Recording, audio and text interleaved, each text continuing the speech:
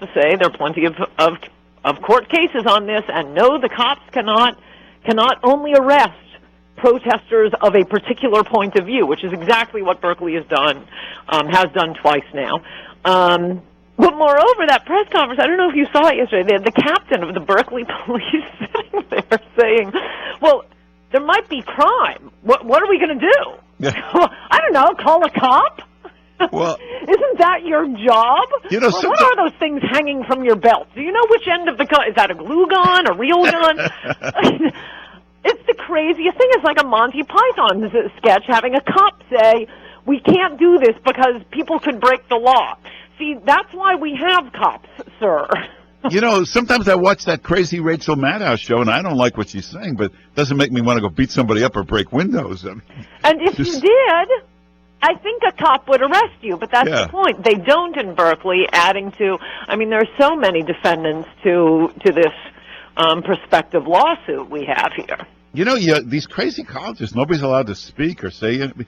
You know, you always hear about years ago, this senator was the debating champ at Harvard. He was the debating champ at Yale. How are they allowed to debate if you can't give the other side? No, that's right. Well, that's why I mean, even before this latest insularity and fascistic attitude has swept American universities, and it is worse than it's been before. I've never been stopped from speaking at any American college or university. Never, never, never.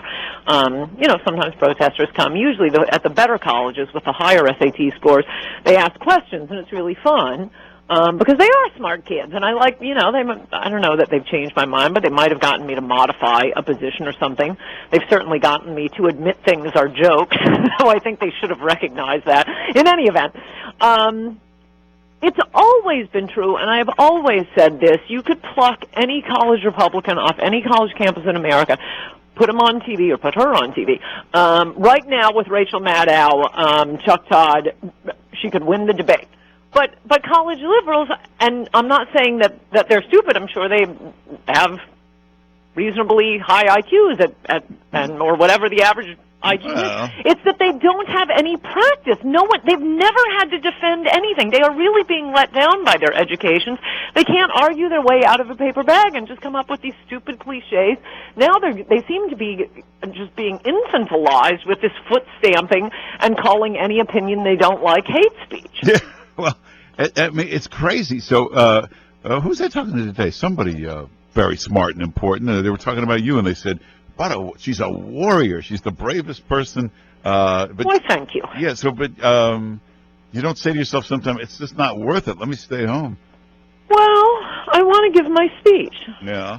I think it's a good speech, and okay, I haven't technically written it yet, and if we can get a court to force them to give me a room to give my speech, as I say, otherwise, I think I may give it in the University of California Chancellor's office, Janet Napolitano. Oh, yeah. I think she would enjoy hearing it. So now, what's the exact latest? Your lawyer is going to do something on Monday? Yes, and actually the letter came through right before I had to go on radio, so I haven't gotten the details, but the gist of it seems to be we can't keep her safe.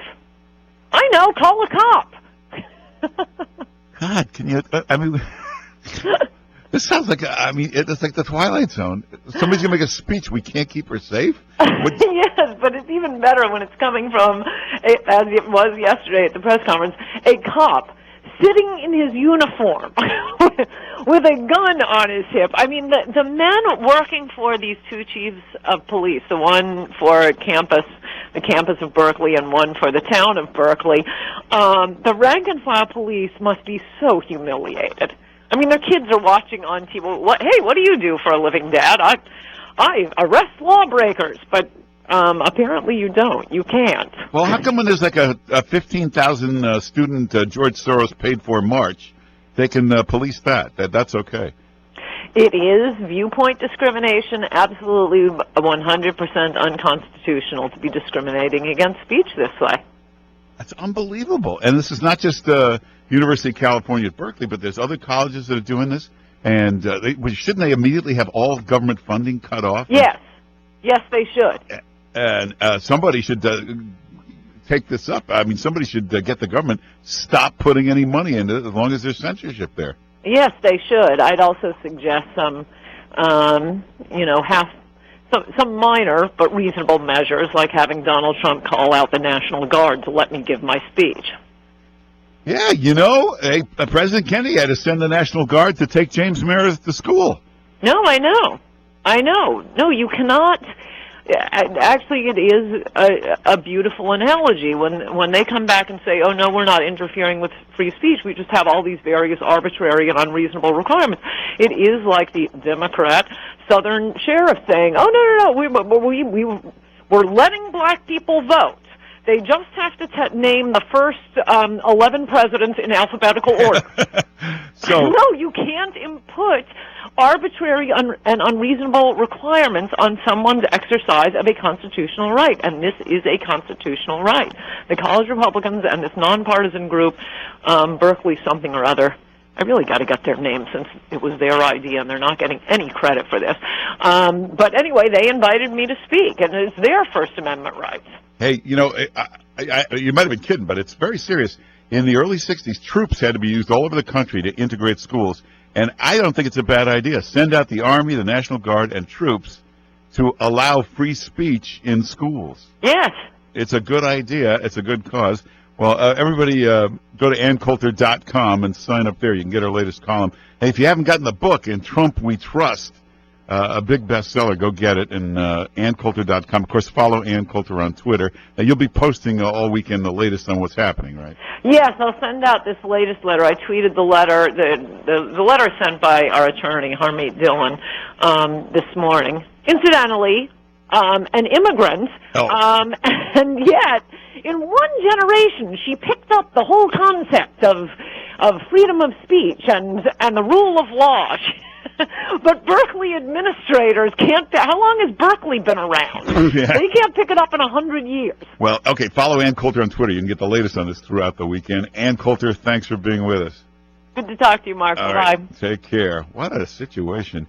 It's Mark Simone here for Sean Hannity. Hey, there's 5 things a business owner can count on from LegalZoom. Number 1, reliability. More than 1 million people have already trusted LegalZoom to help start their business, incorporation, nonprofits, get everything done. Experience. LegalZoom, you can count on them for all the details. They've been helping all types of businesses. 15 years now. Helpful support. They've got people standing by, always there to help you, answer questions. Legal advice. Now, they're not a law firm, but they have a network of independent attorneys. They can review supplier contracts, help with employment laws, advise you on many hurdles that pop up. And number 5, no surprises. LegalZoom provides complete transparency with upfront pricing, customer reviews, satisfaction guaranteed. Check out LegalZoom today. You see how they can make life a lot better for you and your business. LegalZoom. And don't forget, enter Hannity at checkout. That'll save you even more money. Use the code word Hannity at LegalZoom.com. LegalZoom.com. Hey, Ted Koppel, the king of edited fake news, says Sean Hannity is bad for America. Sean Hannity.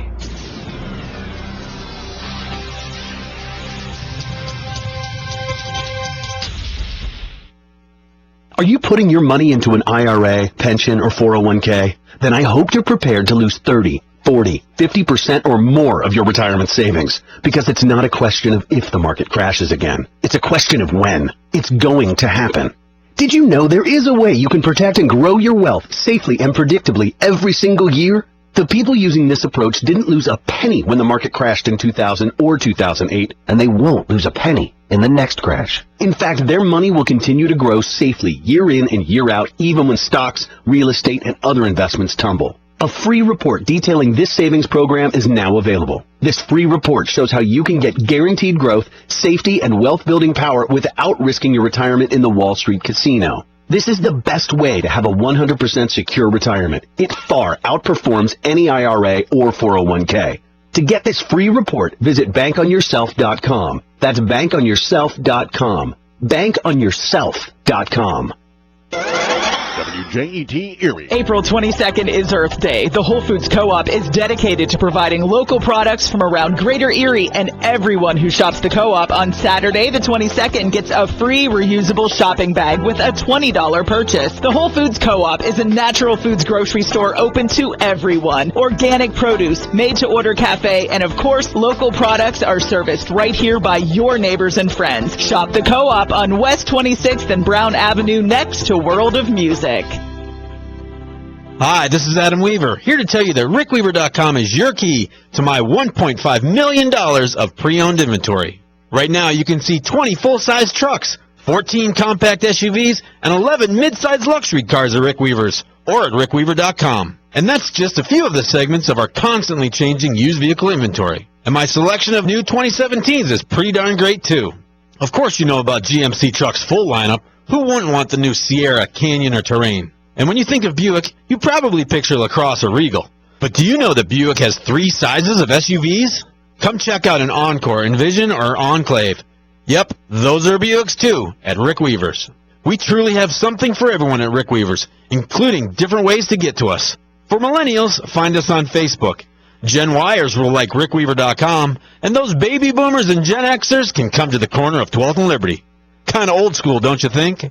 I'm Adam Weaver, Erie's only Buick GMC dealer. Join the March of Dimes for their biggest annual fundraiser, March for Babies, on Sunday, April 30th at Penn State Fair End. Register today at marchforbabies.org. March for Babies is locally sponsored by GE, UPMC Hammett, UPMC Health Plan, and Jet Radio 1400. So when are you going to pop the big question? You know she's the perfect one for you. I really want to, but I don't have the extra cash. Haven't you heard? Erie Gold Exchange is offering no money down, no interest financing up to 24 months in addition to their unbeatably low prices that are up to 70% off other jewelry store sale prices. You can go get her that perfect ring without stressing you or your bank account. Wow, you're right. With Erie Gold Exchange's new financing plan, there's nothing stopping me from getting her that beautiful ring she deserves. You can't afford not to make a visit to Erie Gold Exchange and take advantage of no interest financing up to 24 months, in addition to their unbeatably low prices that are up to 70% off other jewelry store sale prices, along with the area's best selection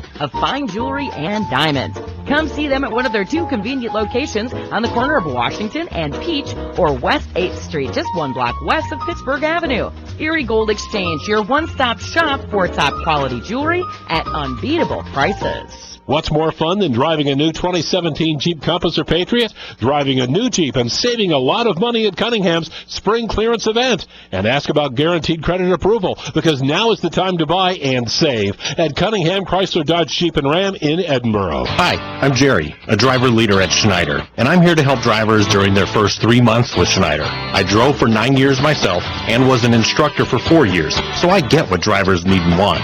We all try to, and that's what I love about Schneider. We put our drivers first. I've experienced it. Now I want you to experience it. Schneider is now hiring safe drivers near you. Search all driving jobs and sign-on bonuses at SchneiderJobs.com. That's SchneiderJobs.com. 160,000 kids stay home from school every day for the same reason, bullying. This is Mike Crossie, president of the Pennsylvania State Education Association. Bullying impacts nearly 1/3 of all students every year. But parents, educators, and concerned adults can make a difference. It takes just one caring adult to intervene and help stop the bullying. Victims need an adult that will listen, will stand up for them, and most importantly, show them they are not alone. Bullying and cyberbullying have far-reaching effects, from a decline in academic performance to physical illness, depression, or worse.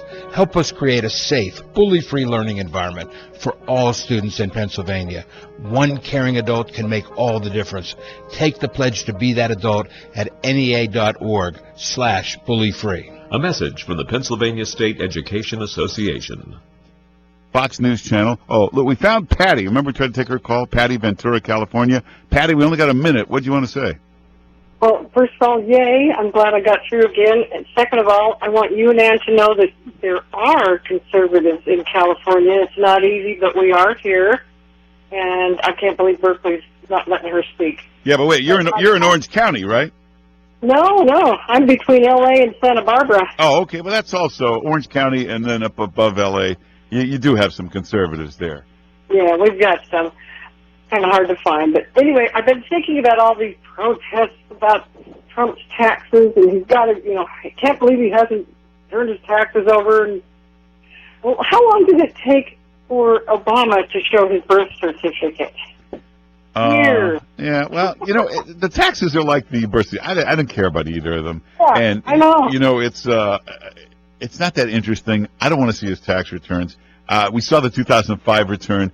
I imagine this is going to be exactly the same thing, although he probably made a little more money. It's years later. He's got more buildings, more this, more that. I don't think anybody's really dying to see it. Again, he's had a great week and things are going well when they're back to asking from the tax return from last year. Hey, we're out of time. Don't forget Sean Hannity tonight, special edition of Hannity at 10 o'clock, exclusive interview with Bibi Netanyahu. That's why he's not here. He's in Israel right now for this big special tonight at 10 o'clock on the Fox News Channel. And then he'll be back here in front of the microphone on Monday.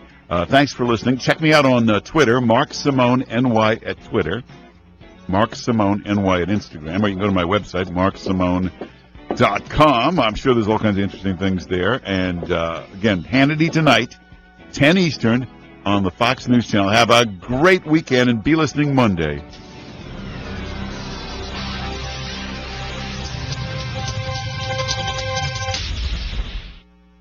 I'm Nick Soboleski, a Select Quote agent with a true story that could save you hundreds of dollars a year. A woman named Linda just called. Her husband, Ray, has a $300,000 group life insurance policy, but is changing jobs and can't take it with him. Well, I impartially shopped the highly rated term life insurance companies we represent and found Ray, who is 41 and takes medication to control his cholesterol, a 10-year, $500,000 policy for under $26 a month. That's almost twice the coverage for less than half of what he had paid. If SelectQuote hasn't shopped for your life insurance, you're probably paying too much. For your free quote, call 1-800-238-9393. That's 1-800-238-9393. 1-800-238-9393. Or go to SelectQuote.com. We shop, you save. Get full details on the example policy at SelectQuote.com/commercials. Your price can vary depending on your health, issuing company, and other factors. Not available in all. Join EmergiCare for their second annual Garage Gala on Friday, April 28th from 7 to 10 p.m. They'll be transforming their gigantic garage into a vibrant streetscape. Enjoy street performers, beer, wine, and fantastic food from local food trucks providing the best street fare around, plus much, much more. Help drive EmergiCare's mission, all while having a great evening with friends at EmergiCare's Garage Gala. Tickets are just $50 per person. That's Friday, April 28th from 7 to 10 p.m. Call 870-1066 for reservations. A Beautyrest Platinum mattress brings you innovative design and superior style. Have you experienced elegantly orchestrated sleep? With Beautyrest Platinum, you will. It's not about finding the right setting or choosing a number. You can enjoy the precision and control that results from individually pocketed coils flexing to your unique shape, and air-cooled gel memory foam adapting to keep you comfortable, all without you lifting a finger. Experience a Beautyrest Platinum sleep system tonight. Shaping public opinion wherever we go. Erie's News Talk Station, Jet Radio, 1400.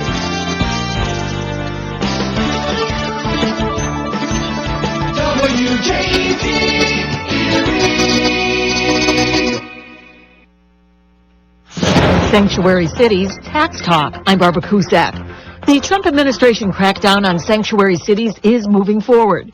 Correspondent Steve Kastenbaum reports that 9 jurisdictions got letters from the Justice Department today asking for proof that they're cooperating with immigration enforcement. The letters said if they do not comply with federal immigration law, they are in jeopardy of losing certain Justice Department grants indefinitely, and it could impact future grant applications. President Trump signed 3 new executive orders today aimed at dismantling even more financial regulations. 2 called for reviewing Wall Street regulations, and a 3rd took aim at current tax laws. The first executive action instructs Secretary Mnuchin to begin the process of tax simplification. A federal judge in Detroit signed off on a $2.8 billion criminal penalty to be paid by Volkswagen in its diesel emission scandal. It's part of a settlement the German car maker made with the Justice Department. I'm Barbara Cusack.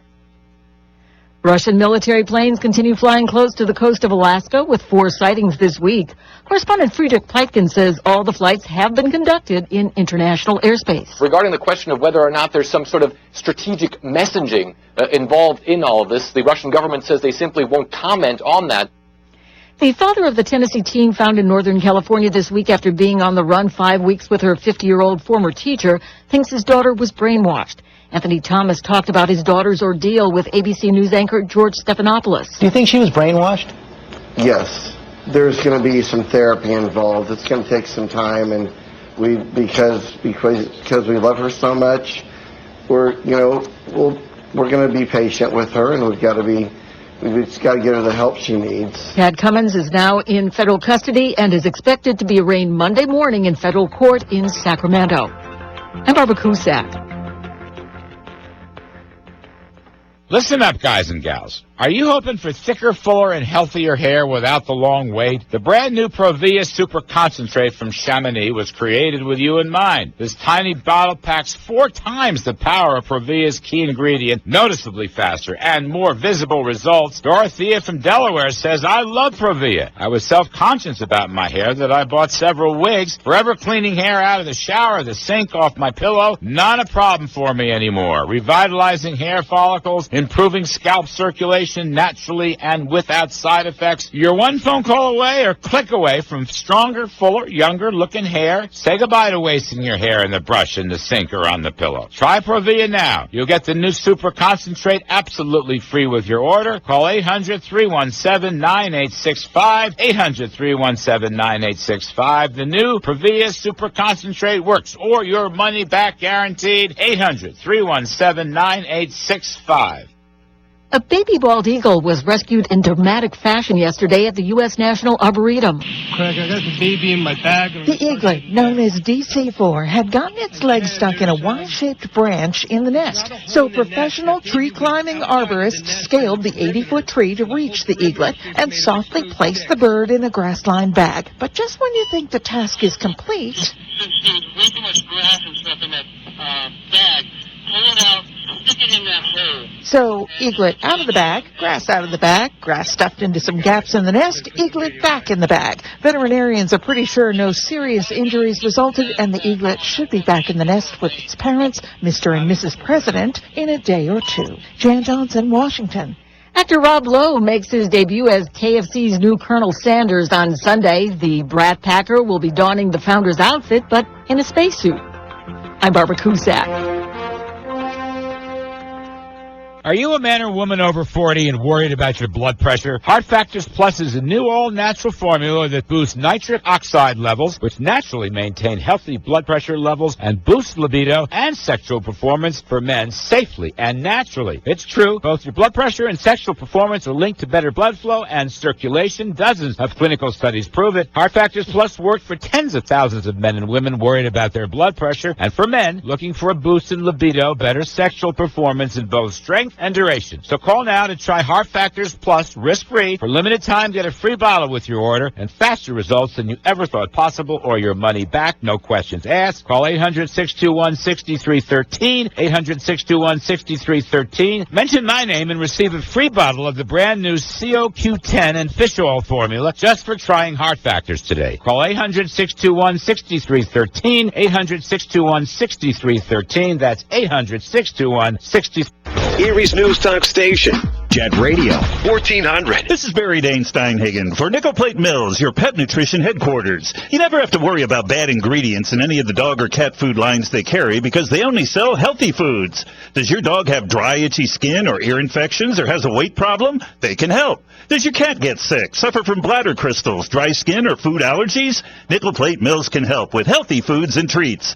Take it from my healthy 10-year-old cat, Preston. Nickel Plate Mills has what your pet needs at 20th and Parade. It's here, the biggest flooring event of the year. Lumber Liquidators' 14th annual April sale with 5 days of once-in-a-lifetime prices on top-quality North American and European laminate from 49 cents. Pre-finished hardwood from just $1.19. Bamboo from $1.39. Get wood-look waterproof floors from 59 cents. Limited-time deals on small lots from 29 cents and more. Plus, special financing. Don't miss it. New deals added daily. Get to the April sale at Lumber Liquidators today.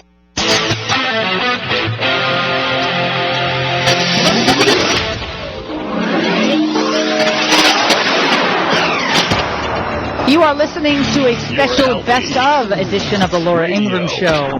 Why settle for less when you can get the best? Power to the people! The Laura Ingraham Show. 4, 3,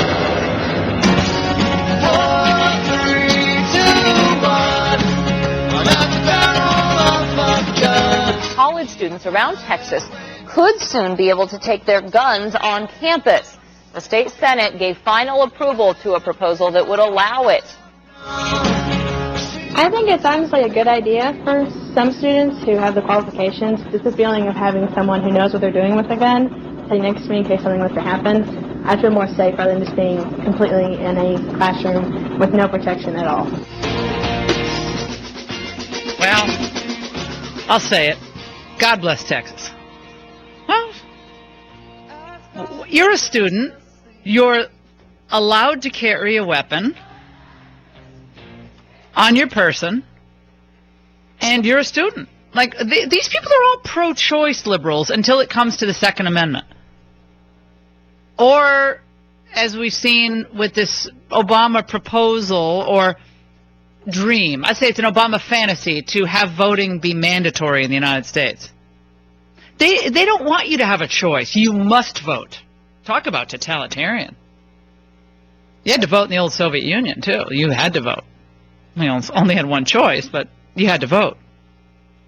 No freedom, no real freedom, no liberty, no ability to defend yourself. Oh, the government will defend you.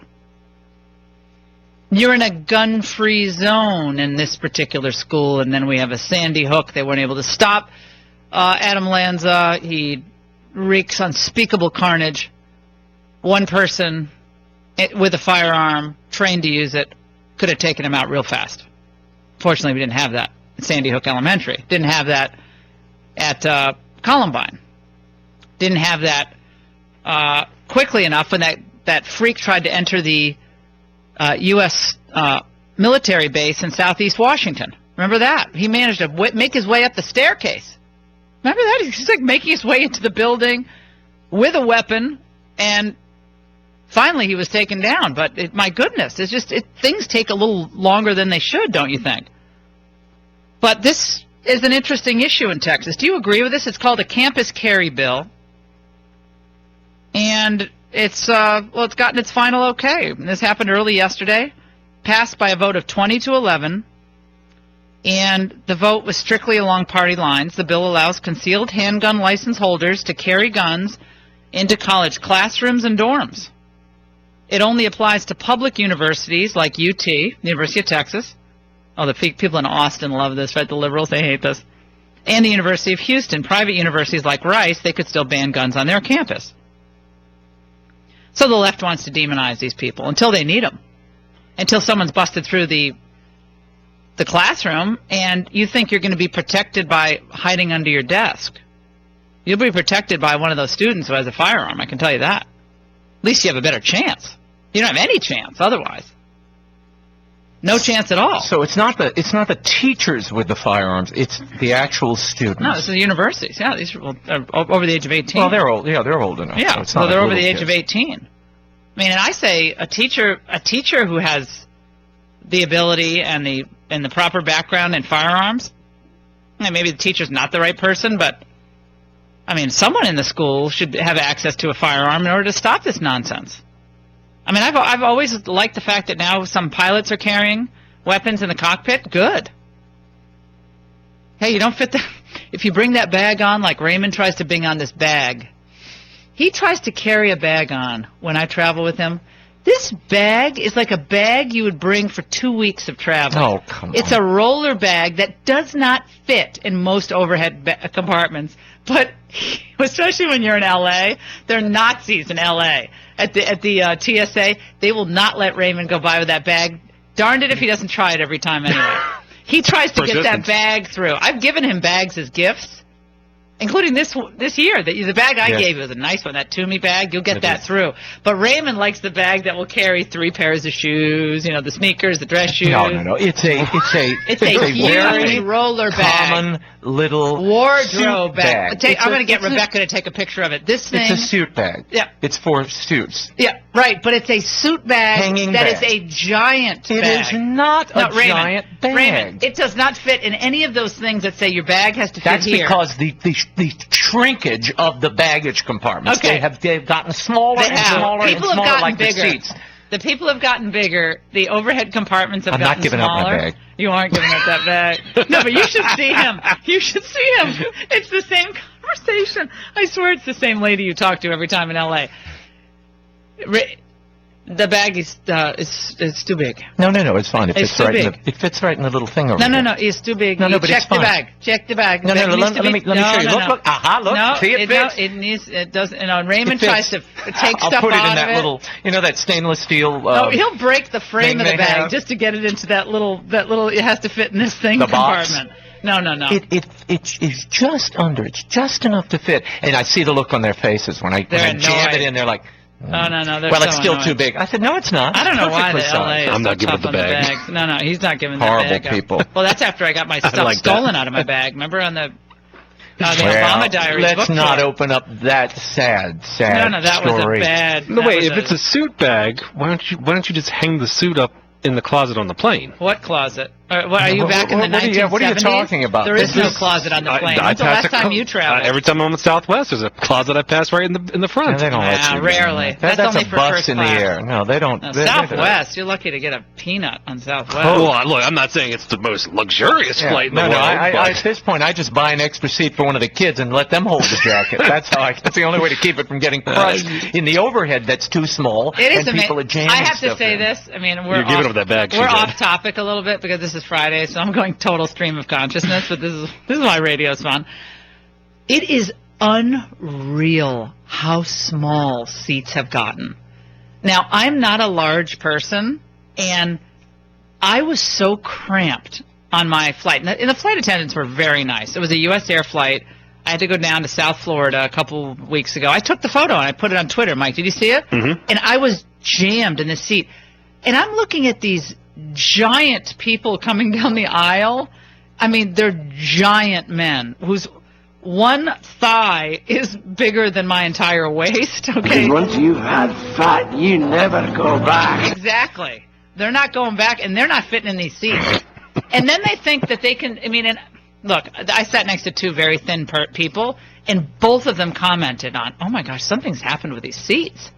And the chair is right in front of the seat in front of you. It basically hits your knees. I'm small. I look at these people lumbering down the aisles like brontosauruses.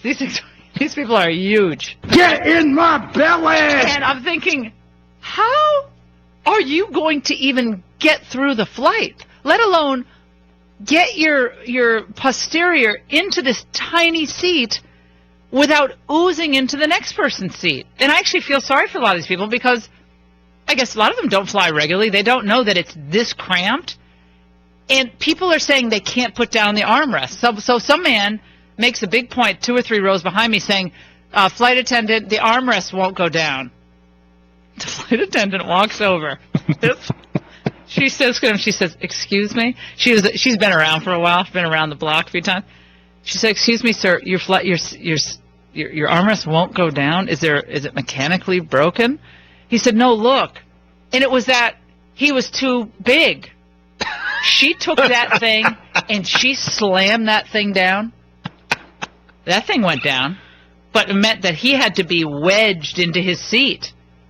And he didn't like it, so he wanted to leave it up. Well, the poor gal next to him, she was trying to creep as far as she could over to the left side of her seat because now he was spilling. He was spilling into her seat. He was trespassing. Yeah. It's plain trespassing into the other woman's seat, and she was mortified. Got to have borders. If you want to eat a lot and get fat, you have a right to do it. Oh, he's such a snob on. But do you guys find this though on planes now, where it is just it's That's why I said the emergency row. The idea, well, sometimes even those aren't. There's no emergency row anymore. That's No. just a way to charge you more. Yeah, There's no more. How about this? charge No. more for that. I had to make flights to go to San Francisco, okay? That's a 6-hour flight, okay? What is it when you spend a lot of money for a one-way ticket to San Francisco? I'm going to buy 2 one-ways. Hey, what are you doing? You're floating back? How are you getting No, home? I'm going to buy a separate thing. I haven't figured that out yet. I'll get the one-way. You're Okay. still counting Maria as a lap child? Yes. 11? Ingram's got an interesting way of booking seats. Oh, I got you a seat. Oh, really? Well, well, you're my bag. Get in the bag. I'm like in the bag now. She goes in your bag. Nico pops his head out of the carry-on. Yeah, exactly. Are we there yet? Yeah. She shoves, if you see a lady shoving peanuts into a bag, it's her. Mama, where are the Legos? Shut up. Nothing suspicious going on Mama, here. can I have some Cheerios? Dima's in the other bag. Nico's in the It's like carry-on. the Addams Family. Hands are coming out of things. Creepy. So, no. Okay, so we're going over a 6-hour flight, right? And I'm going to select my seats. What is it now you can't reserve your seats? All seats are taken. You have to buy premium seats. Does this happen to you? There's no seats to buy, but you pay for the seat. But then you can't reserve the seat. So you have to pay for the premium seat, which is another $110 a seat. Multiply that times 4, because I'm buying for 4, 3 kids plus me. $460 in addition to the seats that you just purchased. What is that? That is a scam. Does anyone else think that's a scam, or am I complaining? You know what I'm talking about, Raymond? Why are you nodding? That does happen all the time to me. Well, I know. You can't buy seats on planes. You buy a seat, but then they say there are no Laura, seats to buy. The cheap seats have already gone, so you have to buy the premium ones. It's like when you But go the to the premium is theater. a joke. There is no premium The good seat. seats are gone, so the cheap seats are gone. So But you it gotta used to buy the be premiums down coach. front. It used to be coach Well, and first class. Now they claim Yeah. economy plus. You know what it is? Economy plus extra money. right. There is no advantage. difference, really. Really, An inch? The people, no, there's not even an inch. The people right behind you have paid like $40 or $50 less than you. But you get a little thing on your pillow, which is embossed That that wedges says your Economy Plus. That's That's to the make only thing you feel get. better. I think Economy Plus is a racket. I think it's a huge racket. Well, and so it is doesn't. baggage fees. So is all And they're these making extra huge things. profits, and I know course. I know airlines. I want them to make a profit. I want them to do well. Do any do fine. Are any other people out there frustrated by not being able to buy a seat once you buy it? And you do all this research. You're like, this is the best fare, best time. You're so proud of yourself. Then you click. Oh, I'm sorry, there are no seats available at this time. And then you look at blue, $110 for each seat. I find that to be just, and I know people are going to say, just stay home. Okay, thank you for that help. Just stay home. I just want to vent, and I want you to reflect back to me your frustration. Can we do that today on the show? Yeah. Is it just but Mike, do you know what I'm saying? Yes, I do. And then it's more expensive. 855-40-LAURA. And are you in favor of college students being able to carry on campus? 855-40-LAURA.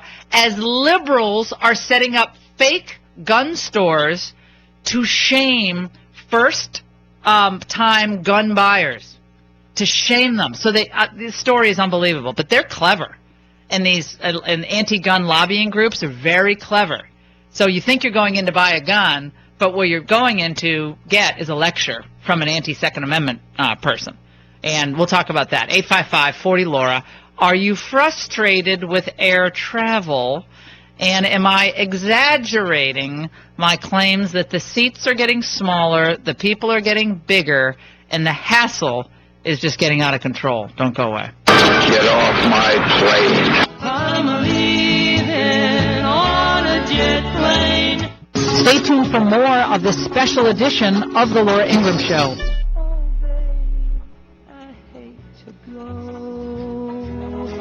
There's so many times I've let you down. I'm sure every one of my listeners understands the importance of oral care to your overall health. There's no denying the connection. And I'm also sure that many of you have a sensitive mouth or gums. And sometimes you have painful canker sores, or sadly, maybe even painful sores from something like chemotherapy, from cancer treatment. And what you may not know is that your mouthwash, especially if it's one of those brands that really burns, it may be making things worse. So you should try non-irritating, alcohol-free Closest Oral Rinse. That's CLOSYS. Closest is like first aid for your mouth. It's as gentle as water, but it helps relieve common but uncomfortable, even painful issues in your mouth. And unlike other mouthwashes, Closest is also pH balanced, which eliminates the burn and the irritation. Try Closest Oral Rinse for sensitive mouth, gums, and canker sores for pain-free oral care. That's Closest, CLOSYS. Learn more about the gentle, effective oral rinse at Closest.com or get Closest today at Walgreens, CVS Health, and Walmart. When a lot of my friends and family get together, at some point or another, we girls talk about our hair. Oh, should I get it cut? Should I not get it cut? Oh, what are you doing? I love what you've done with your hair. Well, for Mother's Day, I'm gifting them all Cell Therapy by Ovation. I know how much I love it, and I know they're going to love it as well. So how many moms do you know who would appreciate improved, revitalized, beautiful, and healthy hair? I can answer that for you, all of them. That's what makes Ovation Cell Therapy the perfect gift. This Mother's Day, give everyone you love the promise of healthy, shiny, revitalized hair with Ovation's Mother's Day gift set. It's beautifully boxed. It's a 5-piece gift set, and it's priced to save you 50%. And the cost is so low, you're going to want to buy several sets. Get all the Mother's Day shopping done quickly and affordably today at OvationHair.com. New customers should select Laura Ingram in the survey at checkout for an additional discount. You can't lose. Guaranteed your money back. That's OvationHair.com. And remember, select Laura Ingram at checkout. Everyone on your gift list will love their hair again at OvationHair.com. Where opinions matter. Erie's News Talk Station, Jet Radio 1400. Truck drivers, Schneider, an industry leader since 1935, is now hiring drivers throughout Pennsylvania. Opportunities are available in our van truckload, dedicated, tanker, and intermodal divisions. That means a huge variety of driving positions right in your backyard. Enter your zip code at SchneiderJobs.com to find all the opportunities near you, many with limited time sign-on bonuses. Aren't you curious what's available in Pennsylvania? Again, search your zip code and apply at SchneiderJobs.com. That's SchneiderJobs.com. Spring is finally here, and to celebrate, Seifert's Furniture is having a massive spring clearance sale. They are family-owned and operated and have been serving the Erie community for over 60 years. By teaming up with hundreds of furniture stores and their low overhead means they can give you the lowest prices in the area. Being a hometown business with a hometown heart, Seifert's Furniture knows just how important it is to keep some of your hard-earned money in your pocket. And when you purchase during the massive spring clearance sale, that's just what you'll do. Save money. You'll save on name brand furniture, including Best, Catnapper, Jackson, King Hickory, and Amish, just to name a few. So don't miss the final markdowns and get to Seifert's Furniture for the massive spring clearance sale. Get to Seifert's Furniture today and make the right choice. Seifert's Furniture in Northeast and Pontiac Lake.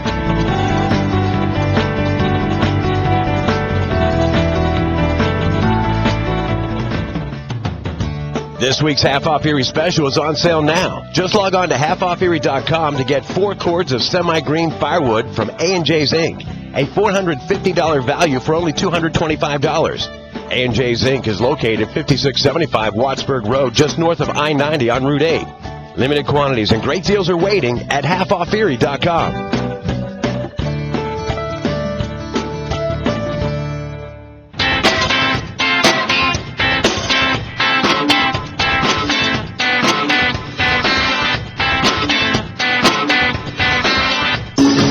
Listening to the best of the Laura Ingram Show.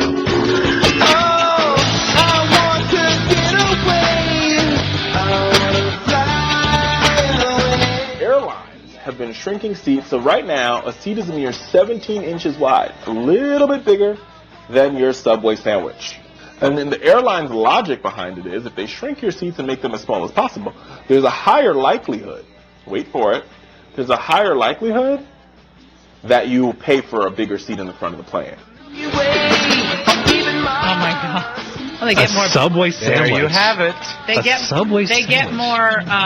get more people on the plane too. Of course, they have more seats on the plane. I love how they're putting an extra seat where it used to be there were only 2 seats, and they'll put an extra seat or an extra row of seats. They've squished in where the exit row used to be. Yeah. So you think, oh, I'm in the exit row. The exit row is going to be. It isn't. Yeah. Because they put an extra row of seats where the exit row is. It's very frustrating. Yeah. 855-40-LAURA, the number here. Are you doing NCAA brackets, and did you bust your bracket? We're going to talk to Jerry Palm of CBS Sports coming up. But before we get to that, we have two issues on the table. Carrying concealed. Do you believe that college students, properly trained, should have the right to carry concealed? In the University of Texas, the public education system there, of higher learning, of course, colleges, universities, like University of Texas, big vote yesterday, yes, yes, yes. They will be able to carry concealed. All the anti-gun people are crazy about this. Of course they are.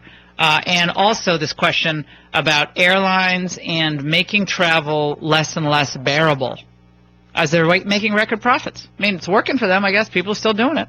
Kelly in Indianapolis, line 2. Kelly, you're going to help me. There's a way to pick your seats, and I'm not doing it right. Go ahead.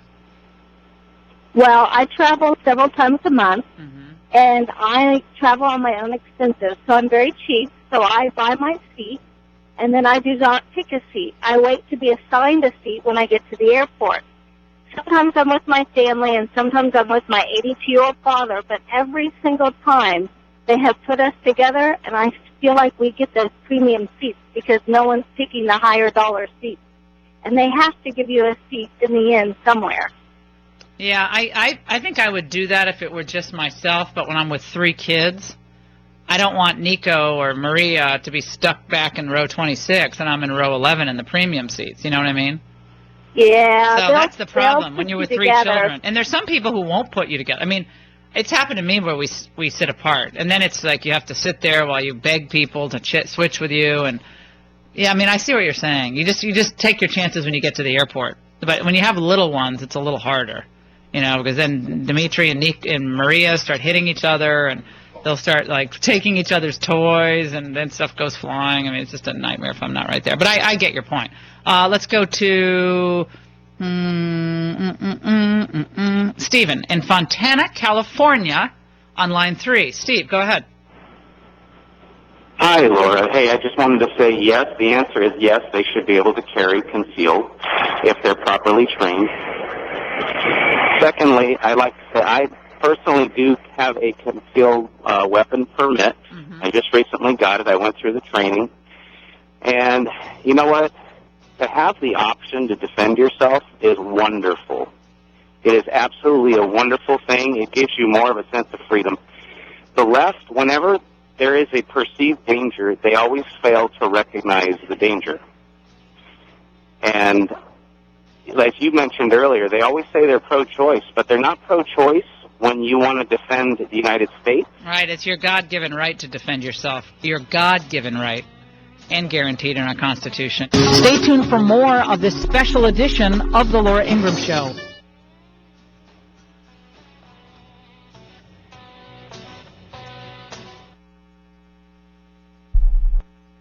Here's something delicious.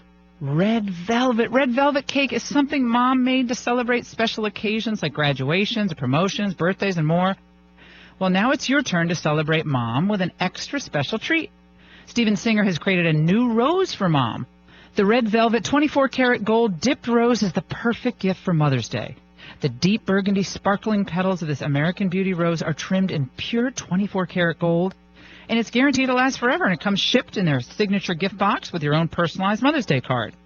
And Steven even offers you free shipping every day. So what's the catch? Well, Steven sells out of these roses every year. If you want to be the favorite son or daughter, the best husband this Mother's Day, reserve yours today. Each rose is picked at the height of its beauty, hand-dipped, and preserved to last a lifetime.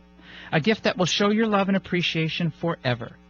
Go to IHateStevenSinger.com and see all of Steven's beautiful gold-dipped roses. Ship for free. Steven Singer Jewelers, one place, one price. IHateStevenSinger.com. Entertainment. For your brain, provocative talk every day. This is Erie's news talk station, Jet Radio 1400. Now, here it comes. On stage and in person, The Price is Right, live. April 23rd at Erie Insurance Arena. All the games, prizes, and excitement. And now, more winners than ever before. You can even win from your seat. Tickets on sale now at ErieEvents.com. The Price is Right, live. Produced by Magic City Productions. No purchase necessary. For complete rules, visit or call the box office. The Bible teaching of Roger Henrik is back. For years, Roger could be heard live every Sunday morning on the station as the voice of Gospel Crusade Ministries. His unique style of Bible teaching was simple, yet always informative. Sadly, Roger passed away in 2009, but his recorded messages have been preserved for all to hear. Listen this Sunday morning at 8 for 30 minutes of Bible study from the teaching ministry of the late Roger A. Henrik, only on Jet Radio 1400. Napa know-how. Why buy the dual cam sports action and dash camera from Napa for $69.99? Because it's the only dash cam that's also an everything else cam. So you can record yourself being safe on the road or attach it to your helmet for dirt biking off-road. Because like this camera, you're a double threat. The dual cam sports action and dash camera for only $69.99. That's Napa know-how. Napa know-how. At participating Napa Auto Parts stores. Offer expires 4/30/17. Corporal John Vale was injured on patrol in Kuwait. The truck flipped. The vehicle landed on me. I realized I can't move my legs. I'm looking for one person, one contact that can help me. When John arrived at the VA, there was someone. Stephen Bush of Paralyzed Veterans of America. He helped John with his claim and became his advocate to get him back into life. When I approach someone that's newly injured, I want them to feel comfortable that they're not alone. For over 65 years, Paralyzed Veterans of America, through their national service officers, has helped hundreds of thousands of veterans get the care and benefits they've earned. And their service is free to America's veterans and their families. If you need help with a claim or just navigating the system, contact us at pva.org. Paralyzed Veterans of America, changing lives, building futures. This is Barry Dane Steinhagen for Nickel Plate Mills, your pet nutrition headquarters. You never have to worry about bad ingredients in any of the dog or cat food lines they carry because they only sell healthy foods. Does your dog have dry, itchy skin or ear infections or has a weight problem? They can help. Does your cat get sick, suffer from bladder crystals, dry skin, or food allergies? Nickel Plate Mills can help with healthy foods and treats. Take it from my healthy 10-year-old cat, Preston. Nickel Plate Mills has what your pet needs at 20th and Parade. This week's Half Off Erie special is on sale now. Just log on to halfofferie.com to get 4 cords of semi-green firewood from A&J's Inc., a $450 value for only $225. A&J's Inc. is located at 5675 Wattsburg Road, just north of I-90 on Route 8. Limited quantities and great deals are waiting at halfofferie.com. Welcome back to the Dog Show. Up next, we have Satchmo. Satchmo is a member of the Shelter Pet Group. That's right, a group known especially for their couch-snuggling, ball-chasing, face-licking, and, of course, companionship. Now, let's see him in action. Look how he makes eye contact with his person. That's actually known as the treat stare. How intuitive, and now he appears to be excitedly turning in circles. I've a happy dance so coming with this group. But really, the best way to know an amazing shelter pet like Satchmo is to meet one. Visit theshelterpetproject.org today. Adopt. Brought to you by Maddie's Fund, the Humane Society of the United States, and the Ad Council. I'm a firefighter. A teacher. I'm a farmer. I'm a barber. A waitress. A mom. We're all part of your community. Every day we move in and out of each other's busy lives. It's easy to take for granted all the little moments that make up our everyday. Some are good, others not so much. But that's life. It's when you experience a moment of uncertainty, something or someone's behavior that doesn't seem quite right. These are the moments to take a pause. Because if something doesn't feel right, it's probably not. It's not about paranoia or being afraid. It's about standing up and protecting our communities. One detail at a time. Because a lot of little details can become a pattern. We trust our instincts. Just like you should.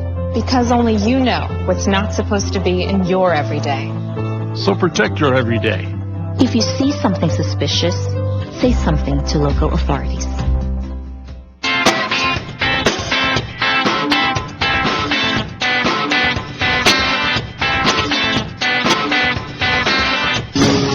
Lucky you, you're listening to a special Best of Laura Ingraham show.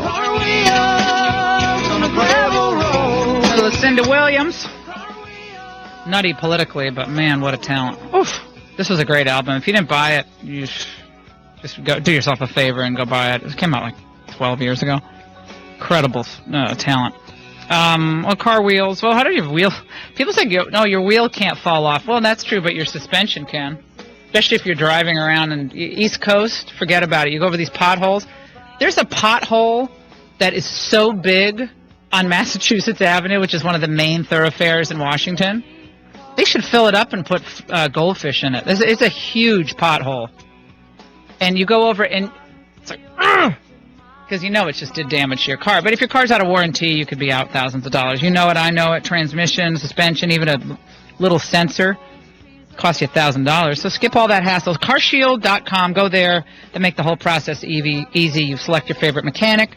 Even go to your dealership, and there's no check in the mail stuff. When you're waiting for a reimbursement, forget it. They'll get the mechanic paid directly. Do you know they've paid out, CarShield administrators, $2 billion in claims? What a great business idea. So if your car is between 3 and 12 years old, well, guess what? You're in luck. Become a member of CarShield like I did. Get extended vehicle service protection. Again, just go to carshield.com. Use the code Laura. Also call them 800-465-7040. That's 800-465-7040.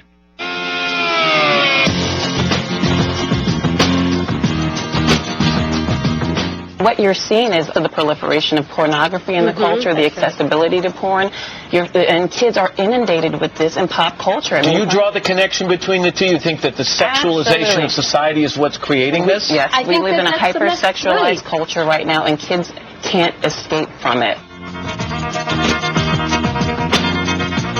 I just had a conversation with my kids. I don't have time to go into all of the details of why I had to have this conversation, but I will at some future date. Suffice it to say, it involved a laptop computer and going on YouTube to do karaoke stuff. Now it sounds, oh, that's fine. Go on YouTube, do karaoke. No, it isn't actually. No, it's not. You have to ensure that computers, any type of laptop, any type of mobile device, when your kids are young, especially, even when they're not so young, you just got to be really careful. It means you have to have a common area where they use these devices. You can have as many of these barriers in place to prevent disturbing images from popping up on these screens, but those aren't foolproof either. We had a real conversation about this. It is scary. By the age of 9, most young boys who've had access to a computer have seen a pornographic image by the age of 9. And the numbers get worse and worse. Still, the biggest moneymaker on the internet is porn. By far, billions and billions of dollars. I think the last time they did a survey, I think it was like $12 billion, something like that, pornography. It's so harmless. I love the left is, oh, this is harmless. This is whatever floats your boat. Oh, really? You care about women? All these feminists, they care about women. They care about women's happiness. How about the happiness of the American psyche? Just focus on the kids. Just the children. Matt Fradd joins us now. He has the book, The Porn Myth, Exposing the Reality Behind the Fantasy of Pornography. Matt, we have a family show here, so got to be careful how we talk about this, but I think that is the myth, that this is just fantasy. It's just no big deal, but we find that in the studies that have been done, especially young males, their image of intimacy can be forever warped, and getting over it through rehabilitation and counseling, they still find it difficult to have intimacy with their wife or partner, whatever, because of what they've seen, these images bombarding them day in and day out. And that's a tragedy. It's a long way of leading up to this segment. But, Matt, I'd love for you to just comment on that. I know you touch on this in your book, The Porn Myth. But what about that, warping the way that men view women through these images? All right. Thanks, Laura. Thank you for having me on. Yeah. The thought of my sons growing up without me inspired me to quit smoking. I talked to my doctors, and then I threw away all my cigarettes, ashtrays, and lighters. I started exercising instead of smoking. Getting support from friends online kept me on track. Staying away from alcohol when I was first quitting was key. Instead of smoking after I ate, I'd get up and take a walk. I missed having a cigarette in my hand, so I'd hold a pen or a straw, anything. Until I knew I wouldn't give in to temptation, I spent more time with my friends who didn't smoke. I went to places that were smoke-free. I didn't stay quit the very first time I tried. I kept on trying, and I learned something each time. Do whatever it takes. No matter how many times it takes. I quit. I quit. I quit. We did it, so can you. You can quit. For free help, call 1-800-QUIT-NOW. A message from the U.S. Department of Health and Human Services and CDC. It's a great night for baseball here from PNC Park in Pittsburgh. The Pirates are back home, and tonight they will host the New York Yankees.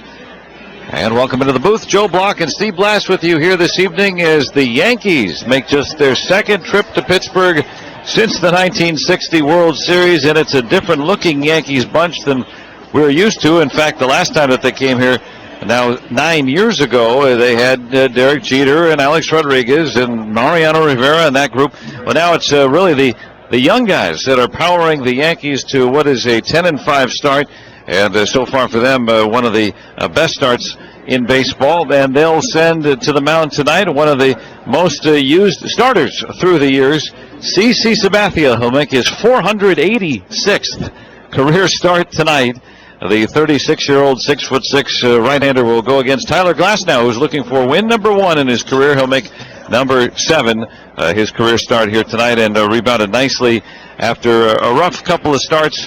Within his last start, he turned it around in those final 4 innings against the Cubs his last time around. Now the Pirates coming off of a sweep.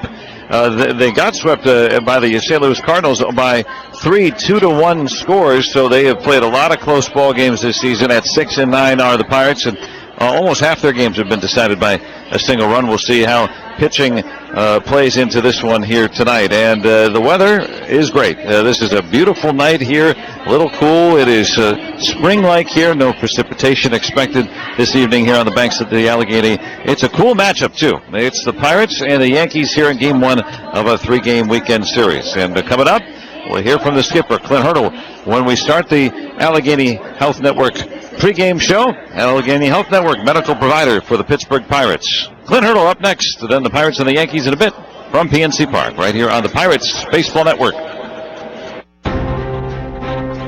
Hello, this is Jack Martin, owner and supervisor of the Duskus Martin Funeral Home, 4216 Sterretania Road. Play ball is a familiar term during a baseball game. Our team here at Duskus Martin will make it so simple for a prearrangement or an at-need arrangement. We are here for you to assist in planning a dignified but yet personal funeral. Stop in and see me at the Duskus Martin Funeral Home anytime. Thank you. Of course I want our kids to eat fresh, healthy foods all the time, but we don't have a supermarket nearby, so it's a challenge. I wish we were closer to good health care because of our son's asthma. Frankly, it's scary at times. I'd love for our family to live in a nice house, near a great school, but none of these resources exist in our neighborhood. Many variables can shape the outcome of children's lives, like the zip code where they grow up. That's because not all communities have the same opportunities, such as quality schools and housing, fresh food, and good health care. There are many ways to improve communities, so everyone has a fair chance. Regardless of zip code, you can make a difference. Join with HUD and local leaders to improve your community. Learn how at HUD.gov/fairhousing. That's HUD.gov/fairhousing. Fair housing, shared opportunity in every community. A public service message from HUD in partnership with the National Fair Housing Alliance. It's time for Erie Otters Hockey. Chat Radio 1400. Erie's news talk station. Now let's go to the ice with Aaron Cooney.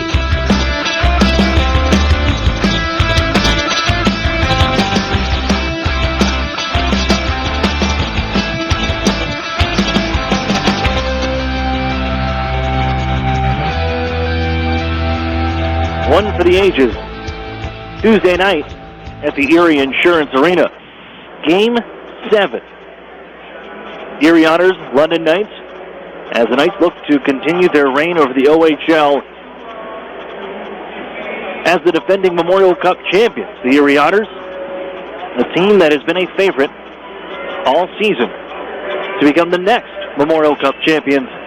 And it would come down to this deciding game at the Erie Insurance Arena. Another back-and-forth affair, much like the entire series. Ivan Lodnia on the board first for Erie at 8:41 of the first period, with just his third goal in 27 games for the Otters. But London, like they've done all series, connecting and scoring quickly. In a span of 2 minutes and 11 seconds, a 1-0 lead turned into a 3-1 deficit for the Otters. Yannick Kuokkanen on the power play at 12:18. That was followed up by Evan Bouchard shortly thereafter. And then Cliff Boo finishing off the trio of quick goals as the Knights jump out to a 3-1 lead. The Otters, reeling a bit, make the swap in Joseph Ordaka in the net. The Otters, once again, much like Game 5 at the Erie Insurance Arena. And would spark them just enough at the end of that first, with Darren Radish finding the back of the net and beating Parsons with just .9 on the clock remaining in the first period. Erie fired 21 shots on goal at Tyler Parsons in the second. Nothing to show for it. Until the third, we're coming through in the clutch. Anthony Sorelli, like he's done in previous playoff runs with the Oshawa Generals, he does for the Otters at 5:14 of the third, tying the game at 3 and sending the arena into a frenzy. Later on in the third, face-off win for Dylan Strome to Alex DeBrincat, and he just snipes home the go-ahead goal, 4-3 Erie at 16:29. But a late penalty from Warren Fogle, a boarding call, would send London to the power play in the final 90 seconds, and they would capitalize. But Erie unable to find the empty net. Mitchell Stevens ties it at 4 with 59 seconds on the clock. We need a hero. And in overtime, the man that took the penalty that led to the tying goal, Warren Fogle, will get his redemption try. He's trying to pass it to himself. Knocked it away. DeBrincat trying to settle this one down. He can skate out with a man wide. Left side. Darren Radish pushing the pace. Fogle hits for the net. Trying to slide that way. Fogle! He's and now your watch has ended. The London Knights are done. Erie Otters move on to the Western Conference Final. Otters move on and find themselves pitted against another division rival, Owen Sound Attack. Hello again, everyone. I'm Aaron Cooney, and this is the Erie Federal Credit Union pregame show. We'll get you set for tonight's Game 1. It's another series. We start fresh once again. Bit of a change for Erie. We'll have that for you later on as we look at our Marshall Marsh Real Estate Services lineup. But it's the Otters and the Owen Sound Attack here from the Erie Insurance Arena. That's next on Jet Radio 1400. Gus, you're here. Thank goodness. What's up? Everyone's here and I don't have the games. Wait, what? For game night.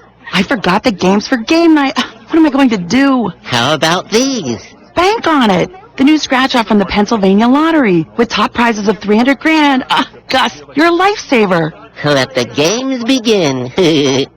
Keep on scratching. Players must be 18 or older. Please play responsibly. Benefits older Pennsylvanians every day. So we had just moved here from out of state when the phone rang and this nice woman introduced herself as our healthcare concierge. She wanted to welcome us to her new health plan. I thought, well, this is something nice. But then she took the time to find us a family doctor near our new home, and I thought, no, this is something different. Customer service, unlike anything you'd expect. UPMC Health Plan. The Sheridan and Courtyard Erie Bayfront Hotels are proud sponsors of the Erie Otters. Join us for the pre- and post-game celebration at the award-winning Bayfront Grill or the brand-new Shoreline Grill. Let us help you fuel up for the high-energy game with our extensive menus and craft brew selections. You Otter be dining with the best. Crossover utility vehicles, called CUVs, are more popular than ever, and there are too many to choose from. If you compare them closely, however, you'll know why we believe that only one CUV offers the most and costs the least. It's the 2017 Mitsubishi Outlander Sport CUV, and you'll find it in this region only at Interstate Mitsubishi. The Sport is now $19,990 or $239 a month, and that's with all-wheel control. The Sport also comes with a 10-year, 100,000-mile warranty, 7 airbags, 18-inch alloy wheels, and a 6-inch touchscreen and more. If you like CUVs, please compare the Outlander Sport with all-wheel control for $19,990 at Interstate Mitsubishi, 1/2 mile south of the Mill Creek Mall on Route 99. Special pricing includes dealer APR cash, which requires financing through dealer indirect lending program. Lease figured at Tier S approval and is prior to tax, title, license, and dock fees. First month payment due with signing based on $23,390 MSRP. Shooting the Bull, Erie's news talk station, Jet Radio 1400. Welcome back here inside the Erie Insurance Arena. I'm Aaron Cooney, and this is the Erie Federal Credit Union pregame show, getting set for tonight's game number 1. We're kicking off the Western Conference Final, playing for the Wayne Gretzky Trophy here, starting tonight at the Erie Insurance Arena, and it's a 4th consecutive visit for the Honors to this Western Conference Final, only getting through just once, 2015. You're looking to break that mold and get back to a championship series tonight. That's where it all starts. The Honors, as we look at our Marcia Marsh Real Estate Services lineup. Change in net for Erie. Joe Murdaka, after his heroics in games 5 and also game number 7 of the London series, coming in replacing Troy Timpano.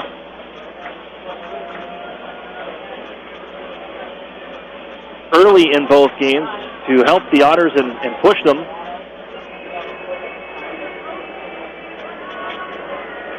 Turn the tide and get them going in those games, and the Otters were able to hold on and in those situations come back to win those games against the London Knights.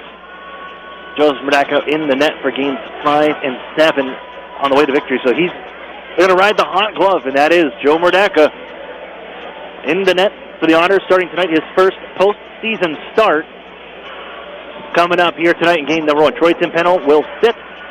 He will be the backup should the Otters need number 33 in his services later on in the evening. Lineup out in the skater side is the same as game number 7. Scratch number 3, Ryan Martin. Number 8, Carson Edwardson. Number 20, Josh Wainman. Number 42, Hayden Hopkins. And number 46, Cade Robinson. Out for Erie. The lines back to the way we looked when the playoffs started. DeBrincat with Strome and Taylor Radish. Maximovich with Sorelli and Fogle. Fellows, Pettit, Ladnia, Lazat, Podubny, Gurney on the 4th line. Deep pairings stay the same. Radish and Fergus, Chernak and Sambrook, Hedrick, and Mitchell Byrne round out the Otters' defensive pairings. Across the ice, the hottest team in the second half of any CHL team, Owen Sound Attack. They finished up this season, going from December until the end of the year, after the Otters beat them twice in a row in December. The 3rd and the 4th. They won 15 straight games after that and finished the second half 33-2-1-2 on a tear that propelled them from, well, nowhere near that picture all the way to the number 4 team in the CHL and just a point behind the Erie Otters for the final standings.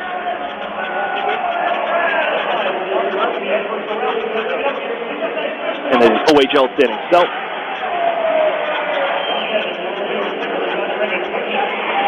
the Otters will be facing off. Their task doesn't get much easier in goaltending-wise. Michael McNiven, the start, 8-3 this postseason. 2 shutouts, a 1.92 goals against average, and a .931 save percentage for the 19-year-old goaltender.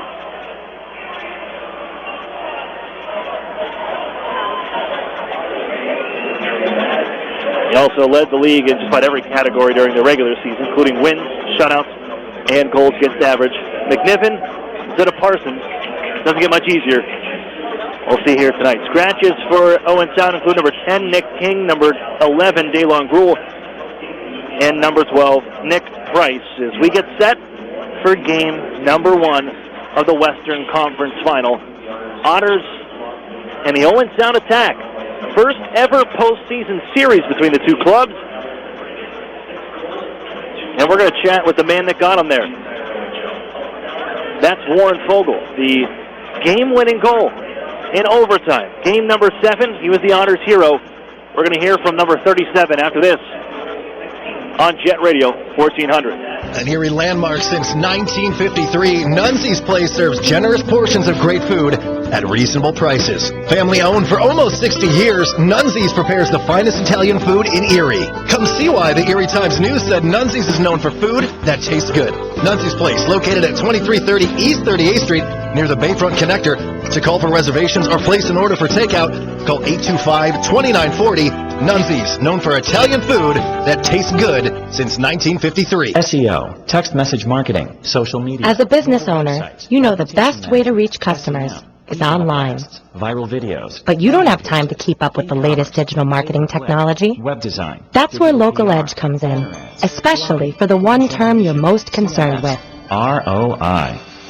As a full-service digital marketing agency, Local Edge offers turnkey solutions to grow your business online. From search engine optimization and marketing, to social media, to mobile advertising, to video promotion. Our expert support team is ready to customize a program to your needs and track results throughout the campaign. Plus, as a division of the Hearst Corporation, Local Edge is backed by the largest, most diversified communications company in the nation. So when you're ready to generate leads, find new customers, and increase your revenue, talk to the digital marketing experts. Visit localedgemedia.com. Think digital. Think Local Edge. National Fuel says, smell gas, leave fast. Then call 1-800-444-3130. If you detect something that smells like rotten eggs, it could be a natural gas leak. Leave the premises immediately and contact National Fuel from a different location. Do not use your phone or turn on a light inside the area. Immediately leave the premises and call National Fuel's emergency line. Play it safe and remember, smell gas, leave fast. Then call 1-800-444-3130. I'm a night owl. You? Nah, more of a morning person. Do you like comic books? Historical nonfiction. Documentaries? Sci-fi. Window seat? Aisle. Beach? Slopes. Favorite color? Red. You? Blue. We all have different tastes. That's why Tim Hortons makes a rich, smooth, dark roast coffee served hot or iced. Try a small today for only $1 plus tax. Tomato? Tomato. At participating U.S. restaurants. Offer available for a limited time.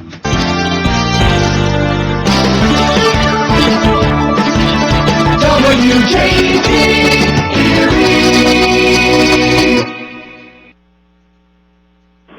Welcome back inside the Erie Federal Credit Union pregame show.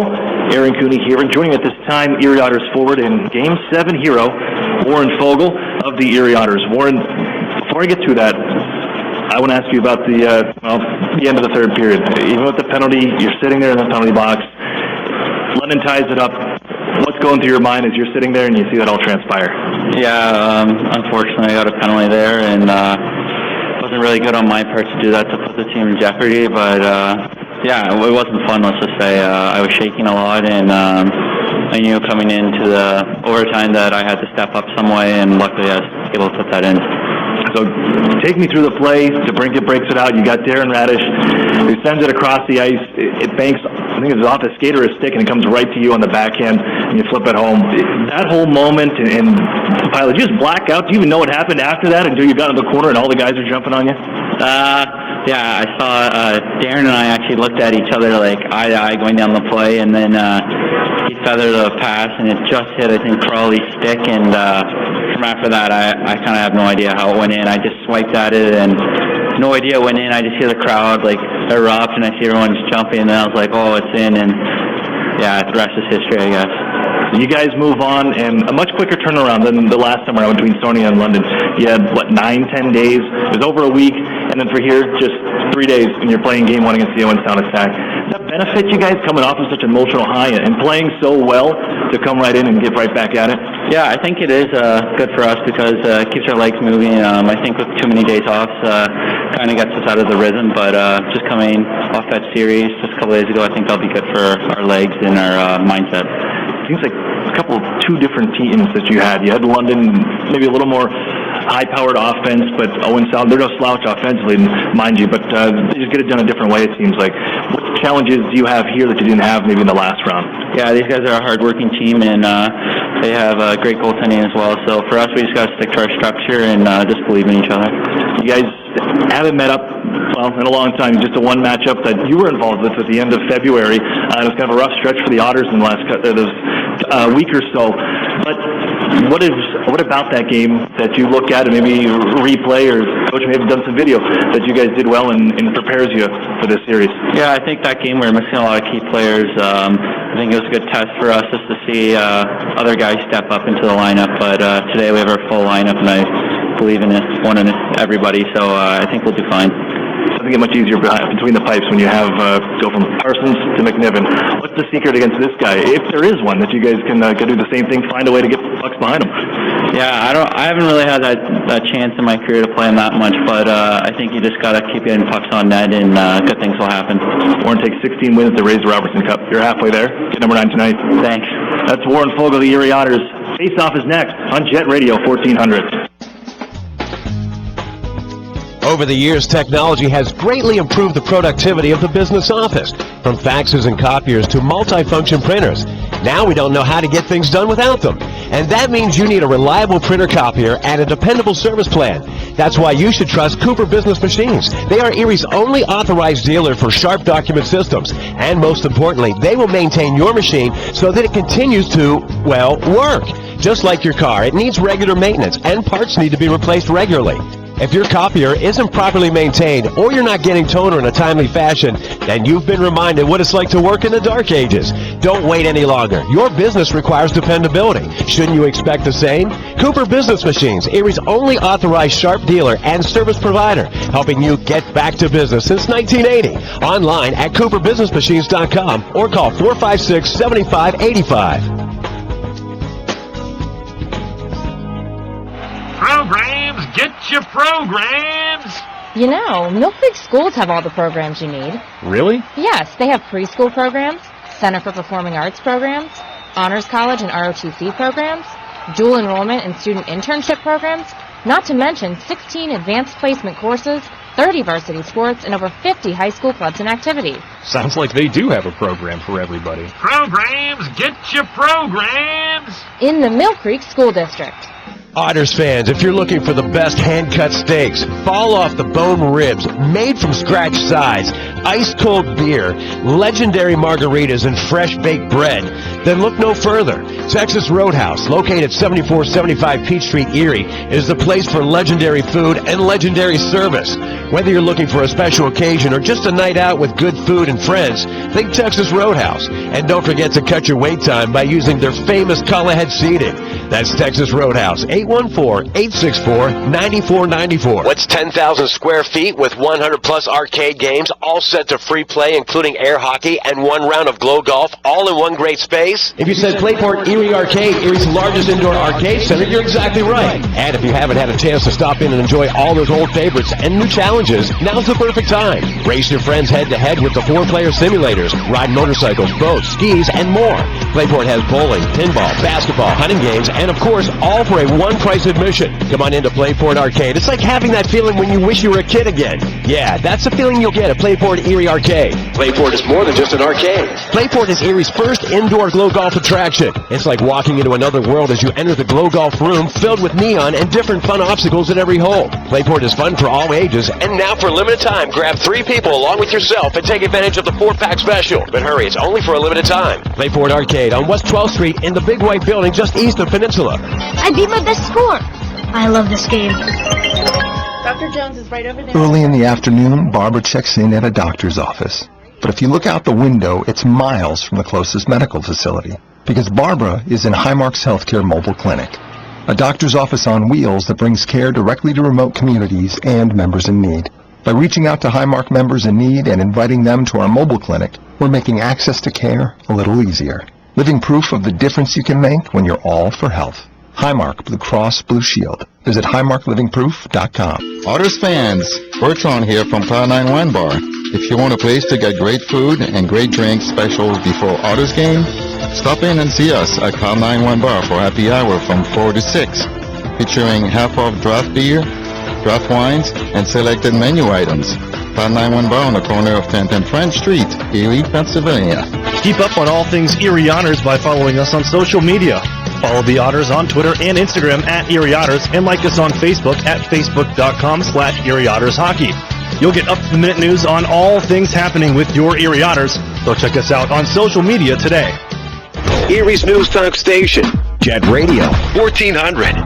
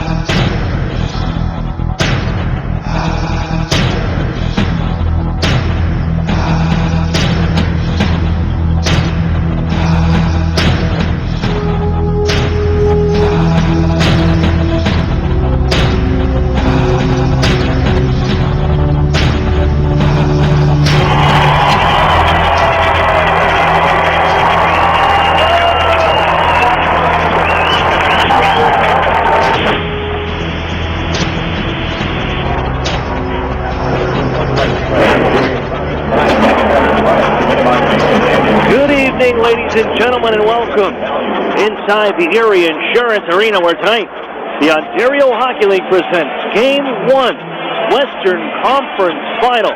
The Erie Otters hosting the Owen Sound Attack.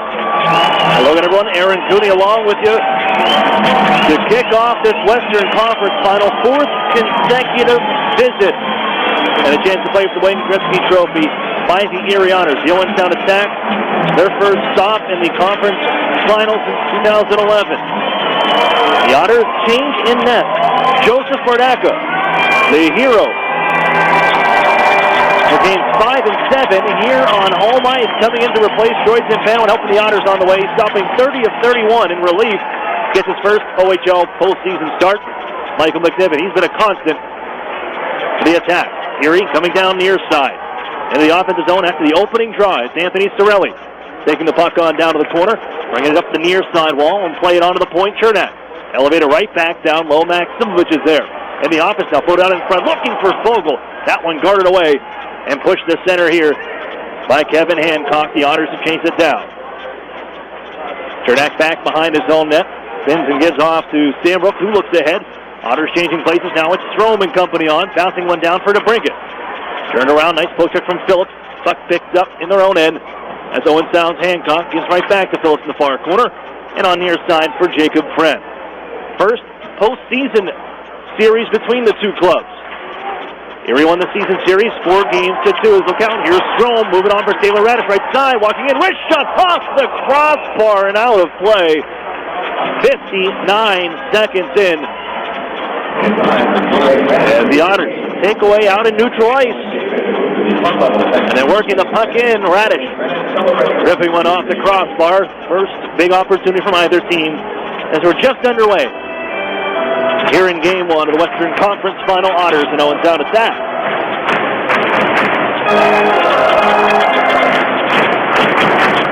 Crowd's a little quieter after cowbells have been banned from the Erie Insurance Arena following the actions of a few on Tuesday night in that Game 7 overtime victory for the Erie Otters over the London Knights to dethrone the reigning Memorial Cup champions as we will have a new OHL champion here in 2017. Pettit with a steal out of neutral ice. Down left wing side he comes. Wheels in behind the net. Pettit, a goal and an assist in the postseason. Left it for Hedrick. He's handed off on the left-hand side. Hedrick is the righty. Missed on the fire, and it's bounced into the offensive zone one more time. McNiven to play it. Guided back behind the net, and it's going to be brought left wing side. Trenton Bork looking ahead. Ranked 154th in the NHL Central Scouting Service final rankings, as this one set in a halted action. I believe they were offside on the play, and the shoot-in, but another stoppage, a minute and 47 seconds in to Game 1 from the Erie Insurance Arena. Strowman company back on. I'm sure we're going to see a bit of a feeling-out process between these two teams. The Otters coming off of just 2 days between games, much different from their first round to second round series where they had over a week off between starting in London. Erie fire one in front to Brinkett, looking for the stick of Taylor Radish. Hits the end boards, bounces in front. McNiven will cover.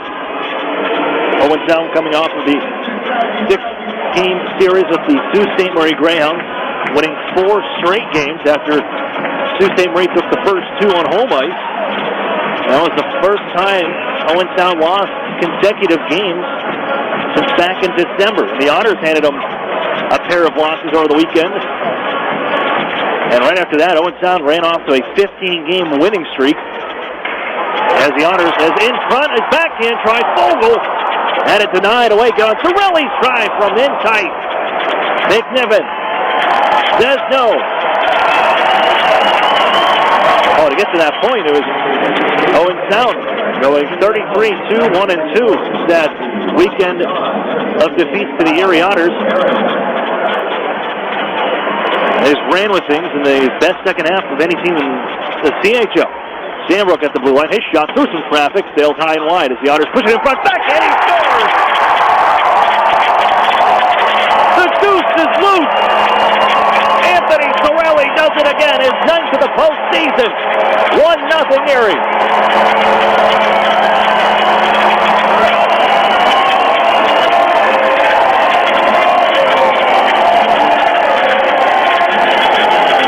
Warren Fogle, I'm sure still riding that high energy from scoring the game-winning goal Tuesday over London Knights. It just goes and tracks down a puck behind the goal, puts it out in front. Sorelli, he can do it from long range, but he likes getting in dirty. He takes the lunch pail, heads to the front of the net, backhands one over the pad of McNiven. Early lead for the Otters, 1-0. 2 minutes, 19 seconds in. Erie holds all 4 shots, and now Owen Sound finally hits Erie ice with the ball moved up in, but Sandbrook gathers this one, pushes it ahead for Patrick Fellows, center red and down. Slowed by McNiven. Will guide it behind the net. Watched there by Dursey, but he's crushed onto the near side boards, and Dursey then throws Lodnia down the wall. As Lodnia trying to skate the puck back behind the goal. Jacob Friend says no. Spins away from some traffic, and we'll find a man ahead. Cordell James skating to center. Gives left side. Petrus Palmu floats it on in. Bounces towards the corner. Played in front off the skate of Dylan Strome. They look for Palmu. Comes out to the blue liners. Sent to Ramey, the captain. Move it up the near side. But the Otters take Taylor Radish looking to move it ahead. Drop pass to Chernak. Guided on towards center. DeBrincat to Taylor Radish on the rush. Flip towards the near side corner. It was knocked out of midair by Phillips, but sent in further by DeBrincat. Sent to Ramey, they'll find it. Up the wall, but Strome cuts that one off. Phillips will follow up for Owen Sound.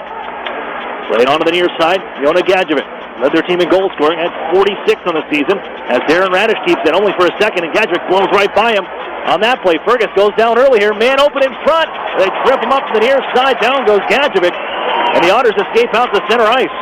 On for Alex DeBrincat on the left wing side. Dropping off to Strome. Feed it in front off the back end of DeBrincat. And the Otters, they kind of got lucky with Fergus going down pretty early and able to, legally, seen by the officiating crew, knocks down Gadjevic. Erie feathers it back through to the near corner from Taylor Radish. Bounce around off the shaft of 17-6. Gadjevic settles down the bouncing puck, moves it out to center. Back at his own end is C.J. Fergus.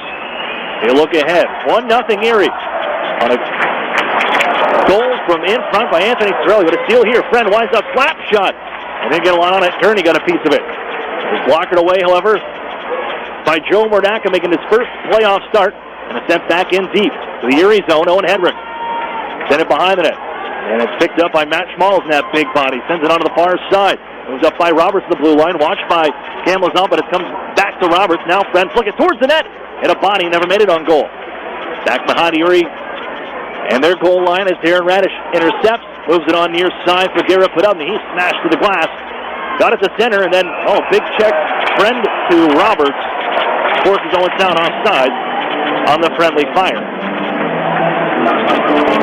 15-10 to play, first period. Just underway from the Erie Insurance Arena. Anthony Sorelli. The opening goal of the Western Conference Final. It comes at 2:19 of the first. Teams evenly matched. Look at everything on paper and go into the regular season. As Erie sends it back off a skate and now to Owen Hedrick, who holds behind his own goal. On for Taylor Radish. Sends it right back for Owen Hedrick. Snap it ahead. Got a piece of it sent to Ramy, but it sends into Owen Sound territory and behind their own goal. Working on. Little drop pass. Phillips moves it on the right side out to neutral ice. Thrown into the near side corner on the cross corner dump in. And Owen Hedrick trying to get towards it. Look out, a backhand play towards the net. Murdaka kind of hesitated to play the puck. It ends up underneath him as he sits down to try in front from Campbell. His first career playoff start. And when he stepped out, wanted to play that puck, and it was in that area where it hits off the end boards and comes out right near the corner outside the trapezoid. So a tough spot and trying to move the puck. You don't want to take the penalty for playing it outside of the trapezoid. Luckily, able to make the stop, get a piece of it, and sat on top of it with a whistle. Sorelli able to bounce this one off the leg. It's Sapola, got it right back, throw it towards the front, and it sticks out of play by Joe Murdaka. And his first action, 2 shots now. This one he sends out back and to the right. Draw will be from the left of Joseph Murdaka. 2-0 the postseason coming into the relief of Troy Timpano, and has stopped 30 of 31 shots. Those against the London Knights. Owen Sound plays down the right side wall, but it's intercepted by Maximovich, and he just delivers this to center ice. Murdaka to slow it down. Sandbrook gives it back near side. Fogle gives right back to Sandbrook, but they're quickly coming on the forecheck. Sends it out to center ice, over skating Sorelli, and it's picked up by Jacob Friend, who takes a hit from Sandbrook, who steps up on him. But Paul Moe after that puck and got it away from Fogle. Sends it in deep to the Otters zone, 6 minutes into the first period. There's Eric Chernak. Chernak plus 11 through 2 rounds in the postseason. He holds now 14 in goal. Gives across. Erie, they were trying to make a change. Fogle. Now he does not step on the bench. Heads back onto the surface. Fires this one in deep. But it's Suzuki in control for Owen Sound as he gives some ground down to the near side corner. They go D to D. Friend looking ahead. He's hit by Patrick Fellows. But look at this nice move. Suzuki in on goal. A shot. That one sails high. Just a great burst of speed and acceleration to get through the Otters defense, but snaps it high. Owen Sound back to their own end. Cole Cameron trickles ahead. Erie's TJ Fergus puts it off the far boards, but it's in the Erie territory. Sharp angle try, deflects onto the near boards. Sent back in further. Darren Radish pokes it ahead. There's Ivan Lottie, a drop pass, coughs it up, turning Suzuki, fires just wide. And Patrick Fellows, he'll make sure this gets out towards center. Lodnia at the red line, throws it in. And the Otters did that a few too many times against the London Knights. Little bump passes, you want to pick somebody to pick it up and skate ahead using that speed to get out of your zone and kind of back the defenders down. But they missed fire on that one. Here comes Maxim Sushko. He picks the puck up in the Otters zone. Gives out to the point, Phillips. His try blocked by Fergus. Angled off the window. Turning around on the near side, Taylor Radish was kept in by Campbell. Down for Sushko down in the near side corner. Sweep it back up. Nice play by Fergus with the stick, and the Otters able to escape. Taylor Radish to Alex to bring it back for Radish. Just too far ahead of him as Phillips tracks it down behind his own goal. Hands right back to the near side, sent to Ramy as the Owen Sound attack have found their legs here in game number 1 after giving up the first 4 shots on goal. They've gotten to their game here. Almost 8 minutes off the clock here. First period, game number 1, Western Conference Final. Mitch Byrne Up ahead for Dylan Stroman, neutral ice. Chipped on cross ice. Getting a piece of it was Taylor Radish. It's reeled in by Phillips, and he looks ahead.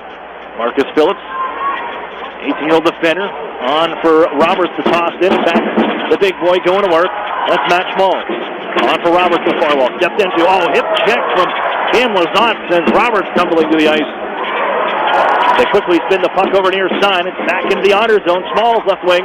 Got to curl out in front. Deflected up and out of play. Good elevation with the paddle by Joe Murdaka. A halt in action. Draw to the right of the Otters goaltender. But you can tell this has shifted quickly. Erie Otters, the early riding momentum from that sure team-winning 7 overtime game there Tuesday night. They got the early goal, but Owen Sound has quickly found their way here the last 5 minutes or so. A lot of the play down to my left. That's the Otters zone. There's Maximovich launching out high quickly as the Otters wipe out. That was Vogel who lost an edge coming across, and that forces Sorelli offside. They'll come over and have a little chat. Vogel, a little clean of the right skate after it failed him trying to stop at that offensive blue line. But there's also a penalty behind the play that I missed. I apologize. Ethan Zapola, a high sticking call. I did not see that one. I apologize on the play, but the Erie's going to the first power play of the night. High sticking call. Ethan Zapola. And the Otters for the man advantage. Power play, second out of the 4 remaining teams. 4th overall out of all 6 teams at 27.3%. But they've gone 0 for 3 in the last 2 games. Erie trying to get out to Darren Radish, but that's intercepted by Petrus Palmu. He skates ahead, trying to duck around to Brinkett now. Shuffles it back. Quickly moves ahead onto the right wing side by Centorami, and they're into the Erie zone. Penalty kill unit of Owen Sound. 5 shorthanded goals in the postseason. Gadjevic stepped into by Darren Radish, and the Otters can march ahead. Curl it back for Strome. A lot of traffic on the left side. Gives it to Brink on the right side. Trying to cross it back. Bouncing puck knocked away by Gadjevic. And Darren Radish has to chase it down. Erie spent a lot of time here. Going to get into the zone as they do now. Here's Strome. Got around one man. Brings it down to the corner.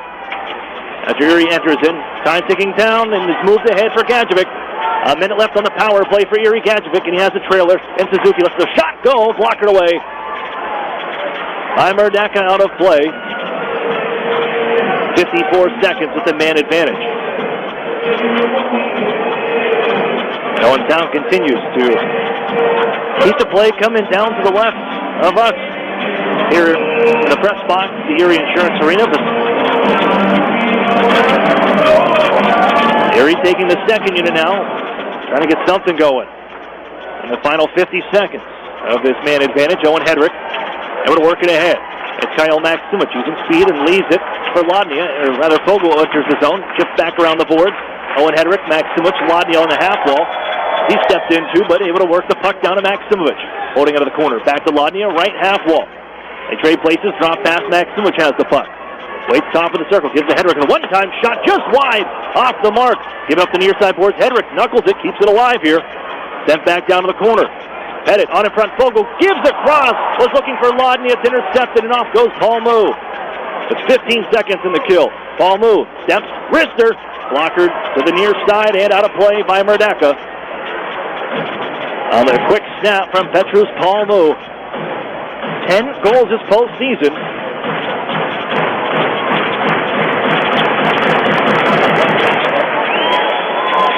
Right up there with the leaders. Just a couple behind. Spencer Watson had a big night for the Mississauga Steelheads last night in Game 1 in Peterborough. Mississauga out to a 1-0 lead in the Eastern Conference Final. Game 2 tomorrow night, just like here at the Erie Insurance Arena in this Western Conference Final. Power play's over. Erie's 0 for 1. Chernak back at his own circle and gives off to his partner Sandbrook in front of his bench. Quickly cross for Gurney, skating right wing side.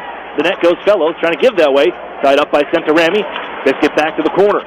Moved on for Gadjevic. Wants to give out ahead Only man was Suzuki to the neutral zone, but it's taken by the Otters. Chernak instead moves to Sandbrook.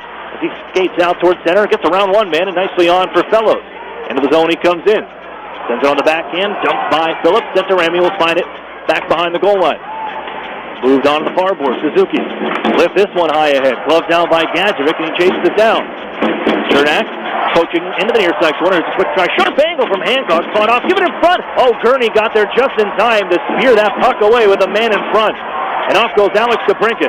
Going to burst through. DeBrincat to the backhand. Oh, stop. Throw it back through the goal mouth of McNiven. And harmlessly found by front of the near side. Alex DeBrincat. He's charged up here on this shift. They give on to Taylor Radish trying to find Dylan Strom. It's bounced towards the circles. Taken. And off goes Owen Sound. It's Sushko. He'll drop it off to the second man, and they'll feed it right back down deep for Maxim Sushko. Tied up with Darren Radish. Look at this battle. 24 on 24 behind the net. Sushko back up and heads off just to the near side, where Taylor Radish steps in. 17 in goal for the Otters. Move it quickly to the circle. Hot pass. And Strom gets right back out to Radish, and now Lodney on the left wing side trying to step through the defender, and he's knocked down by Bork. They both tumble to the ice. Worked on to the near side. Bork ahead. Man just on, but they drop it back to the D. Jacob Friend. Worked out for Sushko and deflected in. Fergus chased behind his own goal, able to play it ahead. It's Maximovich with Lodney ahead of him. Maximovich gets in front now and can enter the zone. Curls off, leaves it on left wing side, foot race to open ice. Erie's got to be aware of the man ahead. It's Paul Moo. They give that way after Erie couldn't get that puck in the offensive zone. Paul Moo just lost the handle. Two Otters run into each other. Picked up by Pettit. And some open ice out far side and out to neutral. Paul Moo kicks it up to himself. 7:13 to play. Game number one here, first period. 1-0 Erie, and Anthony Sorelli goal. The only tally thus far. Floated on in, and McNiven gets this for Marcus Phillips, and on ahead, James charging down left wing side. And into the Otters corner, sharp angle try, fought off by Murdaka. And Erie bounces it off for Fogle, quickly skipped ahead with trying to get onto the stick of Patrick Fellows. But the Otters unable to get there in time, and it's moved ahead one more time. Schmaltz will backhand it in, taken by Sandbrook for Hedrick, looking from the left, right back to Jordan Sandbrook. Push one more time to center and cross by Fogle. Hedrick a chance to dump it in. He will so. As it trickles in the near side corner. After it's Sorelli. Only goal scorer. Fellows in also, but it's Roberts after the dish by Dudas. Chip and chase in the first round pick. Dudas chasing into the near side corner. Give back behind the net. Smalls takes a bump from Taylor Radish. Roberts up the wall. But Erie's going to skate and get there first. Patrick Fellows wants to redline it in. He'll head off on his shift. 6:10 to play. First period. 1-0 Erie. Game 1 Western Conference Final. Getting ahead is Suzuki right wing. Little leg, fake, and elevates this one towards the goal. Roberts is tied up by Owen Hedrick, and they collide down to the end boards. DeBrincat now also. Another pump on Roberts from Owen Hedrick. Erie will guide it behind the goal. Reversed one more time by Darren Radish, and Hedrick to find it out of the corner. He'll give to Darren Radish, looking from the right side. Nice pass ahead. Picked up by Strom, and he just tripped and lost his own edge. Blew a tire coming across the blue line, and allows Owen Sound to take over. Phillips launched it up. And offside is Owen Sound, and we get our first whistle in quite a while. 5:32 to play, first period, 1-0 Erie. Anthony Sorelli at 2:19, the only goal.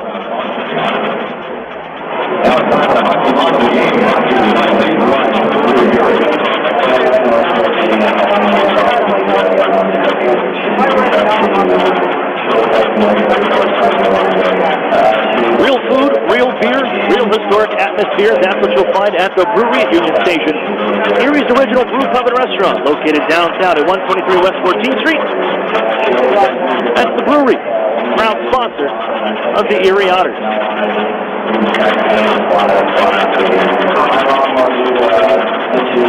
Well, the Otters, game 1, 15-15 overall. 10-7 on home ice. And as we mentioned before, this is the first postseason matchup between these two teams.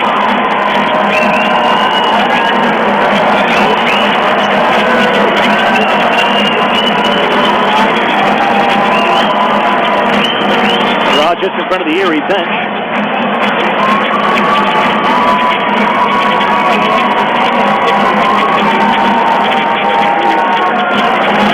Knobloch. The Honors, even just like the record, they are 66 in game ones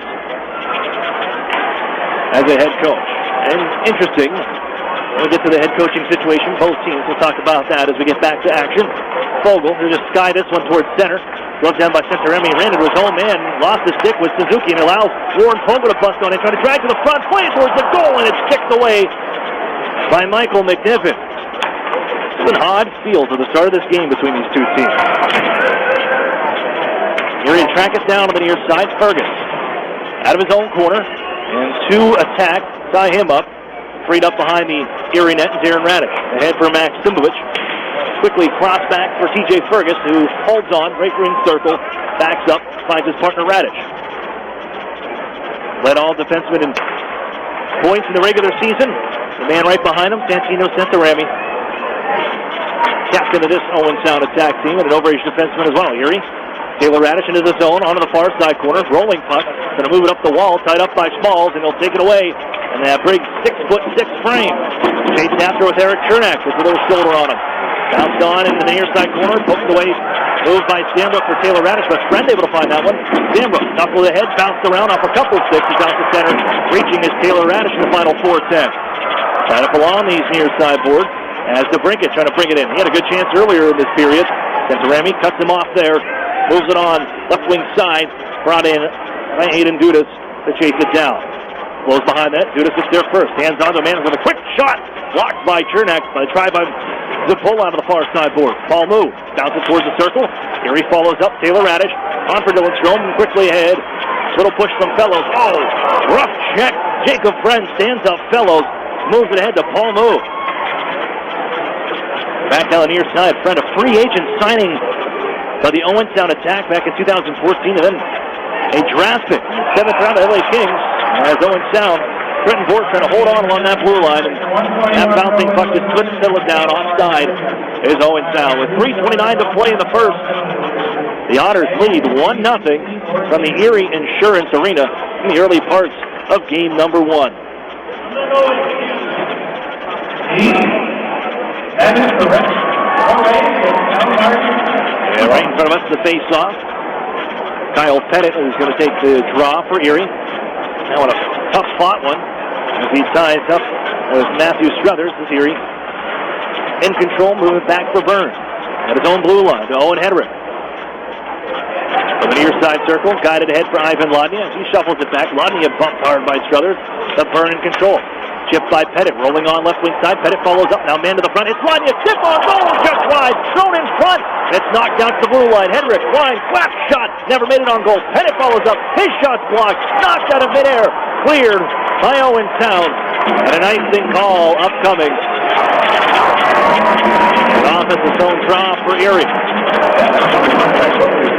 First, Robert's Frozen Yogurt icing call. Robert's Frozen Yogurt located 38th Street near Mercyhurst. Proud sponsor of the Erie Otters. And see the draw back to the left is Michael McNiven as the Otters. Couple close calls. Corelli's waved out. Now Warren Fogle will step in for the Otters. Left-hander still trying to win this one on his forehand, and he does so. Followed up by Max Simovich down right wing side. Holds, gives out to the point. Fergus winds, waits, fires, blocked. That one stung. Down in a heap goes Chase Campbell, and he's slow to get off.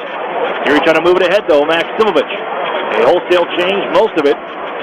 4 out of 5 for Owen Sound. As the Otters trying to work it in right wing side. Max Simovich, drop it back, and Torelli chops it in. There's Trenton Bork. In time, off the window, out to neutral ice. Fergus is back, and it's going to deflect off of Darren Radish. 2:20 to play. This one skipped ahead and fouled out at center. It's Torelli waiting for reinforcements. Santaremi knocks it off his stick. Fogle tipped it back. Santaremi is there to intercept. Knocked down to his skate as the Otters trying to center. Fogle doing work down low. Banking out to the blue line. Radish wrist shot through traffic. Deflected off the glass and it pops behind the goal. Max Simovich trying to center. That's guarded. Knocked away by Phillips in control. Skate and hit off right wing side. It's Suzuki wheeling and dealing into the zone, but Kajevic could not hold that blue line. And Owen Sound offside with 1:53 to go in period number 1 of game number 1 as the Otters by 1 from Anthony Cirelli. his ninth of his postseason. He has come through in the clutch for the Otters, much to his track record that he has in big games. Erie back to their own end. Jordan Sandbrook on for Chernak, trying to stretch it out ahead. They got a man that way, just off the blade of Strome. He'll pick it up into the corner now. Fires some sharp angle off the side of the net. Strome got it back for Taylor Radish in the circle. Down to the corner, waits quickly in front. Here's the Brinkett. Snap one, blocked. Stepping in front of it was Jacob Friend. He's able to guide it on for his partner Seth Rami and out ahead for Paul Moo. Trying on the far board. Chipping around Sandbrook, but he's able to get a piece of it. Found here by Cordell James. Poke check by Sandbrook. Freed up. Here's the Brinkett going off the center. Minute 15, and now Strome right wing. Enters, slows down. The late man trying to bounce it to him. Sandbrook picks it up off the wall. Holds, waits, drop it down low. DeBrinkett trying to curl it in front. That goes off the stick. Blocked by Phillips, and it's on to the near side corner. Ivan Lodnia going to work. Knocks down Fred for the final minute here. Lodnia turn it out in front for Strome. He's trying to come off on a shift change. It's lifted up out to neutral ice. Blown by Darren Radish. He wants to skate into the zone. He's tied up by a couple. Still muscles his way through. Erie, Darren Radish just ran out of real estate as Phillips pokes this one out to center and gets roughed up for his troubles. Headed in control to Fergus. Erie back at their own circles now. 35 seconds left in period number 1 from the Erie Insurance Arena. Game 1 of the Western Conference Final. 1-0 Erie. It's TJ Fergus for Darren Radish on the near side circle. Shots are 7 apiece. Pretty even. There for much of this one. Erie got it into the zone. Jersey takes over. His right side. Floated in by Hancock. Murdaka out. Chipping onto the far side board. Followed up by Hancock. Gives in deep 10 seconds to go. Darren Radish looking for the man ahead as they try to find Max Simovich. It goes off the tip of his blade down to the corner. That's pretty much going to run out the clock. 2 seconds in one. Thrown in front. Slowed by McNiven as the horn sounds. 20 minutes off the clock. Even 7 shots apiece, but it's the Erie Otters. In the early going, Anthony Sorelli able to elevate one over the pads of Michael McNiven. Sorelli's ninth gives the Otters a 1-0 lead through 1 period of play. Send it back to the Rogers TV crew in Owen Sound. As you hear in Erie, you're listening to the Erie Otters on Jet Radio 1400. Gus, you're here. Thank goodness. What's up? Everyone's here and I don't have the games. Wait, what? For game night. I forgot the games for game night. What am I going to do? How about these? Bank on it. The new scratch-off from the Pennsylvania Lottery with top prizes of $300,000. Gus, you're a lifesaver. Let the games begin. Keep on scratching. Players must be 18 or older. Please play responsibly. Benefits older Pennsylvanians every day. Whether you're a student athlete, a seasoned competitor, or a weekend warrior, UPMC Hammett Sports Medicine is the only regional program with more than 30 years of experience treating sports-related injuries. From sports injury prevention to specialized treatment, visit us in our facility located in the Bayview Center at 100 Peach. UPMC Hammett Sports Medicine is recognized for its expert treatment and rehab of any sports injury. Count on UPMC Hammett Sports Medicine, the choice of area athletes. Visit upmchammett.org for more information. The Sheridan and Courtyard Erie Bayfront Hotels are proud sponsors of the Erie Otters. Join us for the pre- and post-game celebration at the award-winning Bayfront Grill or the brand-new Shoreline Grill. Let us help you fuel up for the high-energy game with our extensive menus and craft brew selections. You Otter be dining with the best. Why buy a used car when you can drive a brand new one for less than $11,000? The 2017 Mitsubishi G4 sedan is an all-new vehicle available in this region only at Interstate Mitsubishi, half-mile south of the Mill Creek Mall on Route 99. The Mitsubishi G4 is one of the least expensive ways to own a brand new car that's a new car with many features. Right now you can buy this new sedan for less than $11,000. It's $10,999 or $149 a month. That's $149 a month to own it, not a lease. And the G4's mileage, up to 41 miles per gallon. Makes it even more affordable with the tax on gas going up. Think about it. A brand new sedan, the all-new 2017 Mitsubishi G4, under $11,000. Only at Interstate Mitsubishi. Prices prior to tax, title, and license and includes dealer APR cash, which requires financing through dealer indirect lending service. Payment is figured at 84 months, 3.9% APR, and Tier 1 approval, and does not include tax, title, and license based on 14,830 MSRP. Stimulating talk. Erie's News Talk Station. Jet Radio 1400. Coming up next, we're going to hear from Emmett Sproul, the Erie Otters, first-round pick, drafted 21st overall from the Grey Bruce Highlanders. Well, Emmett, you see this. You see what's going on out here right now behind you. What's the feeling like for you? You know, it's just crazy watching these guys, you know, thinking we could be playing this next year. And it's just really cool watching these guys, and it's going to be a cool game tonight. I'm just looking forward to it. What was the draft experience like for you in the days and leading up to it, and then on draft day when your name was called? Yeah, when my name got called on that day, it was just crazy. It was overwhelming. You know, words can't describe it. Me and my dad had a great day, and it's just crazy. I'm really thankful to be drafted to Erie, first round. What's the mindset been like since then, when you now all of a sudden have to start preparing for what's next? Yeah, like I'm going to prepare really a lot this summer. You know, just working on my overall game, strength and conditioning, to get me to this level. What do you want to see out here? Just about the pace of the game, the physicality, the intensity. What do you want to find out about the OHL game? Yeah, just like, and I see that the skill is good. They move the puck very, very well. You know, I think the game's changed a lot to more of a skill game, more than a hitting game. So I think I fit that really good because I'm a smaller guy with good vision on the ice. So I just feel like, yeah. What's it feel like to wear the jersey and come out here and be introduced to these fans? Yeah, Erie's a great organization, and it's great just knowing that Connor McDavid was here, drafted here, and Dylan Strome, all these great guys, and just knowing that I'm here under this jersey is just amazing. I got one for you, Emmett. You even talking to Hugh Morrison, and he said he compared you to Mitch Marner, the way you play with speed and the skill and the way you're able to make plays using your speed. Dave Brown echoed a similar sentiments. When you hear that name compared to yourself and your style of play, what goes through your head?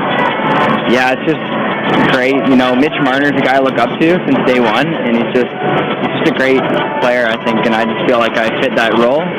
He sees the ice very well, good vision, and just sees his teammates, and he's a good playmaker, and I just feel I can fit that role, and I just believe that I play like Mitch Marner just from the start of, Is that a lot of pressure to live up to play that stuff? We know what Mitch Marner can do, both at this level and the NHL. That's a lot to live up to. Yeah, I know, he's a great player. You know, he's been shown in the NHL, and, you know, I'm just going to try my hardest to work on my overall game and just try to get to this level. That was Emmett Sproul, Erie Otters' first-round pick. We got more hockey coming up in the first intermission, brought to you by UPMC next on Fox Sports Radio 1330, The Fan. An Erie landmark since 1953, Nunzi's Place serves generous portions of great food at reasonable prices. Family owned for almost 60 years, Nunzi's prepares the finest Italian food in Erie. Come see why the Erie Times News said Nunzi's is known for food that tastes good. Nunzi's Place, located at 2330 East 38th Street, near the Bayfront Connector. To call for reservations or place an order for takeout, call 825-2940. Nunzi's, known for Italian food that tastes good since 1953. SEO, text message marketing, social media. As a business owner, you know the best way to reach customers is online.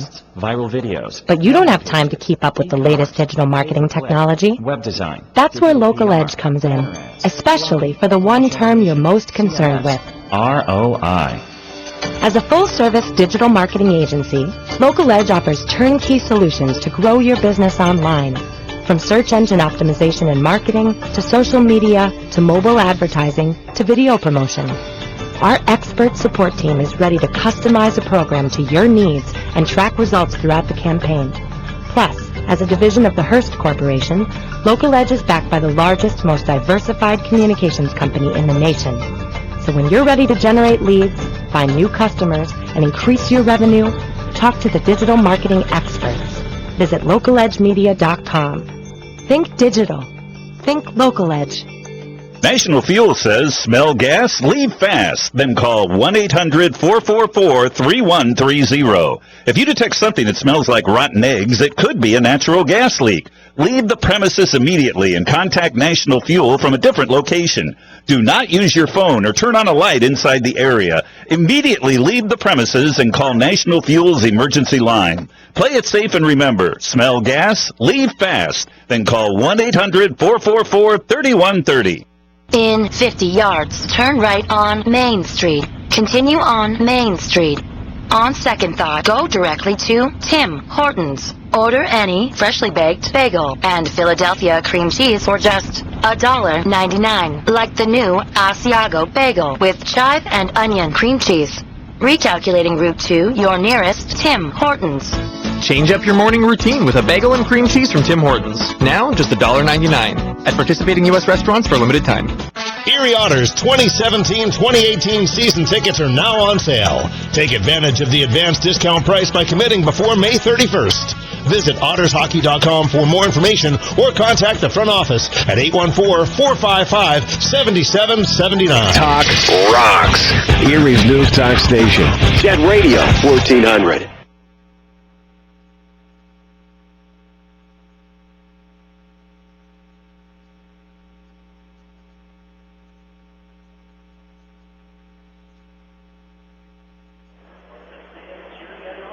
And good evening, Erie Otters fans. I'm Cale McLaughlin, and tonight I'll be bringing you the UPMC Intermission Report. We'll jump right in with the Arctic Spa recap. The Otters are leading the Owen Sound Attack 1-0 after one period of play in this Round 3 Game 1 matchup between the two Midwest Division powerhouses here. The Otters are tied with the attack in shots, however, at 7. The Otters really got the better of Owen Sound early in the game, putting on several shots, but Michael McNiven stood strong until Warren Fogle, pressuring the Owen Sound defenders, created a play out of nothing, passed to Anthony Sorelli, and Sorelli staying with the play, chipped the puck over Michael McNiven's shoulder to give the Otters the 1-0 lead early in the game, but the attack came storming back and put several shots on Erie goaltender Joseph Murdaka, who is making his first career playoff start tonight in Game 1. But Murdaka has been perfect in the first period, stopping all 7 shots he's faced, and that's where we're standing here at the end of the 20-minute first period. Otters 1, attack is 0, and the shots are tied up at 7. We'll move to the out-of-town scoreboard, brought to you by the Sheraton and Courtyard Erie Bayfront Hotels, proud sponsors of the Erie Otters. You Otter be staying with the best. No other games tonight in the OHL. The Mississauga Steelheads and Peterborough Petes play tomorrow at about the same time the Otters play.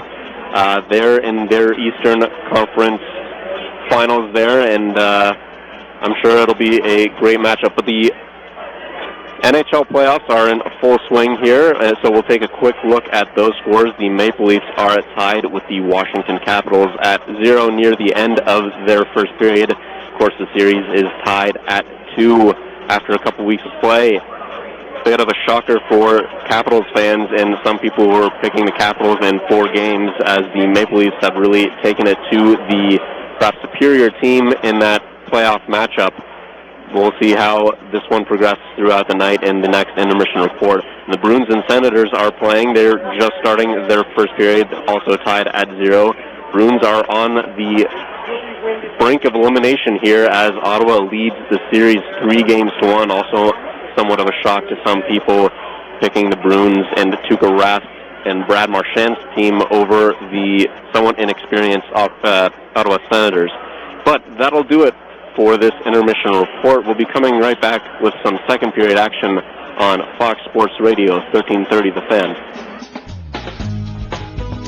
Over the years, technology has greatly improved the productivity of the business office, from faxes and copiers to multifunction printers. Now we don't know how to get things done without them. And that means you need a reliable printer copier and a dependable service plan. That's why you should trust Cooper Business Machines. They are Erie's only authorized dealer for Sharp document systems. And most importantly, they will maintain your machine so that it continues to, well, work. Just like your car, it needs regular maintenance and parts need to be replaced regularly.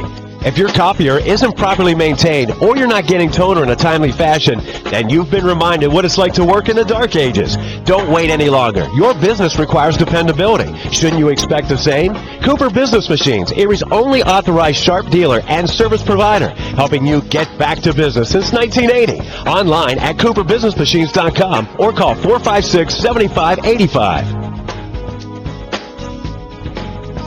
Programs, get your programs! You know, Mill Creek schools have all the programs you need. Really? Yes, they have preschool programs, Center for Performing Arts programs, Honors College and ROTC programs, dual enrollment and student internship programs, not to mention 16 advanced placement courses, 30 varsity sports, and over 50 high school clubs and activities. Sounds like they do have a program for everybody. Programs, get your programs! In the Mill Creek School District. Otters fans, if you're looking for the best hand-cut steaks, fall-off-the-bone ribs, made-from-scratch sides, ice-cold beer, legendary margaritas, and fresh-baked bread, then look no further. Texas Roadhouse, located at 7475 Peach Street, Erie, is the place for legendary food and legendary service. Whether you're looking for a special occasion or just a night out with good food and friends, think Texas Roadhouse. And don't forget to cut your wait time by using their famous call-ahead seating. That's Texas Roadhouse, 814-864-9494. What's 10,000 square feet with 100-plus arcade games, all set to free play, including air hockey and one round of glow golf, all in one great space? If you said Playport Erie Arcade, Erie's largest indoor arcade center, you're exactly right. And if you haven't had a chance to stop in and enjoy all those old favorites and new challenges, now's the perfect time. Race your friends head-to-head with the 4-player simulators, ride motorcycles, boats, skis, and more. Playport has bowling, pinball, basketball, hunting games, and of course, all for a one-price admission. Come on into Playport Arcade. It's like having that feeling when you wish you were a kid again. Yeah, that's the feeling you'll get at Playport Erie Arcade. Playport is more than just an arcade. Playport is Erie's first indoor glow golf attraction. It's like walking into another world as you enter the glow golf room filled with neon and different fun obstacles at every hole. Playport is fun for all ages, and now for a limited time, grab 3 people along with yourself and take advantage of the 4-pack special. But hurry, it's only for a limited time. Playport Arcade on West 12th Street in the big white building just east of Peninsula. I beat my best score. I love this game.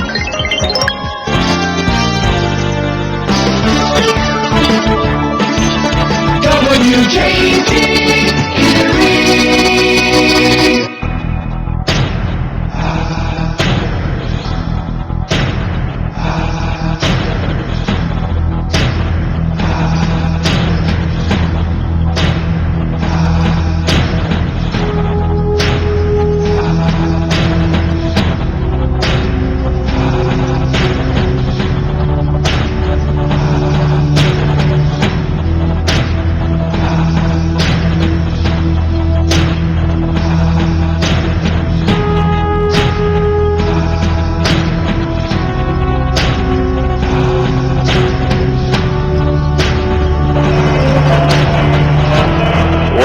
Here inside the Erie Insurance Arena. Aaron Cooney along with you as we welcome back everybody checking in on Rogers TV. So we welcome everybody here back to the Erie Insurance Arena for period number 2.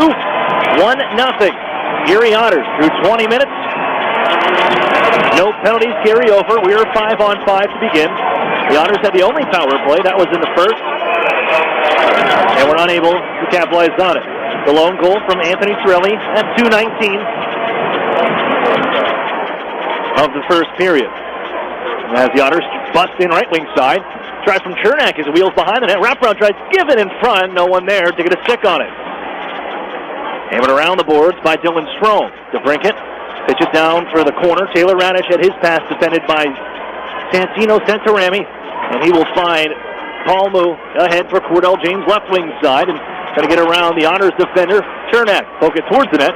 Moved by Sambrook off the far board. There's Paul Moo. His drop pass. That's intercepted. And Taylor Radish gets cross ice. Alex DeBrincat stops along the blue line. Moves it on. Taylor Radish busting goes again. He scores! That's the big dog east. Taylor Radish taps it over the glove of McNiven. And the Otters are up by 2, 40 seconds in.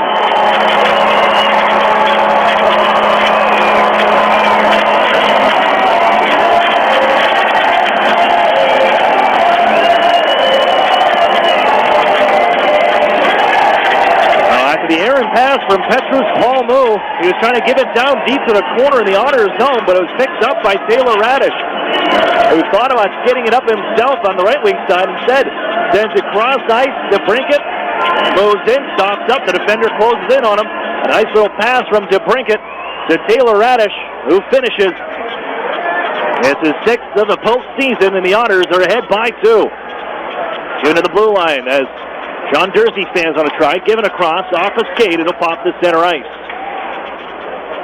Just 40 seconds in, and the Otters ahead, and they extend the point streak for Alex DeBrincat to a 7th straight game. Mitch Byrne gives behind. Owen Hedrick now.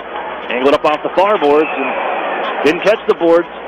No, he did not. And Erie will be shorthanded. I thought that one up. He tried to catch the glass right where it drops. You have the high glass as it comes around the corner boards, and then it drops down when you get back near the face-off circle. And Owen Hedrick sends it out of play. The first power play for Owen Sound in this series. Led the league in power play in the regular season at 28.6%. The road power play in the regular season at 32%.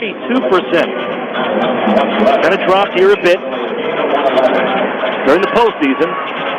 10 for 48. It's some 9th amongst the 16 playoff teams. The stripe just wide by Palmu.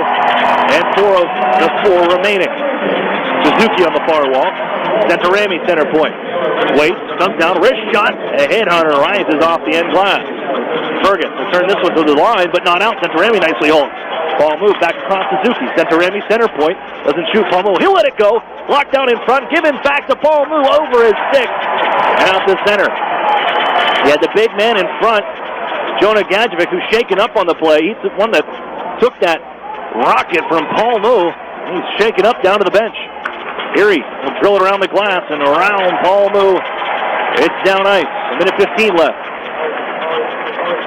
Gadjevic led the league with 17 power play goals in the regular season.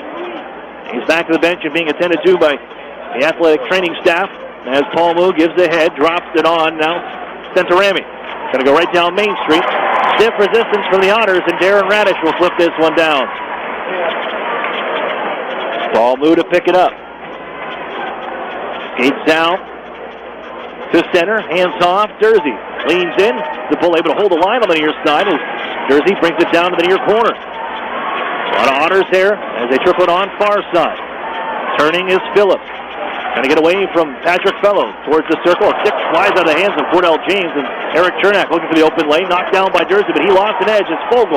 Nice little poke around the blue liner, and Fogle softly will send it in as he skates around down the left wing sides and puts it back behind McNiven. 17 seconds on the power play. Zapola getting on ahead, trying to go through the Otters Z. Hit by Darren Radish. Fergus follows up. He's got the biscuit. That one kicks off the dasher and flies out of play. It'll stay inside the Erie zone. Just 8 seconds left on the Owen Hedrick minor. For delay a game, the puck over the glass. Alex DeBrincat comes over and delivers the instructions coming from the bench to Owen Hedrick in the penalty box. We line up 5-on-4 for 8 more seconds. Small, the draw with Strom, who pulls it in the corner. Darren Radish behind his own net. On for DeBrincat. He'll whistle it down the ice. Played by McNiven. Is out of the box. Owen Hedrick. Erie's killed off their first minor. Neither team able to capitalize on the man advantage. Darren Radish gloves one down. Banking up the near boards. Santarami coolly skates in, holds in. Right side. Put it in front. Blocked by Darren Radish. Tripped the man up in the Otter zone. They're going to take this and try 3-on-1. Strom with DeBrincat and Radish. Here's Radish on to the right side. His shot stopped by McNiven. Giving up the far side boards. And there goes Schmalz. Poke check by Fergus at the red line. Followed up by Dudas and tossed in. Verdak out to play it. On for Darren Radish out of the near side circle. Pushed ahead to DeBrincat. Waits, it's a late man. Fergus back to Darren Radish. Erie kind of slowing down and looking in front of the bench. Taylor Radish had to bounce it into the zone. Here it comes out quickly to get that puck and fire it down ice was McNiven. That was close with Dylan Strom on the hunt. He's able to clear it. I have a couple Bonnies out at center ice, no icing. Here with just a little over 4 minutes off the clock in period number 2, Taylor Radish has the Otters ahead by 2. Bouncing out at center. Gurney fired off a leg, pushed ahead, and Fergus steps into it. Leaves it back for Sandbrook at his own line. Now Fergus left side. He wants to rip that one in and head off towards the bench. Bouncer on to McNiven. And he'll hold on. Down to his knees, cover that one up with 15:32 to go in the second period. And it's 2-0 Erie here in game number 1. Otters 6-2 in the postseason when scoring first and 5-2 when leading after one period.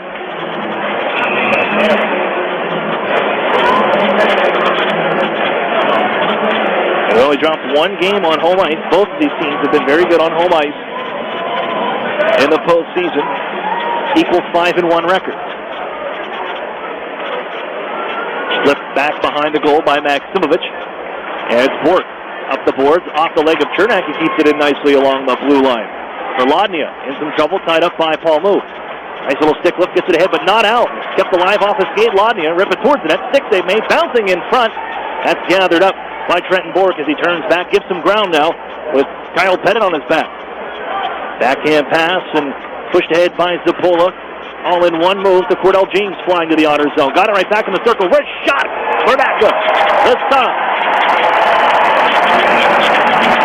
And Cordell James, the overager coming in from the Barrie Colts. 21 goals, 32 points in 28 games with Owen Sound to round out the regular season. And here in the postseason, 2 goals and 2 assists through 11 games. But Joseph Bernacca, the glove stop on that rush at the left wing circle. That's where our draw will take place. Sorelli won it back. Mitch Byrne looking ahead. Launch it out towards center, right through a couple. And it's on down deep. Chasing is Jacob Friend. He's hit by Warren Fogle. On for Aiden Dudas. Down goes Friend, gets back up, moves it up for Roberts on the left wing. On his back, Garrett Podubny. He's run into by Owen Hedrick. You're trying to poke it ahead. And he got a man in Christian Gurney, but it's still stuck at that red line and along the benches. Podubny reaching in. As is Gurney, he'll finally fish that out of the pile-up, and Byrne gives ahead. Garrett Podubny softly sent it in left wing side. Jersey with fellows on his back. He will move on for Friend. Here comes Gurney crashing in. Bounce it ahead for Roberts. Nice knockdown out of midair, but they lose the puck in front of the Otters bench, and Garrett Podubny stick handling around a couple. Leave it down the left wing side. Aiden Dudas is there. Leave it back for the pass ahead by Jersey. It's right back to Aiden Dudas. Send it in from the right wing side. Down goes one of the Otters defenders. That was Hedrick. But it's bounced up the boards, but not out for the blue line. Thrown it towards the net. Sticked away by Bernacca. Small comes crashing in. Had that puck deflected by Darren Radich. It's back to the corner. And carried on near side. Centering pass in front. Gadjevic. Oh, it hit the toe of his stick and just popped to the air and never really got it towards the goal. On a big chance for their leading goal scorer in the regular season. Tie up along the far boards, Otters zone. Owen Hedrick, stick lifted. Evan Hancock trying to come back down, but recovering with Hedrick, and it's Gadjevic down to the corner. Here to be all right after blocking that shot with his hand. Out to the blue line. Here's a try by Phillips, watched by Christian Gurney. Give it back down deep. Chopped along the near side. Suzuki couldn't knock it out of midair, but there's Centorami holding it. His pass off the skate of Suzuki. Gurney, open ice, pass the left wing side. Darren Radish pushing the pace, much like he did in overtime. Turning towards the net, knocked down that Dutch back door. They score!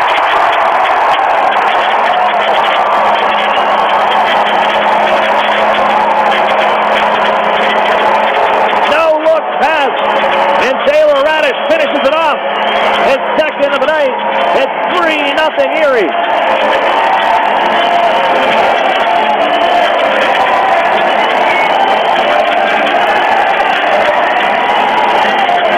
I'll give marks to Darren Radish on that play. After a great shift by Owen Sound in the Erie zone. They had possession, unable to get much towards the goal. They only got 2 shots on goal in this period, but as the Otters Gurney just turns at the open ice on the near side, the change can happen as Darren Radish tracks this puck down, finds the fresh man, and Kyle Maximovich just on, quickly spins it across for Taylor Radish, and the Otters finish it off. It's 3-0 here in period number 2. Sent back to the Otters zone, an icing call. We're going to help in action. An off at the zone draw coming up.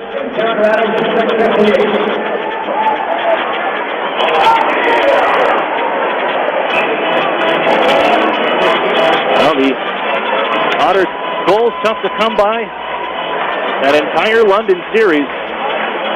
But the forwards, and after coming off the Game 7 overtime win on Tuesday, they've continued. That 5-goal pace that they had. Working here out to a 3-0 lead as Campbell's try. Off a stick elevated as Dylan Strome turns away from the track, able to hand off to Alex DeBrincat, but a stick handle on through. Peels off now. Trying to look ahead, Strome back into the play. As they do, work it down to the circle. Here's Friend. Back after that collision with Dylan Strome. Float out ahead, moved by Struthers and crossed on Campbell, skating right wing. Into the honor zone, flip it towards the net. Partially deflected by Fergus. And it's grabbed out of midair. Mardaka, the stop.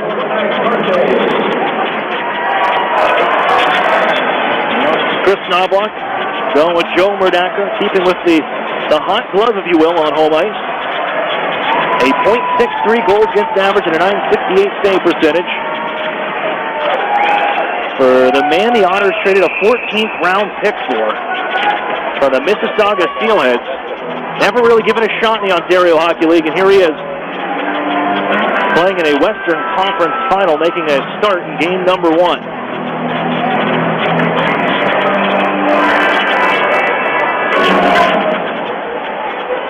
Marcus Phillips, he'll send it around the board, deflected by Mardaka to the near side. They get it in deep and go to work. Sapola trying to move it onto the corner. That's knocked out of midair, and here's Paul Moo. He's hit, roughed up by Owen Hedrick, but Cordell James follows up on the near side. Knocked down by Sorelli as Owen Hedrick sends it back to the front of his own goal. There's Chernak, back for Hedrick on the near side. And gets a little time behind his own net, but tied up there by Paul Moo. Able to squeak it loose on for Chernak, who gives ground, skates near side. And somebody went down in the Otters beat. 3-on-1, Max Simic, the late man back to Max Simic, cross, they score! Oh, man, thank you, man! Otters, quick back go, 4-0. Warren Vogel on the board.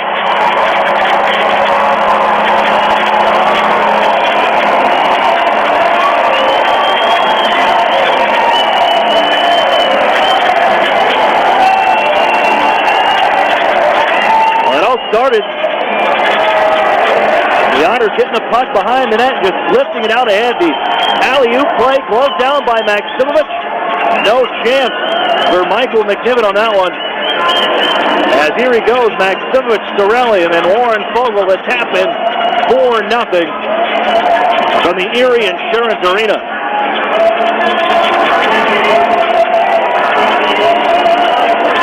Fogle has his 5th. This whole season.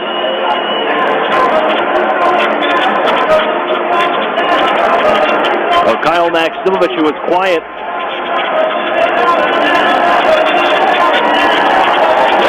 For much of the second round series against the London Knights. But here tonight he's been involved on 2 assists, but involved in the first goal as well. He's helped the Otters out of that. Sorelli, Maximovich, and Fogle line has been potent. Much of this season, and even here tonight. Face off will be upcoming here from center as they are out taking a look at this one, I believe. They still have the hold. And remember that all reviews are going back to the OHL from here on out. As they go review, they appear to be all right. You got the glove hand down from Maximovich coming across the line and into the offensive zone, but both teams appear that this one will stand. We're just waiting on the signal from the box. There's the point, and we are good. Draw from center, and it's 4-0. Trent Bork fires one in. Flowed by Joe Mardaka. They'll set it on for Sandbrook. Hooked ahead by Kyle Pettit. They'll use the skate to put it ahead. Wadnia and Fellows redlining in. Here's Bork. Gives behind the net. Cameron tied up by Fellows. Or rather, Pettit who comes in. Now it's Fellows behind the goal. Comes out to the circle. Looking. Hands off Sandbrook. One-timer stop. McNiven. And he holds on. Shot 13 for Erie on the night. Michael McNiven led the league in wins with 41. 6 shutouts he led that mark. And a 2.30 goals against average. That led the entire Ontario Hockey League. His save percentage at .915 in the regular season, 7th best. But against the Otters, going 2-4, getting pulled once, hold a 3.68 goals against average against the Otters in 6 games and an .850 save percentage. The Otters offense has given him some trouble. As flipped ahead off the window by Warren Fogle. Caught at center ice is Jersey. Feeds on to Friend. Poke check by Cam Lazant, sent into the Otters zone, no icing. Back is Mitch Byrne. Got caught on the side of the net. Byrne takes a shove from Maxim Sushko, who has the puck on the near side. Sushko taken away by Warren Fogle. Defensive effort. Trying to slide it up the near side, powering his way ahead. And it's flipped on towards center as Cam Lazant ducks around a man. He'll chip it in. Light on his feet for a big man. But it's Jersey out of the far side. The dish up the wall as Gurney takes a tumble down to the ice. Lazant back on it. Here's Pettit to Darren Radish. Erie, good heads-up play for Darren Radish. He sees that the Otters are changing and then plays it in, but it's quickly moved ahead. Struthers slide it in from center. Fergus to track it down on the near side. Ridden into the wall by Maxim Sushko, but allows Darren Radish with not a lot of heat on him to give ahead. As here's the Brinket, turns around, Centorami gives off. Here's Taylor Radish. Wait, throw him now. Can't pull the trigger. Lots of traffic in front. And it's skate out ahead by Owen down. Give it on for Suzuki. He'll rip it in from the right side and around the boards.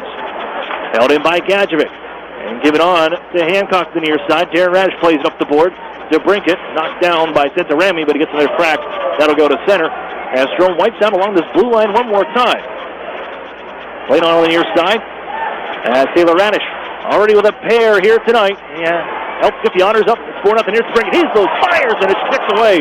Oh, getting just enough of it. McNiven as it trickles on near side. Sent back to the line by Erie, but it squirts out, and now Gadjevic is trying from the left side. Deflected out of play by Fergus. With 9:15 left in the second period, the Otters are rolling on all 6 cylinders. 4-0 from the Erie Insurance Arena in period number 2.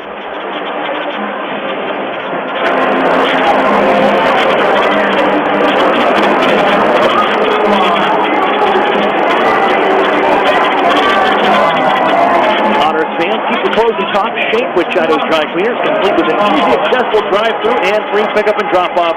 Chido's Cleaners is second to none. That's Chido's Dry Cleaners, the official dry cleaning service provider of the Erie Otters.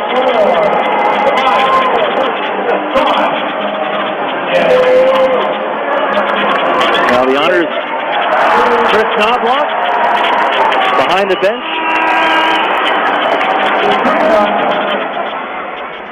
For the Otters, and here it is, part of the 5 season, his 4th full season, 50 wins in 4 straight seasons for Chris Knobloch. And when he started playing in the WHL, one of his coaches was the Edmonton Ice, the man behind the bench for the Owenstown Attack, Ryan McGill. His first year, he was an assistant coach of the Edmonton Ice back in 1996 when Chris was a rookie in the WHL. Suzuki tries one. Off a stick out of play. But Ryan McGill, who's been off to a couple of stints with Edmonton Ice, Kootenay Ice. Chris Knobloch, of course, is with the Kootenay Ice, winning a championship in 2011. Ryan McGill did the same thing in 2000 and 2002, and just yesterday announced as the OHL Coach of the Year for 2016-2017. Well-deserved. Chris Knobloch finishing second in the voting, a finalist for a 4th straight season for Chris Knobloch. But here's Suzuki, turns it on towards Gadjevic. Another near circle, a try from Jersey sails high. Owens down after it in the offensive zone. Looking for an answer here, down 4-0. Gadjevic gives on to the near side boards. Jersey sends it back on through. Gadgevic to track it down, but it's Jacob Friend towards the net. Sticked away by Chernak. Comes for a bouncing play to the front of the net. It comes to Jersey. His try, fanned on it. Erie hemmed in here a bit. Giving off the stick of Torelli. Suzuki will find it. And then back on for Hancock. Leaves it behind the goal. Gadgevic crashing with Stanbrook. Good stick lift from 21 and White. Feed onto the circle. Warren Fogle picks it up, but not enough air on that play. And James just gone. Trying to get right back to him. James will find it behind the net. Suzuki, drop pass. It comes to Jersey. Just send it back around the boards, changing behind the play. They get a man on. And Paul Moo. It comes to Friend. Wrist shot blockered onto the corner by Merdeka. Here he could use a whistle here. Giving up the boards. Fogel will flip it to the line. Not out. Kept alive by Friend, but Chernak will get there. And lost this one down ice, and it just dies, luckily for the Otters. A lot of snow towards the end of this second period, and they can get a change.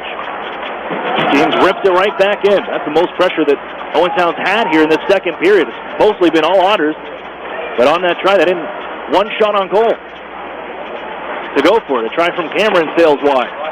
On the far boards, Lodney a chop it ahead, and Fellows follows up, spins away, hands off, and a chance for Darren Radish, right wing side.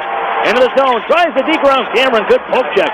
When they get it right back, his head and keeps him in the zone. They had a man ahead. Owen Sound did, but they couldn't get a pass away. Paul Moo will find the Lanier boards, crashing into him as Kyle Pettit has the puck, fires off the post, got it right back, and has it taken off his stick and moved to the far corner. Here's Darren Radish holding from the blue line. Give it on for Lodnia, but they reach. Good reach from Cameron that poked that one to the near side. Erie feet across from Lodnia. Couldn't get it to Dylan Strome, and it bounces to center. Set up for Strome, back to Radish. He wants to go right back to Strome as the Otters coming in left wing side. Here's Strome, little stutter step around Cameron now. Heads behind the net, in front to Brinkett. Shot blocked. He got out of the corner, though, 12 in goal. Here's Strome out of the cross-ice pass. Waits, fires, blocked. Trenton Bork stepped into it. And it's Radish with it. To the back door. Brinkett couldn't get a stick on it. And it's forced ahead by Zappola. Darren Radish to chase it down. Shoving into the corner. Radish will get there. Backhander on ahead. Brinkett, one touch on for Strome, but he found by Fergus. Quickly moves ahead for Taylor Radish, and here come the Otters again. Radish to Brinkett, left wing side. He fires. He scores. Gator wants his cat back. Brinkett, 5-0 Erie.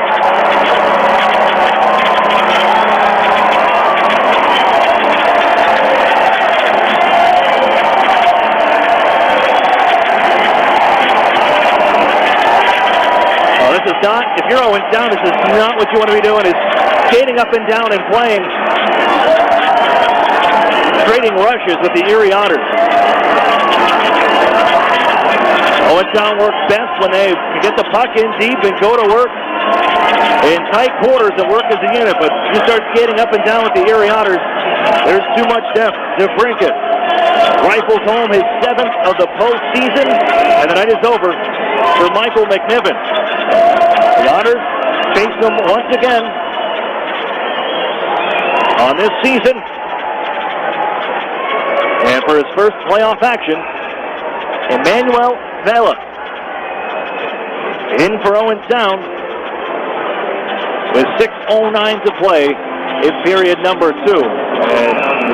And Vela will hold on to this one after it hits off the end boards. Comes out to his left. As the Otters lead 5-0 here from the Erie Insurance Arena. There's Lazat, just buries a man down on the ice. Sends it in front for Pettit. Couldn't get enough control of it and get it towards the goal as Owen Sound skates the center Small, trying to get around the Otters. And Pettit going up. Going to go to Cam Lazat for hooking. Got the stick wrapped around Small. And Lazat's going to go to the box.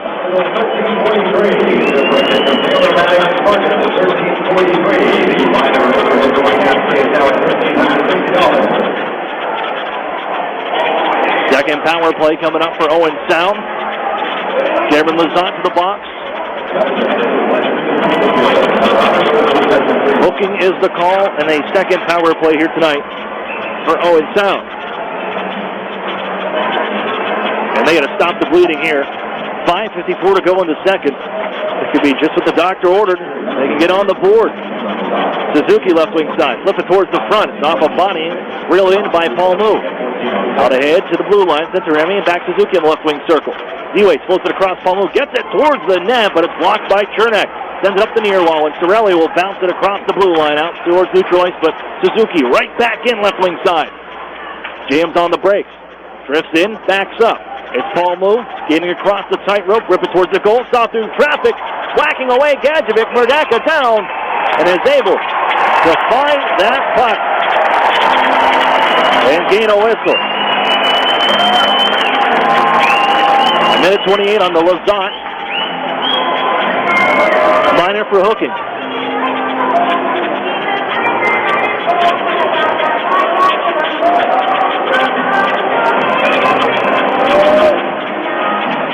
The draw will stay to the right of Joseph Murdaka. We've seen 11 shots in this period. And these are two of the top teams in generating shots, but also two of the top teams in limiting shots. They finished 1 and 2 in that department in the regular season. Owen Sound in shots for. First overall, second shots against. The Otters, first shots against, and second shots for. Sent to Remy's try. Blocked behind the goal. Darren Radish will send it ahead, and off the glove of Stroll, he wanted to join in with Alex DeBrincat on the rush. But into the final 5 minutes of the second period, and the Otters ahead 5-0. Sent to Remy, trying to get it towards the Otters line. Picked up by Darren Radish. Skates over far side, uses the boards, and it's on out the center, and Strome's going to pick it up, so comes in right wing side. Trying to cut across, drops it off Fellows, throws the goal.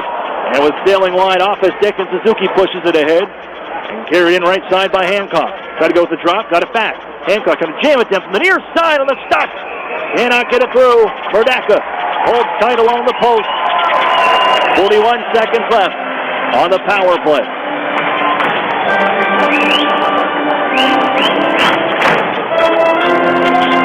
Four-goal second period for the Otters.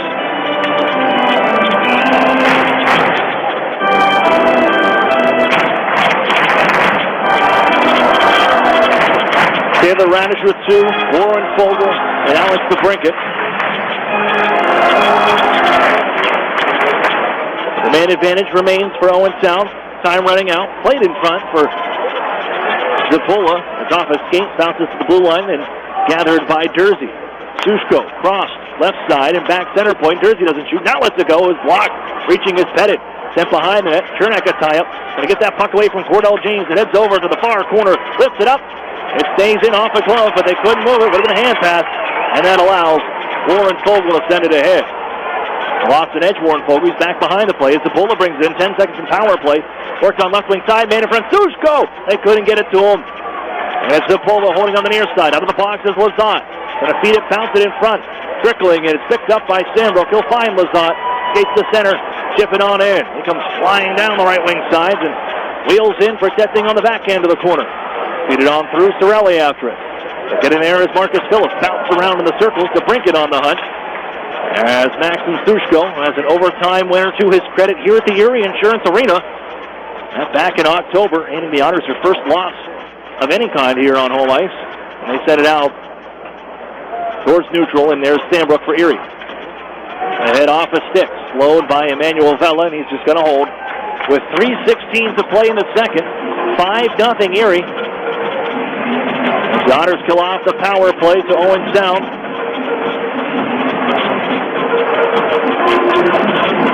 The face-off in attack territory into the left of the 18-year-old, a former third-round pick of the London Knights, Emmanuel Vella.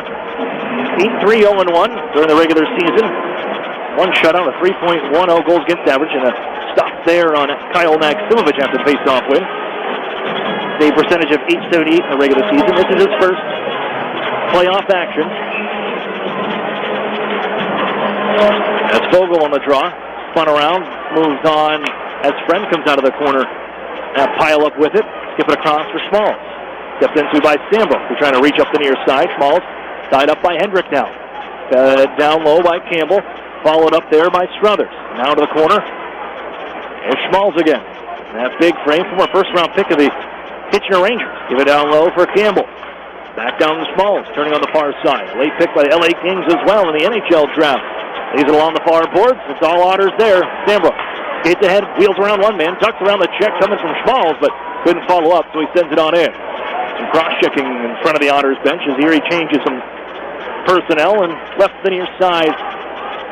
Owen Sound to pick it up out of their corner. Struthers is down low. Bouncing puck. Taylor Radish after it, but Centorami is there. Radish back after it. They will poke it in front, and Friend recovers for Owen Sound. Glides to center, gives to Struthers. He'll fire it on around the horn. Slowed by Murdaka, and he just hands off to Darren Radish. 2:08 to play. Game 1, Western Conference Final. 5-0 Erie. Here nearly 40 minutes through. DeBrincat left wing side. He's got one. Drags in front. DeBrincat trying to finish. Turned around and never got it towards the goal on a shot. Erie holds in though. Taylor Radish, right side. Gives it to DeBrincat. Waits back for Strom in the circle. Curl it out to the blue line. Darren Radish a bomb, and that's blocked. Fergus now at the point. Wheeling it. Heads on far side. Holds, waits. Trying to set up Darren Radish. Lets one go. Glove save. Vela holds on. 96 seconds to play in the second period. Well, 12, 17, and 19. They're feeling their game now. You can see they're skating with authority out there, moving the puck around like they do in the regular season. They're giving fits in that series against the London Knights. Eventually broken up by Chris Knobloch towards the end of that series, the final 3 games. Reunited here and have quickly regained that magic. Here's Suzuki back the other way, trying to tip it towards the front of the net. Murdaka, a save, and covers quickly. That one looked like it may have been loose. Paul Moose saying you blew that whistle a little too quick on that deflection by Hancock in front. And is still talking with official Scott Oakman. Letting him know that may have been just a little early for his liking. The draw is inside Erie territory, the left of Murdaka. Owentown gives the point. Cameron strike. Deflected on goal. Good stop. Murdaka, his best of the night. Getting the body in front of that deflection. About 3 feet in front of him. Played along the blue line back towards Owen Sound area. Given a head off a stick. Reaching was Christian Gurney and Sandbrook to settle it down. Bank it up the boards. Gurney. Feet ahead for Sorelli. That was cut away by Jacob Brent. And the Otters send it back for Chernak. Gives some ground chase by Suzuki. Leaves up the near side. Maximovich in the final 50 seconds now. 5-0 Erie. In this final seconds of the second period, Gurney helps to wipe out Friend down behind the goal. Friend on top of the puck now, and it's dug out by Cordell James moving on to the far side. He's tied up by Kyle Pettit. A couple over-age centers in the far side. Cameron gives up ahead. The pass across. They're looking to find Suzuki. He's got to double back, find it, and just skip it out to center ice. 25 seconds left, and the Otters, they want to come right back in, but it's off the stick, or rather the skate of Gurney. And ahead comes Owen Sound, charging is James, looking to get a backhander off, grazes the pad of Murdaka, slid back in front by Suzuki. Murdaka tight to the post, and he holds on. 14.8 on the clock. Left here, second period, and the Otters with a 4-goal frame. They lead 5-0. When the Otters lead after 2 periods, only 1 loss.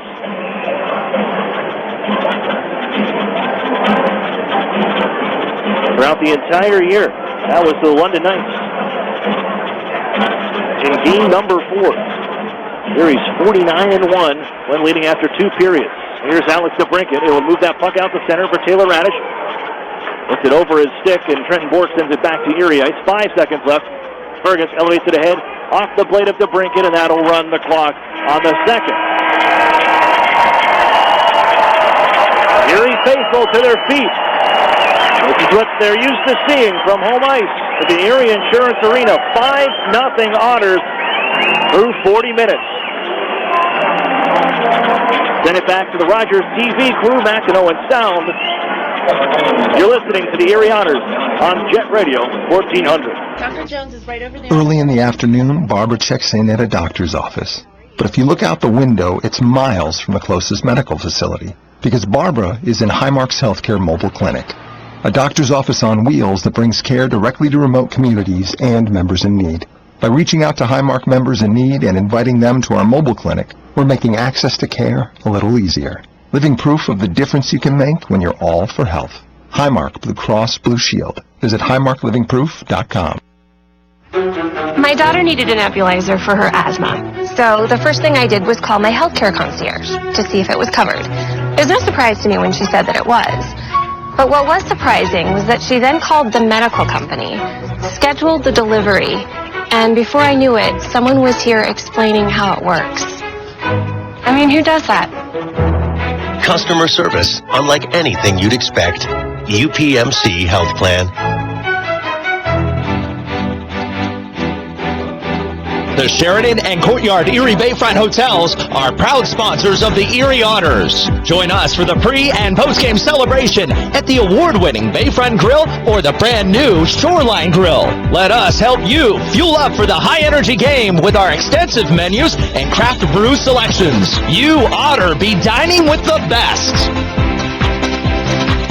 Crossover utility vehicles, called CUVs, are more popular than ever, and there are too many to choose from.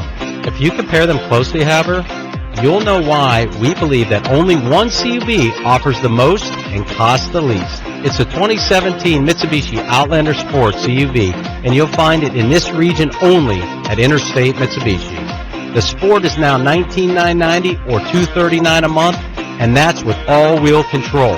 The Sport also comes with a 10-year, 100,000-mile warranty, 7 airbags, 18-inch alloy wheels, and a 6-inch touchscreen, and more. If you like CUVs, please compare the Outlander Sport with all-wheel control for $19,990 at Interstate Mitsubishi, 1/2 mile south of the Mill Creek Mall on Route 99. Counter pricing includes dealer APR cash, which requires financing through dealer indirect lending program. Lease figured at Tier S approval and is prior to tax, title, license, and dock fees. First month payment due with signing based on $23,390 MSRP. Erie's News Talk Station. Jet Radio, 1400.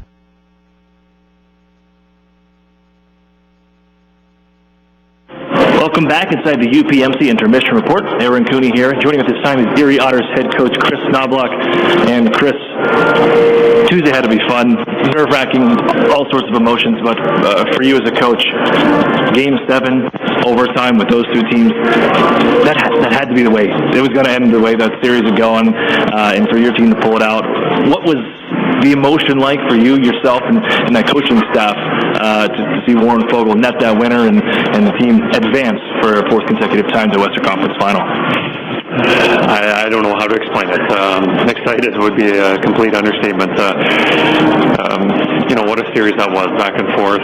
Two excellent teams playing it out, and for Warren Fogle to score the overtime winner after what happened at the end of the third period, we were just so ecstatic that we were moving on and getting the opportunity to play on, because guys have worked so hard all season. There've been a lot of disappointment if we were done last Tuesday.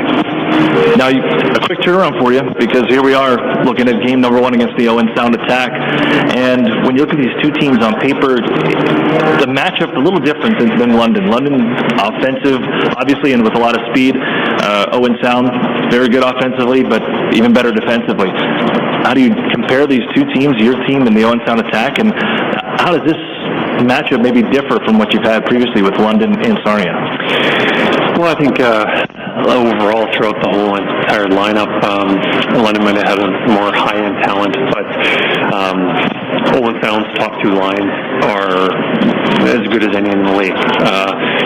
Their number one line with Suzuki, Hancock, Gadjevich are, probably right next to our number one line with Strome. And their best player is probably, with their second line with Palmu, is probably the best. I'm pretty sure is their best player. So there's two dangerous lines. The third and fourth line, a little bit different than London's, where they had some scoring threats on there. But these guys play so hard and honest that they don't give you much room. Very similar to, our third line. Doesn't get much easier looking at the goaltender on the other side of the ice. Tyler Parsons, what can you say about his performance in 7 games? But this next guy, Michael McNiven, just as good in what he's done over the course of the season. What challenges, how does he differ as a shooter, attacking the net and attacking Michael McNiven, as you may be able to find success that you didn't have as much as you did against Tyler Parsons? Well, I'm sure McNiven will be giving us some fits some nights, and you look at, we've had some success against them this year in being able to score and actually chase them out of the net a couple or 3 times, I'm not sure. But we're going to have that mentality of crashing the net, getting in front of them, a lot of shots, because he is a very good goalie. You look at his stats, are actually even more impressive than Parsons were. So for us to think that our goal scoring is going to increase, we're going to get fewer chances against a team like Owen Sound because of how well they are defensively. And when we do get our chances, we're seeing a goalie that's just as capable as the goalie that we saw last round. But knock on wood that we have our success that we had in the regular season against them. Such an emotional high, ending Game 7 overtime, and to beat the London Knights, the reigning Memorial Cup champions, and to advance and everything that went into that Tuesday night. How does this team avoid a letdown? Then you look at just a couple of days later, you're taking on a team in the Western Conference Final, the Owen Sound Attack. You get to start it at home once again, and I'm sure the crowd will be as loud, minus cowbells. But they will. How does the Otters avoid the emotional high and the ride and kind of get caught early? Well, between our last series and this series, quite a different situation where we had almost too much time to prepare. I think it was 10 days, and now here we are, just turned around 3 days. I just think that we're going to need a strong start because I think Owen Sound is playing incredible hockey since the second half of the season, or pretty much since we saw them in early December. They've been the best team in the league. We're going to need to play really good hockey, and the special teams, again, is going to be huge. Fortunately, we were able to win that Game 7 after getting outscored 2 goals, but that's not going to happen many nights. And thanks to Coach. Good luck here in Game 1, Western Conference Final against the Owen Sound Attack. Thank you. That's Chris Knobloch of the Erie Otters. More hockey coming up on the UPMC Intermission Report here on Jet Radio 1400. An Erie landmark since 1953, Nunzi's Place serves generous portions of great food at reasonable prices. Family owned for almost 60 years, Nunzi's prepares the finest Italian food in Erie. Come see why the Erie Times News said Nunzi's is known for food that tastes good. Nunzi's Place, located at 2330 East 38th Street, near the Bayfront Connector. To call for reservations or place an order for takeout, call 825-2940. Nunzi's, known for Italian food that tastes good since 1953. SEO, text message marketing, social media. As a business owner, you know the best way to reach customers is online. Viral videos. But you don't have time to keep up with the latest digital marketing technology. Web design. That's where Local Edge comes in, especially for the one term you're most concerned with. ROI. As a full-service digital marketing agency, Local Edge offers turnkey solutions to grow your business online.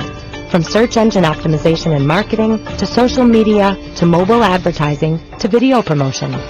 Our expert support team is ready to customize a program to your needs and track results throughout the campaign. Plus, as a division of the Hearst Corporation, Local Edge is backed by the largest, most diversified communications company in the nation. So when you're ready to generate leads, find new customers, and increase your revenue, talk to the digital marketing experts. Visit localedgemedia.com. Think digital. Think Local Edge.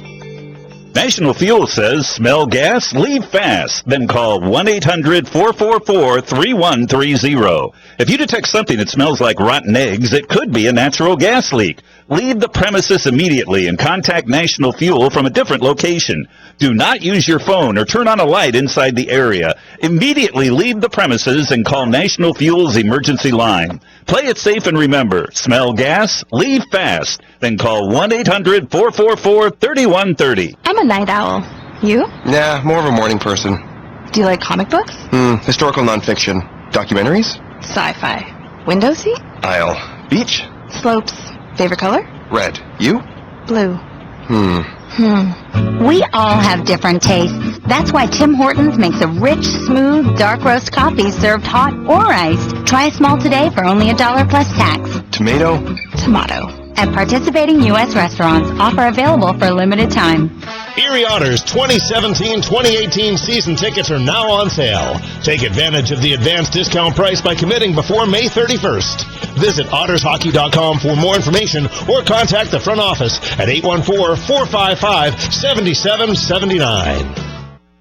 Talk it up. Erie's News Talk Station. Jet Radio 1400.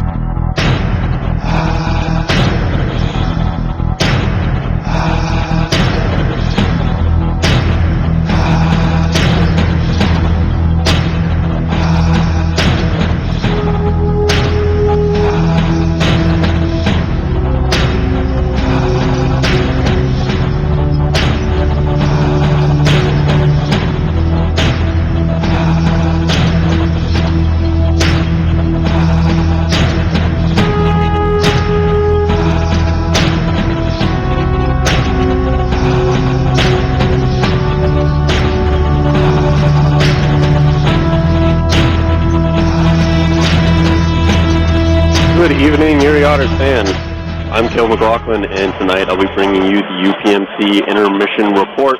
We'll jump right in with the Arctic Spa recap. The Otters are leading 5-0 over the Owen Sound Attack in this Round 3 Game 1 matchup. The Otters are leading in shots as well, 19-16.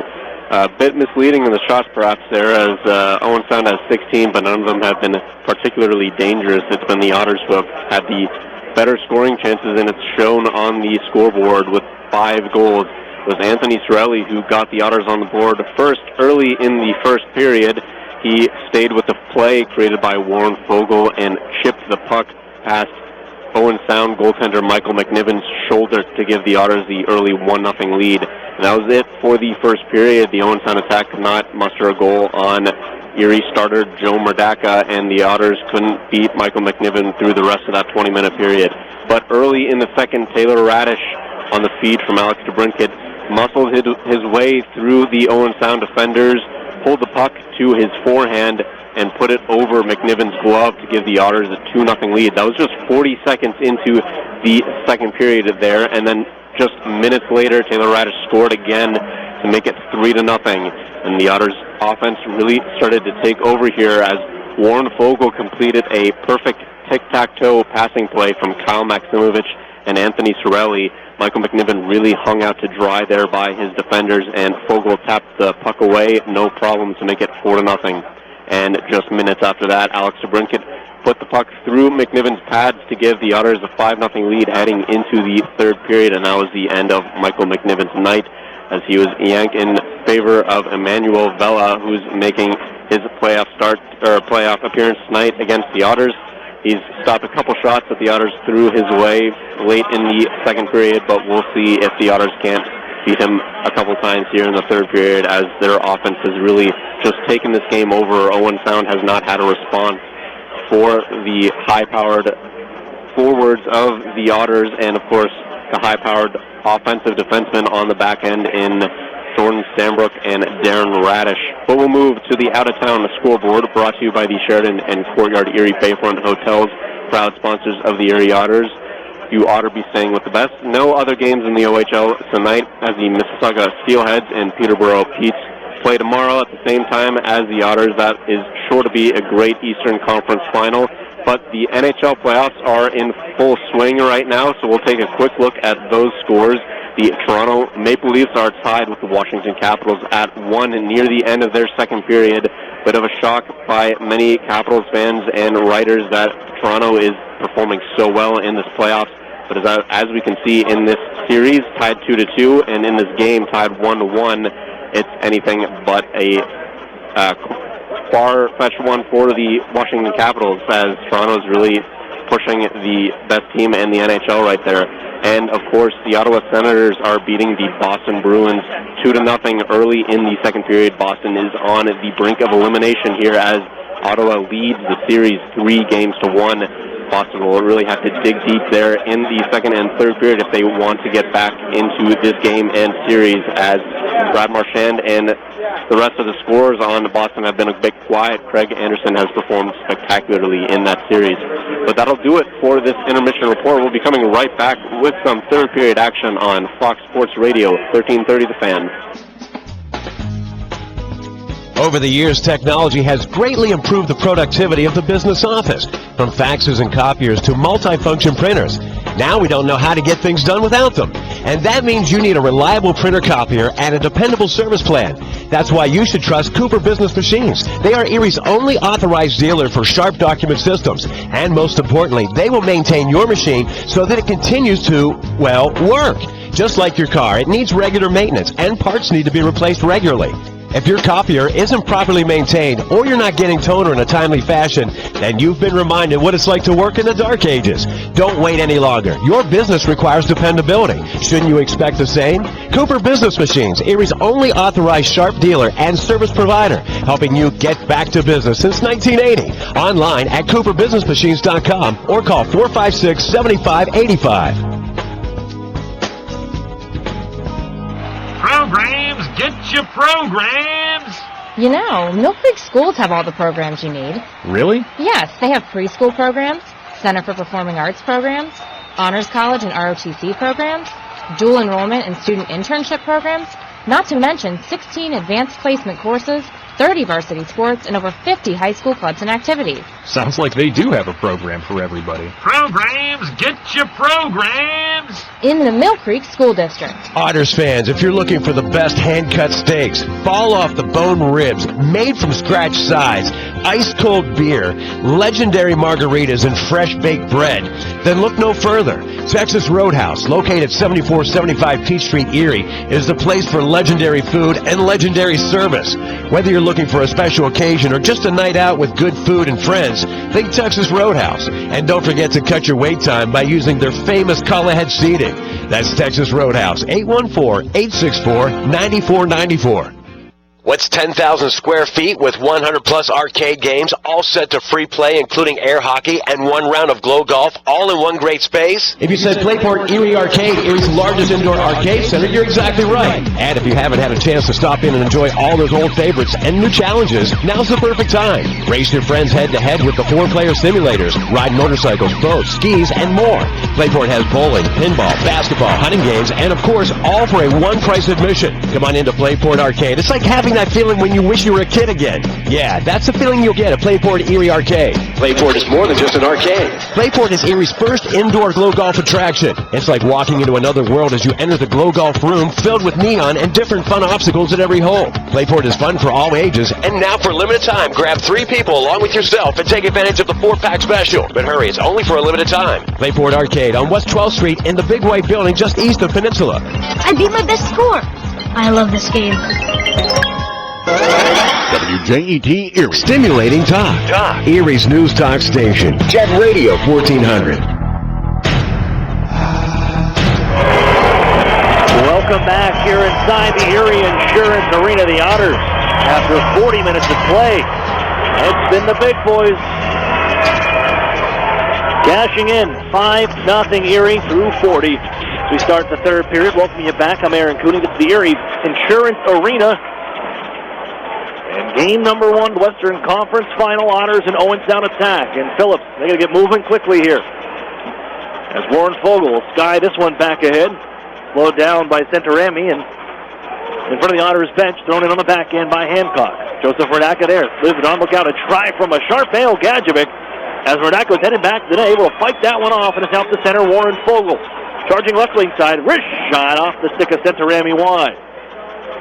Give it out ahead, Darren Radish, intercept from center. Palmu was lurching towards the Otters line. As Maximum, don't fan on that play. Here's Palmu busting towards the net now. Wheels behind the goal, changes behind the play for Owen Sound. Palmu, give it in front for Cordell James. That's just behind him, flipped out to center by the Otters. And they reset. James down the near side board. Darren Radish takes it right back, lifts it the other way, and Bork turning along his own blue line, gives ahead for Palmu. Watched by Taylor Radish. Palmu in white, left wing side coming in. Throw it towards the net. Pad stop, into the corner now. Palmu back after it. Chris Knobloch and the coaching staff, they have a lot of, giving Palmu a lot of credit. They're aware of him when he's on the ice. He takes to Brinket, rides him out of the play. Erie slided up the near side boards, the play by Hedrick. Now they look ahead for Alex DeBrinket, left wing side. Erie to the zone, it's a circle. DeBrinket comes across, walks and fires just wide. Thrown. Oh, he tried to get that rebound and carries it behind the net. Here's Hedrick, flip it back down deep. And onto the corner, DeBrinket. Across for Strome, back for Taylor Radish on the back door, and it just rolls off his backhand. Already 2 tonight for Taylor Radish. Picked up out of the circle, and it's Struthers skating ahead. And it's picked up again. Struthers on a drop from Sushko. Man in front. They try. They score. Chase Campbell just on. Picks it up for the right circle and lifts it over the glove hand of Joe Murdaka. And now and down on the board. It's 5-1.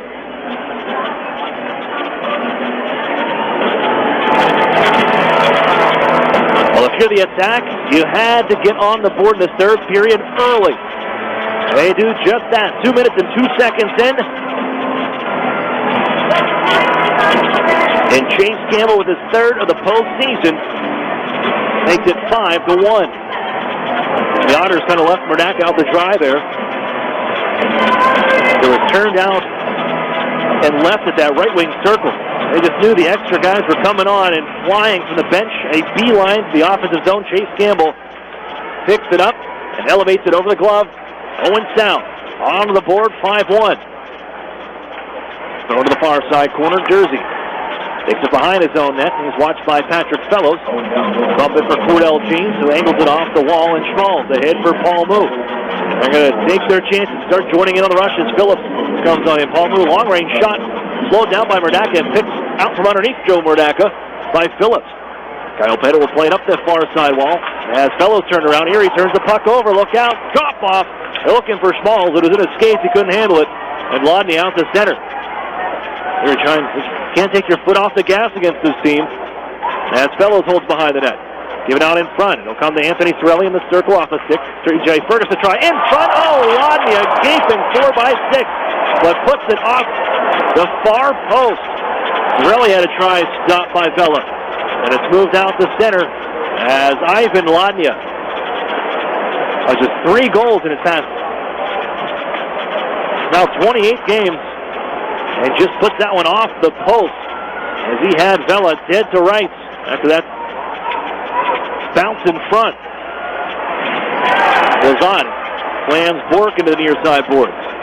Cole Cameron forces this one back to Erie territory, and there's Fergus for the Otters. Backhand toss to Darren Radish and ahead for Anthony Sorelli. Center it, flipped it over left wing side. He didn't realize that Lazat was changing on the play. And it's open ice to be picked up by Owen South. Get it out ahead. The pass intercepted. Standing up at the blue line was Darren Radish in front of Hancock. Is Gurney able to bring the puck in, fire it towards the net, stick by Vela, and he covers up. 16-14 to play in the third. The Otters took the season series 4-2, but 5 of those matchups all coming before the new year. They met once following the trade deadline. And the zone down, look out, turn out in front. Here's the brink, it backdoor. They score.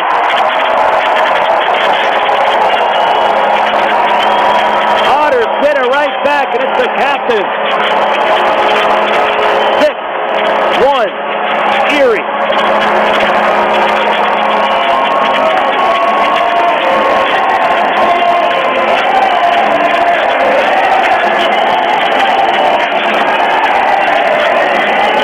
Centorami, so good this season as he tried to play it out in front, was looking for Matthew Struthers, the centerman, who kind of zigged when Centorami thought he was going to zag. That pass comes right to Alex DeBrincat, throws it to the back door, an easy tap in for Dylan Strom. He's got his 8th of the postseason, and the Otters back up by 5.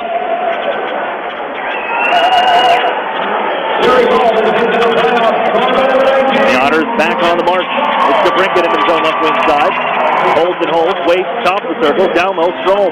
Moves in front and try again towards the goal. DeBrincat's taken away. Radish brought around. Strom fans on the try. Erie back to Taylor Radish. Drags through one. Trying to pass it across. To be picked up by DeBrincat off the wall. They get the Owen Hedrick played in front. Deflected on goal by Radish and poked by Vela to the far wall. This one flipped high to the air.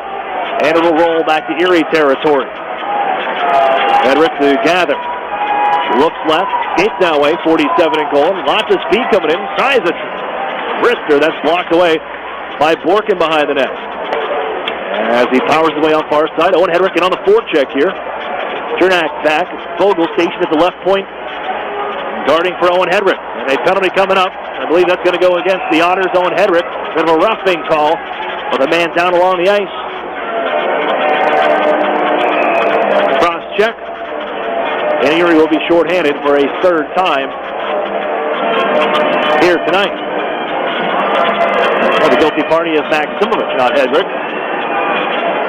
But coming out of that pileup, Owen Sound will get a third try with the man advantage here tonight.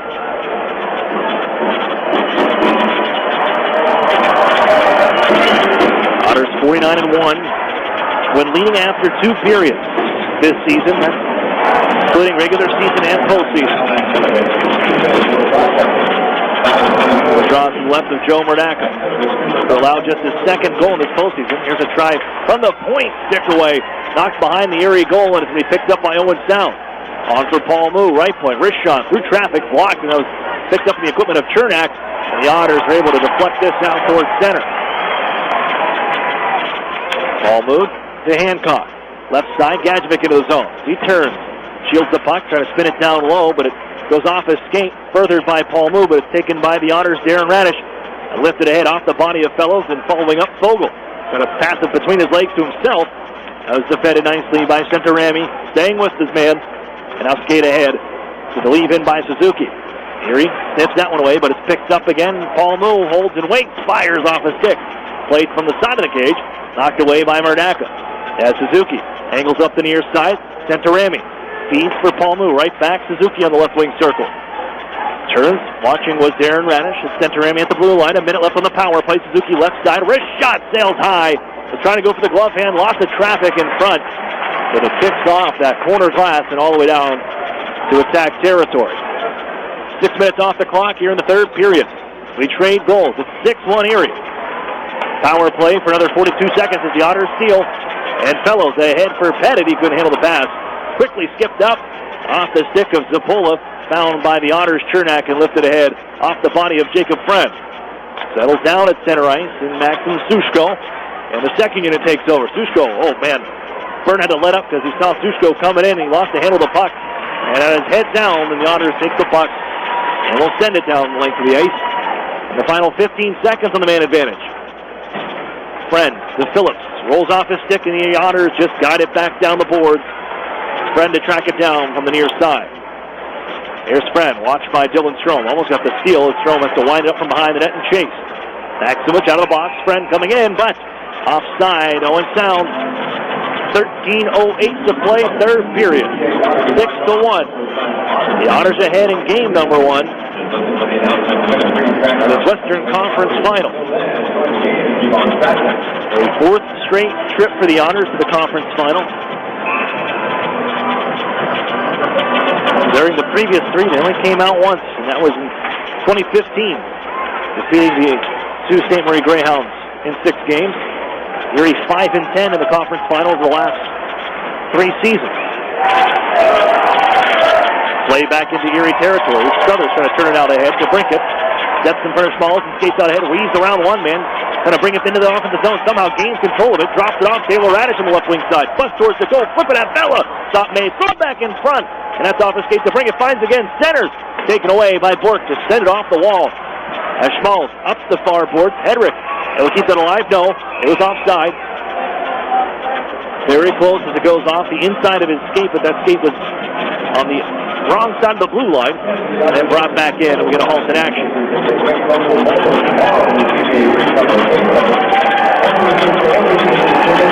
The draw will be just in front of the Owen Sound bench.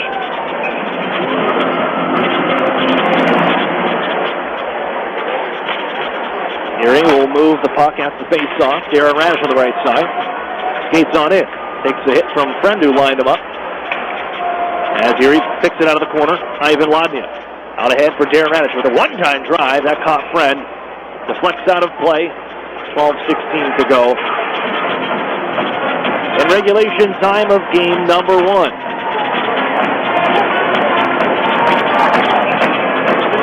Owen Sound in that great second half charge, lifting themselves to the ranks of the CHL top 10. The final rankings, the number 4 team in the CHL, the Otters number 2. As Ivan Lodnia turns back and towards his own territory. Radish across, Ferguson back to Lodnia on the near side as he takes a shove from Jacob Friend, but got the puck into the zone from center red. Back as look out, crashing in was Kyle Pettit, turning away from that check with Jersey, and the Otters have the puck given in front, deflected by Kyle Pettit on goal. That's caught by Emmanuel Vella. Tuesday had a couple game 7s around the CHL. Also knocking off defending champions. Rouen Noranda knocked off as well in a game 7. The new champion coming in the Quebec League. There's Owen Sound, guided up the near side, looking for Gadjevich. Just out of his reach, but Aaron Chernak back to the line. Santarami steals there, and Hancock plays it between the legs of Sambrook. Coming down to the Otters zone. Forced back behind the net. Here's Fogel. Able to get out ahead, bouncing Sorelli. Able to gain control and flips it on left wing side. Reaching his fellow. Going to kick it back down low and into the corner of Owen Sound territory. Fed around the horn by Phillips. Crashing in is Chernak along the near boards. But it's moved ahead, skating Kanjovic. He'll find Hancock, shouldered by Sorelli. As they look on the far boards, Sambrook reading that pass from Cameron and deflects it out of play just in front of the Otters bench with 11-11 on the clock. 6-1 Erie from the Erie Insurance Arena. Game 2 tomorrow night from this same building. The Erie Insurance Arena. Back-to-back nights, Saturday. And then the series will shift to Owen Sound Monday and Wednesday. As Sushko guides it to the Otters zone. Burns up the wall. Cam Lazat spins and leaves it out, looking for Garrett Podovny, but sleeping it back in is Cameron. Stays alive for Owen Sound. Fed around the boards. Cameron forced to move in on the far side of the pinch. But Lazat stepping in front of him. Banks it off the end boards near side for Christian Gurney. That's held at the point by Phillips. His try sails off wide in the end boards. Reaching for it is Matthew Struthers, but the Otters kick it onto the far boards. Cameron's going to keep it alive. His try. The slapper sails wide. Phillips now, another wrister. Raising the blocker of Murdaka off the end boards. Sushko put to the wall by Burns. Into help out is Campbell. He has the goal. Now it's Cameron. Oh, he just failed on that play. The Otters will skate ahead. Burns was not off the body of Cameron, who stepped up on him. Erie couldn't get it deep. Sent back to the Otters blue line, and Darren Radish. Head off to Dylan Strome. Waits, and it's DeBrincat coming on in. Ducks a check. Great shiftiness. Here's DeBrincat firing just high after he evades Jacob Friend. Taylor Radish with it now. Comes the slot. Head fake. Wheels in right side. Throws it towards the net wide. Under midway through this third period. Here's Strome. Tied up on the near side. Stepping into him is Roberts. The Otters reaching Darren Radish, but it's poked to center by Roberts. And moves on Fergus, looking from the near side. Waits, and he'll just take it himself. Flips it now on for Strome left wing. That's around Santarami. Wrist shot high, but off the cuff of the glove of Vela. Fed back for Strome behind the net. DeBrincat now behind the goal. Trading places, jam is up in front. Tipped off the side of the net. And just high by Taylor Radish. Here's Friend to guide it ahead for Roberts off the wall. Sent cross-side. Schmalz busting down the right wing side. Give it in front, too, to turn around, but gets a backhand try. And up high, look out, a try from Schmalz just wide. After it was gloved down, it settles behind the net. Radish tied up behind the goal. Going to get away from Aiden Dudas. And as Radish leans backwards and trying to protect the puck in the backhand, here's DeBrincat to send it on for Fergus as the Otters looking to get this one to center and out. It'll be on the backhand, lifted by Taylor Radish. It'll end up on goal, no icing. And now some pushing and shoving in front of, just near both benches.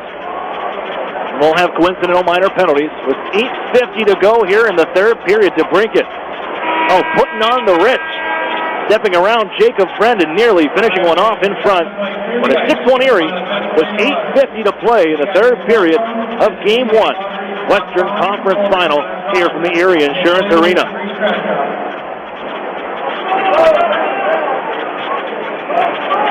Ready? Set. Clear the ice.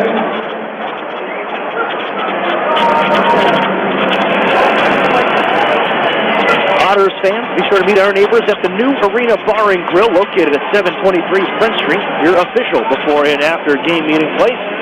That's the Arena Bar and Grill. Proud sponsor of the Erie Otters and located just a stop or pass away from the Erie Insurance Arena. Thanks for playing, everyone. Make sure to finish your great scratch up. Till then, keep on scratching. Another recap for the Otters. Out early in the first, 2:19. Anthony Sorelli in the first period. Set up by Fogel in Sambrook. Otters led after one by one. And in the second period, a 4-goal period for the Erie Otters. Taylor Radish 40 seconds in. Then Taylor Radish again at 6:58. Warren Fogel adding his fifth at 8:28. And then Alex DeBrincat in on the play as well, 13:43. 5-0 Erie. In the third period, Owen now got one early. As we're back to action, Sandberg, first shot just wide after the face-off, set face-off play by Erie. Chernak is down low for Maximowicz. Back for Chernak, wheeling into the backhander, rack on the shot. And there's Villa on the stop. Straight goals from number 19 as Campbell with his third from Struthers and Sushko. Then the Brinkett would set up Dylan Strom on an offensive zone steal. And now we're skating 4-on-4 for the first time here this evening, with under 8.5 to play in game number 1. Murdaka has to guide it after the pass from his own defender, Chernak, as Friend comes crashing in. Vogel puts it back down towards zone corner. Now Sandbrook in control. Lifts it ahead for Maximowicz as he busts around Centorami, trying to move it in left wing side. But the stick around him is crashing in and taking the puck away his Friend. The Otters steal though. Here's Sandbrook, fires! That goes just wide as Maximowicz lays out Friend. Played up the far board, kicked the loose, nice play, and moved on to Hedrick, lines up, flat shot, blockered away by Vela. Now it's Sorelli for Hedrick. Maximowicz gets his swig back. Off the end board, Sandbrook. And it's again on for Sorelli, trying to make his way to the front of the net. Shoves by Friend, pushing and shoving there. And Santorami in control, looking to move it ahead. Sushko out of the play, but can't get the stick on it. Moved by Murdaka in front of the Otters bench. 40 seconds, 4-on-4. As Jersey off for Sushko, right wing corner. Got a bust behind the net, shoved by Sandbrook, and a penalty coming up for the Otters. Sandbrook. And Sandbrook doesn't like that one. He exchanges some words with Max and Sushko, and the Otters shorthanded here for a fourth time. This will be a 4-on-3 power play for 34 seconds. And Taylor Radish and Matt Smalls will be released from the boxes. The draw will be in Erie territory. Vogel wins this one behind the net. Radish chases it down, up the gut and down. Clear to start. With 7:13 to go in regulation time, game number 1. Otters ahead 6-1. Bounce to the line. Knocked around and bounced by Darren Radish to Kyle Pettit. Open lane on the far side and bounced in. Creative places for the Otters. Taylor Radish a forward. As the Otters will get him back out to the PK. They get a defenseman on as well. And a quick change by Chris Knobloch. You can see him waving personnel. Into the zone. But right back out. Spun by Taylor Radish. It's 5-on-4 now. As Paul moves. Launch one towards the net. Caught by Murdaka. And an offensive zone draw upcoming. It'll be to the right. So Joseph Murdaka making his first postseason start in the Ontario Hockey League.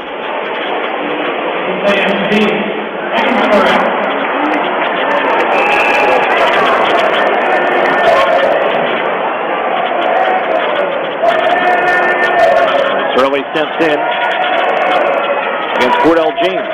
James wins that one back at 53% face-off man. Regular season, they try some Phillips off the skate. And deflects up out of play with 6:26 to go in the third. Draw stays inside Erie territory. With 1:03 left on the Sandbrook minor penalty.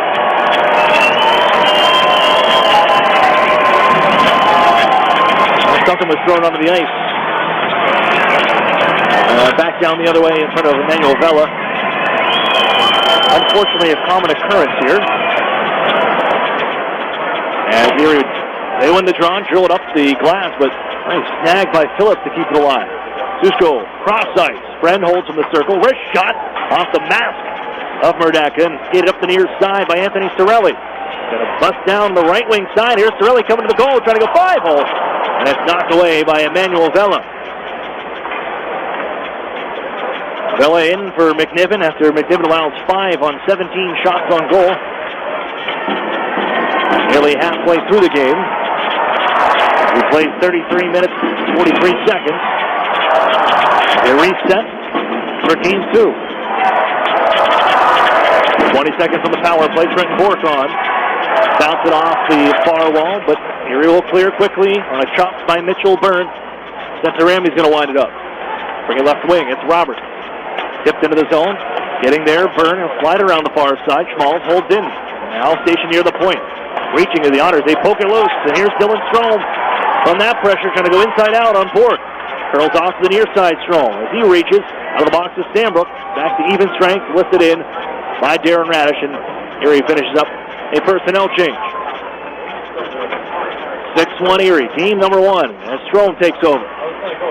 Poked off his stick to the near boards. Inside Owentown territory as Roberts moves it up the wall.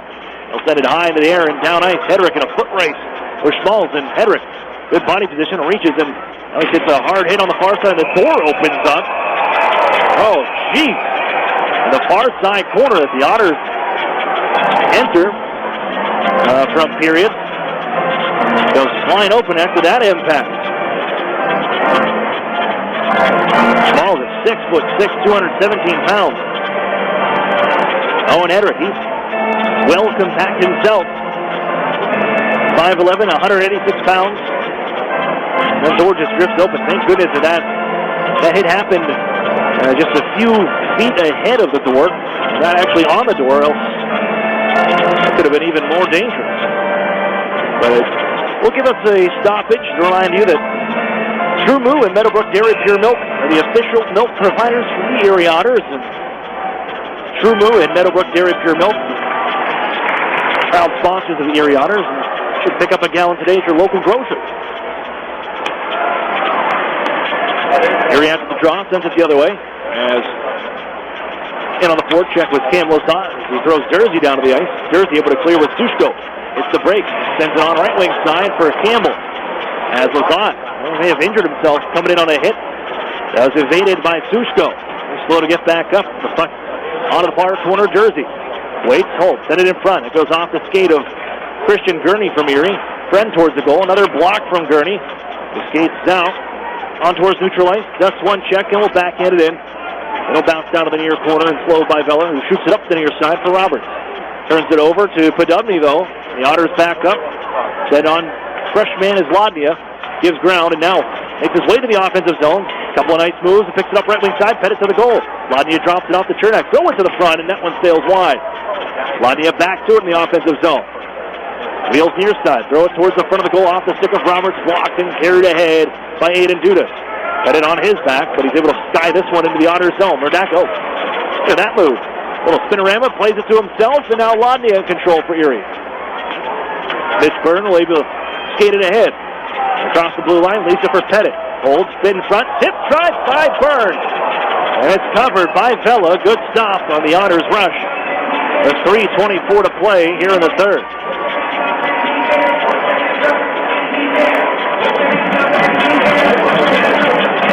(6-1) the score. Otters using a 4-goal second period to lift them on their way. They led the league in second period scoring during the regular season. They find it once again here in the Western Conference Final, Game 1. Stroman Company on, but this face-off moved by Paul Moon. Knocked out of midair. The attempted pass by TJ Fergus nicely. Great dexterity, hand-eye as Taylor Radish the other way. Angles it back to the near side corner. Strom on the hunt. Paul Moon stops it up. Going to turn back near side. This pass, you'll find an open man on the right wing side. Zapola will send it from the red line into the near corner. James does a step here on Owen Hedrick. To Brinkett and Paul Moon push and shove. But it's up to the point.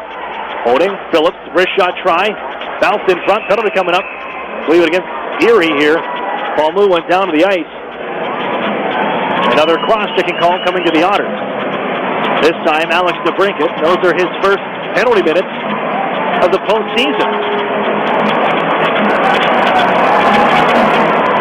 First minor penalty in 12 games for Alex DeBrincat. And a fifth power play to the Owentown attack. Erie shorthanded, despite being one of the most disciplined teams in the league all season long. They've taken a handful of minors against Owen Sound now. 2:50 to go as the Otters throw this one right off the linesman who's shaking up a bit. As the Otters steal, here's Fogle. Took it right away from Paul Moe. Fogle in on goal, going to the backhand. Stopped up, knocks it out of midair. Vela the stop. But a penalty on that break. Centorami evens it up. Warren Fogle showing that explosiveness and defensive prowess. Pokes it away from Paul Moe. Read the play. That's the face-off try and knocked it out to center. Centorami forced to take the call. Flashing. That'll be it on the power play. 2:37 left in regulation. Sushko, clean win on Pettit. And we're 4-on-4 for the second time this period. And a 6-1 hockey game, game number 1. Phillips going coast to coast, drifted in front, no one there. Picked up off the near boards by another defenseman, Trenton Bork. Give it in front, look out to try from a sharp angle, and Campbell just misses the net. Sambrook able to find Fergus. A little bit of room from behind his own goal.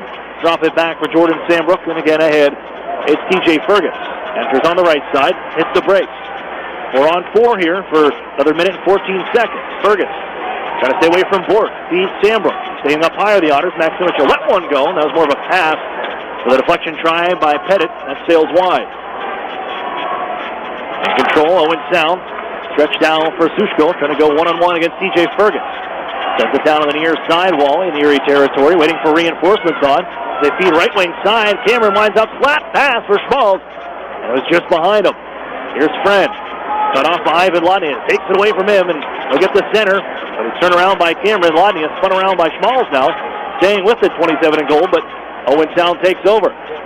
Schmalz just works it down to the near side corner. Hands off the circle. Wrist shot. Stopped by Murdaka. Comes to the blue line. And they'll find Friend on the left point. Watched by Lodnia. His wrist shot. That try blocked away by Sambrook. Glove down off the glass by Friend. And kept alive by Aiden Dudas. His fellows trying to chop it away. It's along the near side boards. It does come across the line as they tag up. And then it's Cameron coming on in. Right wing side to the circle. Floated in front. And it's just wide. Too much air on the dish. Final minute from Erie in game number 1. Fellows had Dudas tied up. And that was stick knocked out of the hands. One of the Otters. As out of the box is Alex DeBrincat. Turning here is Schmalz. Give it across right side. They fire. Shoulder save made. Bounced away. Got it right back. Cameron played in front. Off the paddle of the Otters goaltender, who lost his stick. That was Verdaka, who gets the twig now from Fergus. Erie will break out. They finally get the puck and skate ahead. Lodnia on the right side for Alex DeBrincat. Got to leave away. Hands off. Lodnia has DeBrincat run out of the play. And well after the pass. And ahead Zapola 20 seconds in game number 1. Zapola poke check. Owen Hedrick takes over. Here's Mitch Burns. Fly it out to center ice. Cut off by Jersey. As Zapola trying to bring it back in. Time. Going to run out here on game 1 as Murdaka forced to hold on. Now plays it. Silent run out now. 2 seconds and 1. As game 1 comes to an end. Erie takes the first one. 6-1 the final. 4-goal second period sent the Otters on their way as they outshoot the attack 32-28 and take a 1-0 lead in this Western Conference final. We'll set for a break. Send it back for Rogers TV. You're listening to the Erie Otters on Jet Radio 1400. Gus, you're here. Thank goodness. What's up? Everyone's here and I don't have the games. Wait, what? For game night. I forgot the games for game night. What am I going to do? How about these? Bank on it. The new scratch-off from the Pennsylvania Lottery with top prizes of $300,000. Gus, you're a lifesaver. Let the games begin. Keep on scratching. Players must be 18 or older. Please play responsibly. Benefits older Pennsylvanians every day. Dr. Jones is right over there. Early in the afternoon, Barbara checks in at a doctor's office. But if you look out the window, it's miles from the closest medical facility. Because Barbara is in Highmark's Healthcare Mobile Clinic, a doctor's office on wheels that brings care directly to remote communities and members in need. By reaching out to Highmark members in need and inviting them to our mobile clinic, we're making access to care a little easier. Living proof of the difference you can make when you're all for health. Highmark Blue Cross Blue Shield. Visit highmarklivingproof.com. Hey Otters fans, Bertrand here from Cloud9 Wine Bar. Do you know where you can get a great Sunday brunch?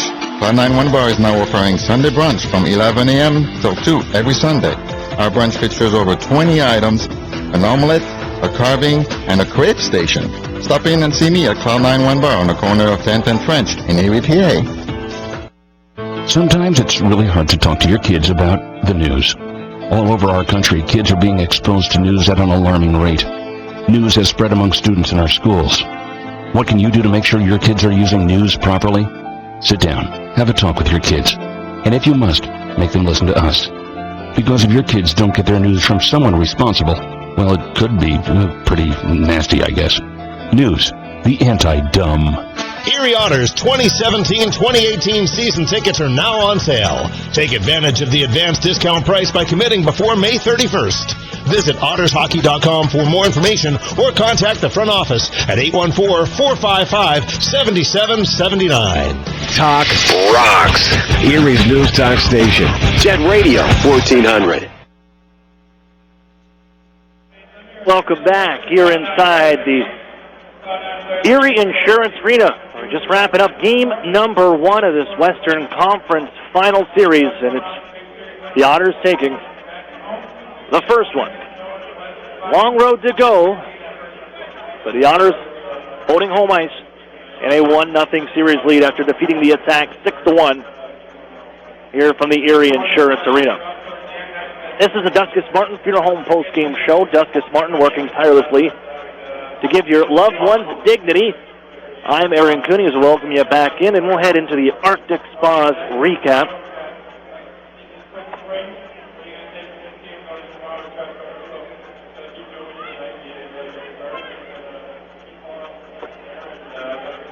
As it started in the first period and early, the Otters, you could tell there was some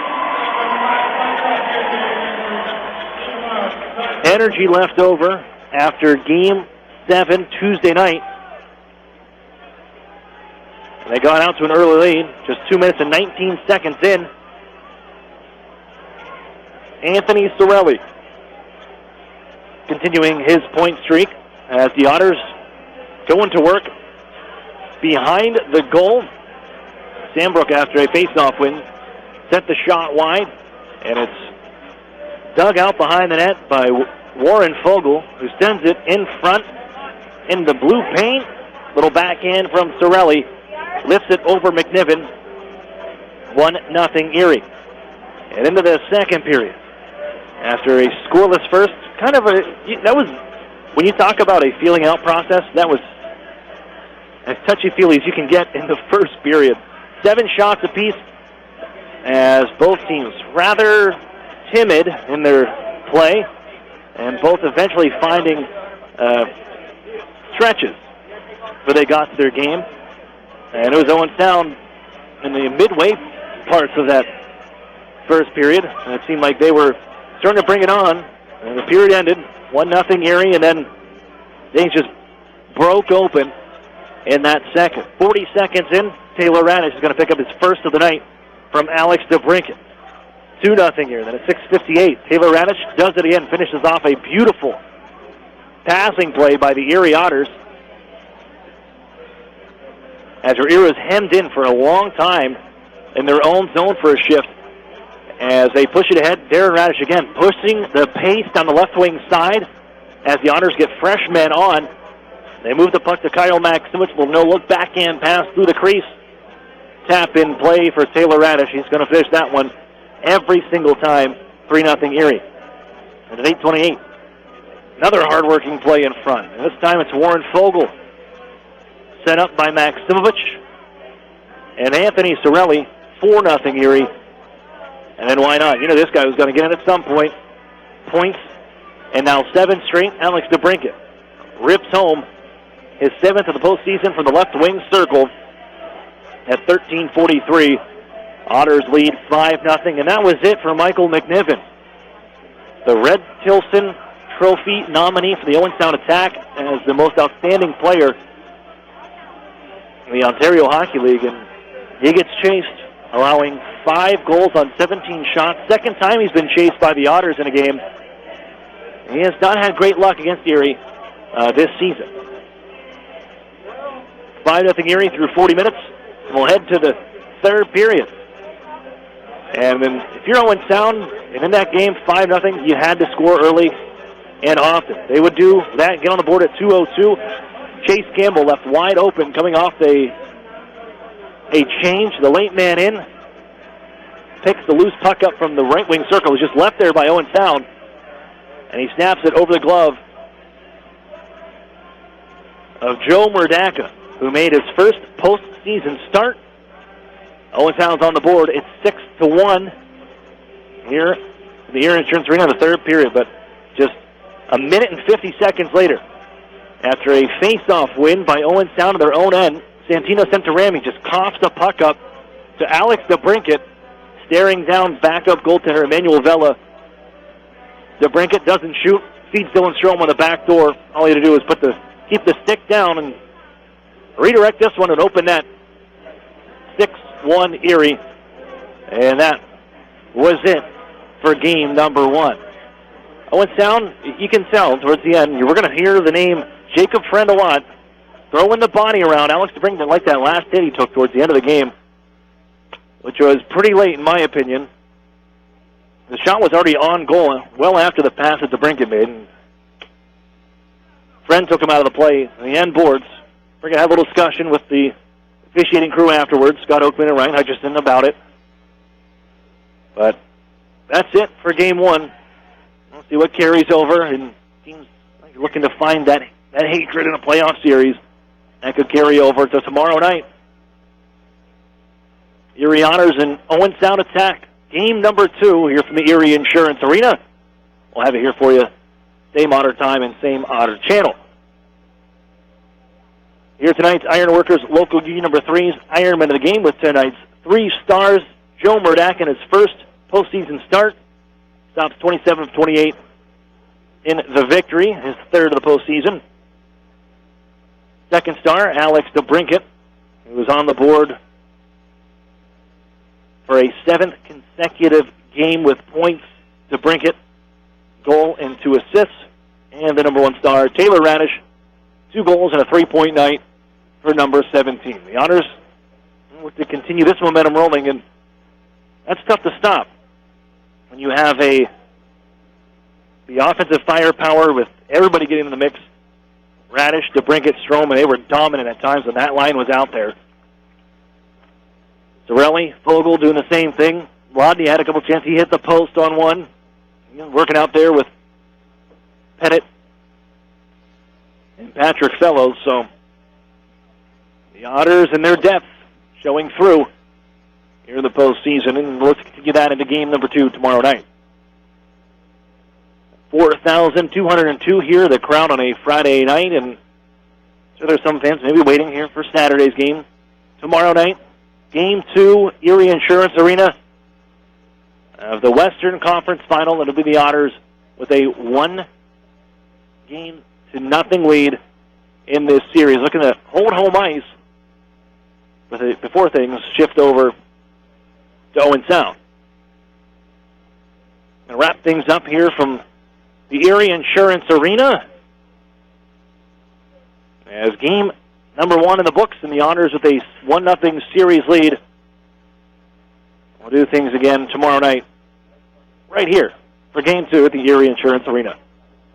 For Caleb McLaughlin and for Greg Moss back in studio, I'm Aaron Cooney saying goodnight. Final score 6-1. Otters prevail in game number 1 and have a 1-0 series lead heading into tomorrow night's game number 2. You've been listening to the Erie Otters on Jet Radio 1400. Talking, yapping, complaining, commiserating, collaborating, scheming, solving, saying, speaking, verbalizing, vocalizing, vilifying, vindicating, expressing, expounding, articulating, discussing, chewing the fat, shooting the breeze, splitting the take, blowing hot air, flapping our gums, waxing eloquent, throwing the bull, letting off steam, getting it out of our system. You get the idea? Talk. It's what we know. and what we do best. Jet Radio 1400, Erie's news talk station. And we now join the Pittsburgh Pirates, already in progress, here on Jet Radio 1400. Warren here in the 7th.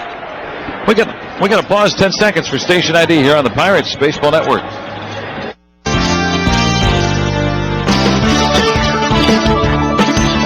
WJT Erie. I'm Joe Block along with Steve Blass. Our producer-engineer Doran Check with you here from PNC Park in Pittsburgh. 4-3 Pirates here in the series opener. Jordy Mercer 1 for 3 tonight. Homered to lead things off in the first. Takes down and away ball 1.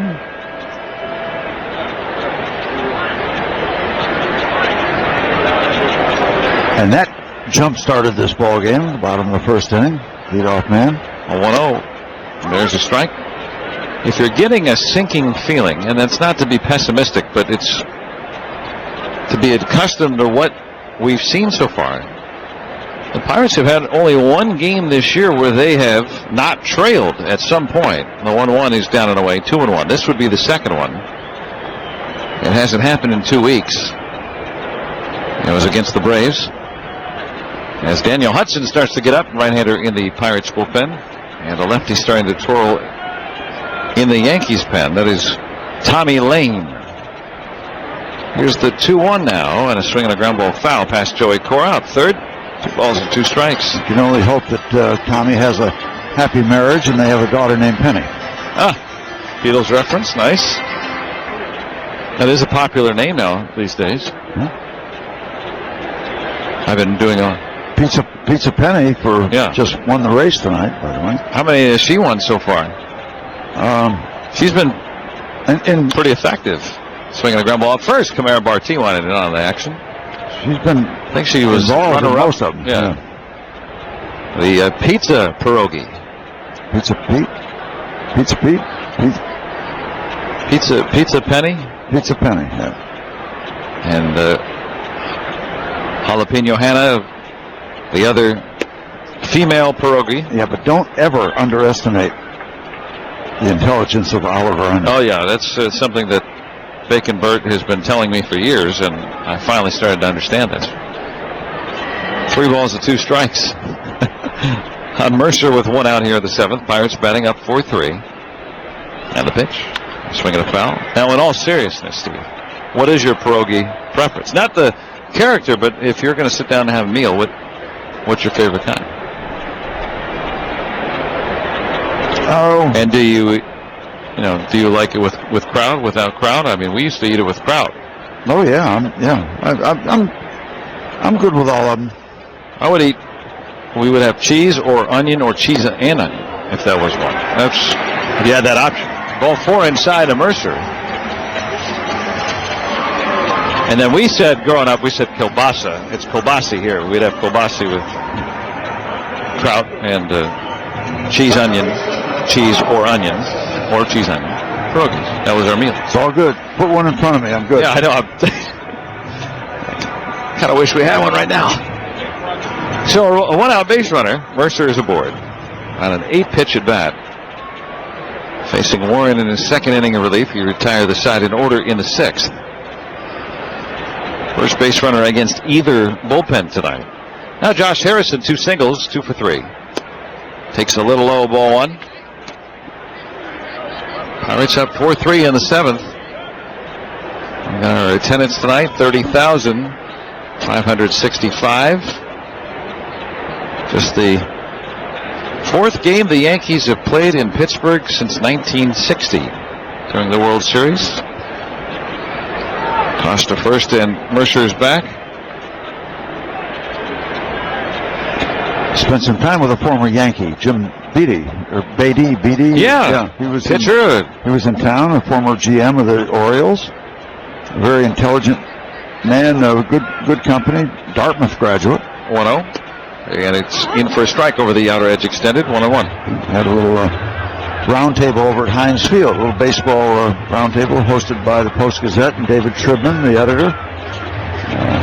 Neil Huntington, Don Schwall, former Pirate. Jim Beatty, Dr. Pat DeMayo was involved. Had a good time. Nice turnout. Good fun. Warren sets, and the 1-1. And that's a little low. 2 balls and a strike to Josh Harrison. Yeah, we just don't have a lot of interaction with the Yankees. Of course, every 3 years interleague play, get the American League East. Pirates have played at Yankee Stadium more often than the Yankees have played here. Mercer leads in a toss over. He's back.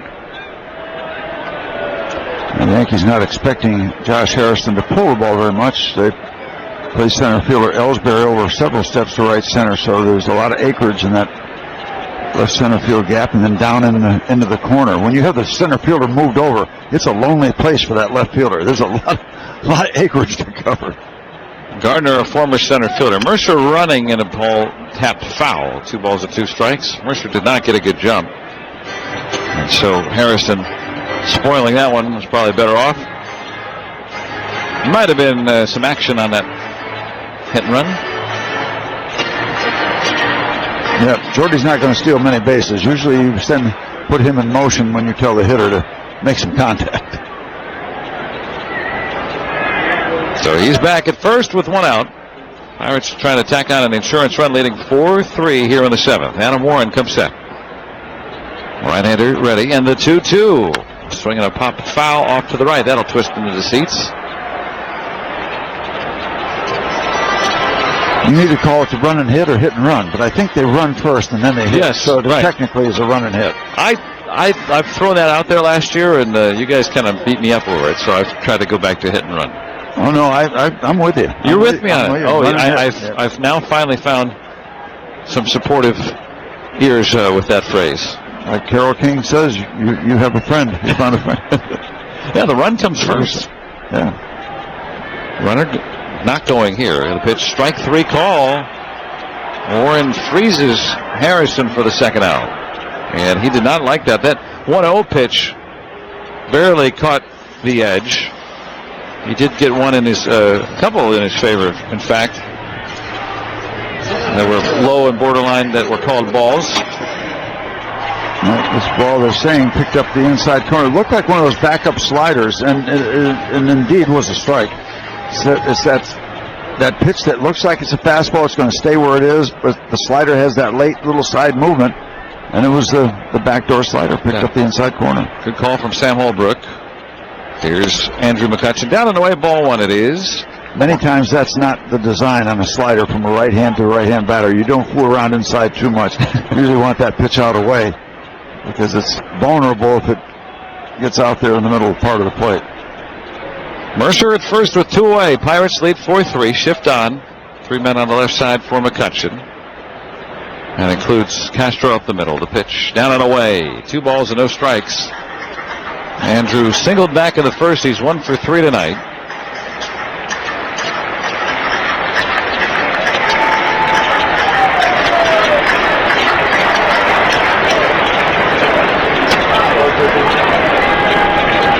Torres, the shortstop, now moving over a couple steps to his right. Trying to gather 2 men near that left side. Here's the 2-0, and that's a little high. 3-0. I don't remember McCutcheon hitting a lot of hard ground balls up the middle, but it seems like he hits a lot between shortstop and third. Mm-hmm. Yep. And even though they're stacked over there, if you hit the ball hard enough, I don't care how many guys got over there, you don't have time to react more than a step. 3-0, fouled right back. 3-1. Green light. And he made it count in terms of the swing. Gearing up. McCutcheon's already hit 2 home runs this year. Pirates lead 4-3. They've led from the second pitch. Mercer homered to center. Their lead is 1 run. They've made a couple of errors tonight that have led to runs. 3-1. And a swing and a pop-up. Shallow right field. The second baseman Castro has to come a long way, and he dropped it. It went off his glove and trickles behind Judge in right. Mercer's going to score, and the Pirates pick up a run. Thank you, Starlin Castro. Wow, and that ball was up a long way, so Jordy Mercer with 2 outs just kept on trucking around, and that is a huge gift. So now the Pirates pick up a run on a costly error. Well, that was far from routine because Castro, who was stationed on the left side of the infield, had to come a long way. But he got to the spot. He got there. The hard part was getting there, and then he was there and dropped it. And that's going to be it for Adam Warren, a pitching change here. And Mercer running that ball out all the way, not assuming anything. And he ends up scoring that extra run. 5-3 Buccos in the 7th with 2 outs. Back in a moment on the Pirates Baseball Network.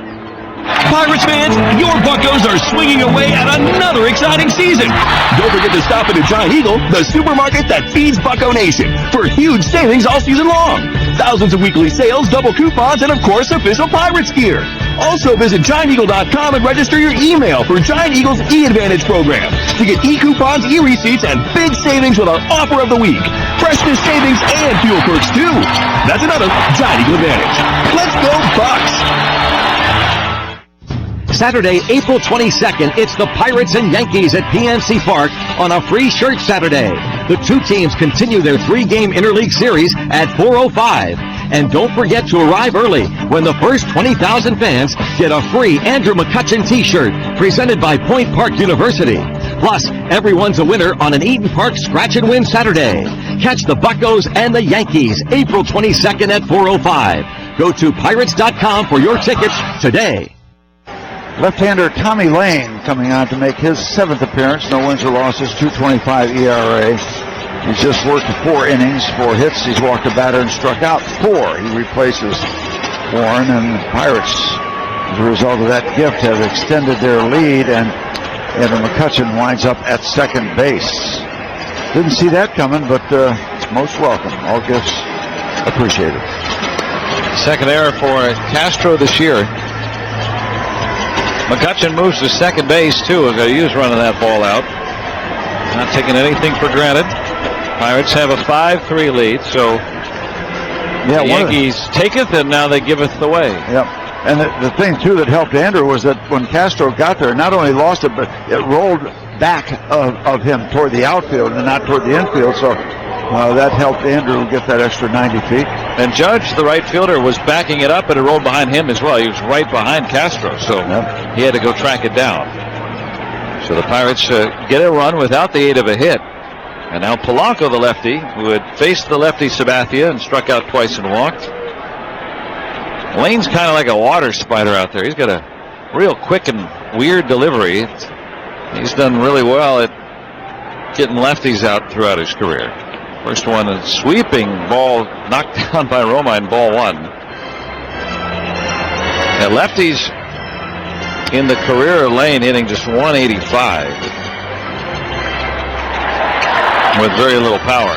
Big save by Romine there.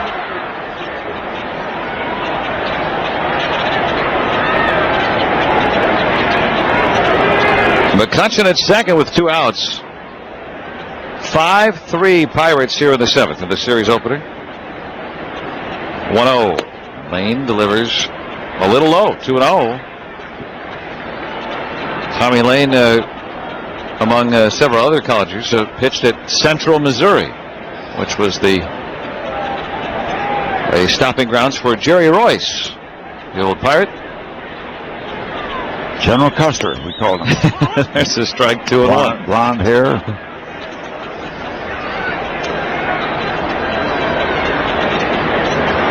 He had a great career. I pitched for the Pirates in the mid-70s. I think, didn't he finish up the Buccos too? I think right at the end. Here's the 2-1. Yes, he did. Now outside 3-1.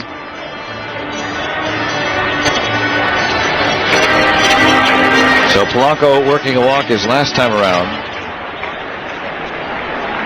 Lane does not throw hard, but tries to throw the kitchen sink at you, all sorts of different stuff. Yep, give you a little sidearm action, a little move toward first base, throwing back across his body. 3-1, called a strike. Polanco had set his bat down behind home plate. Started taking his batting gloves off. And not so much Tommy Lane, but Romine, the catcher, has to remember that Polanco struggled against the off-speed breaking ball of C.C. Sabathia early in the game, so our catcher will remember that. And that's exactly what he called for from Lane there. McCutcheon at second, a run in, the 3-2. And a little low. That time it's ball 4. And so Polanco has done a good job working a couple of walks against lefties tonight. That's it for Lane, his specialist, and he's gone. Yeah, these days kind of rare to see the lefty specialist, but that's it for him. With the lefty killer, the righty batting David Freese coming up, Joe Girardi's going to pull him. So Lane doesn't do the job. The inning continues. Pirates with first and second, 2 outs, leading 5-3 in the 7th. Back in a moment on the Pirates Baseball Network. Show your hometown pride with a Pittsburgh Pirates PNC Bank Visa debit card and get special cardholder perks and discounts. PNC Bank, the official bank of the Pittsburgh Pirates. Visit pnc.com/piratescard for details. An annual fee of $10 will be assessed to the primary checking account associated with the card. Visa is a registered trademark of Visa International Service Association and used under license. PNC Bank, National Association, member FDIC. There's no better way to catch the Buccos this season than with the Sheets 10-game MTO plan. You can pick up any 10 games of your choice, excluding opening day. Games include matchups against the Cubs and Yankees, plus fireworks nights, fan jams with Flo Rida and Chicago, giveaway nights, and more. Plus, you'll receive special deals from Sheets and $25 in loaded value. Plans start as low as $190. Get yours today at pirates.com/10pack. Right-hander Jonathan Holder coming in to make his 7th appearance. And Owen Lost is just 4 1/3 innings, 7 hits. He's not walked a batter and struck out 6. He becomes the 4th pitcher of the evening for the New York Yankees. Holder out of Mississippi State, grew up in Gulfport. Right on the Gulf. Aptly named. And they'll face David Freese. 1 out of 3. Drove in a run back in the first inning tonight. Pirates, if they can win tonight, I keep joking about how they'll win all 3. Well, every series this season has been a sweep. Either the Pirates have swept or have been swept. And you have to go back. This is courtesy of John Drecker, who looked this up. The last time the Pirates had 6 straight series sweeps to begin this season. You've got to go back to when they were called the Alleghenies. It was 1890. So I guess it's bound to come to an end in this series. But, hey, if you start off with a win, just maybe they'll get 3 out of it. Maybe you'll be remembered for over 100 years. Yeah. First one from Holder. Down and away, ball 1 to Freese.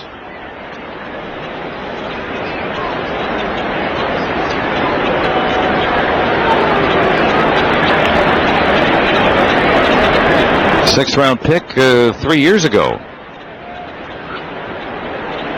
He'll come set with 2 on and 2 out. McCutcheon leads from second. Polanco from first. The pitch. Swinging a line drive into center field. That's going to drop in. Base hit. McCutcheon around third. He's heading home as the throw goes to third. 2-out RBI single. David Freese, and it's 6-3 Buccos. David does it again. He has come up big so many times. And the Pirates cash in on the air, and they are still in business. That's their first hit of the inning, Steve. Yep. 2 walks, an error, and now that base hit. Pirates have gotten a pair back, and after that error permitted 2 to cross back in the 5th inning, well, they've gotten it right back here in the 7th. Now you get Cervelli to catch a gap, you're really going to have some amore. Cervelli's hit the ball hard a couple of times tonight, but he's 0 for 3. Also struck out. First pitch, and it's outside ball 1.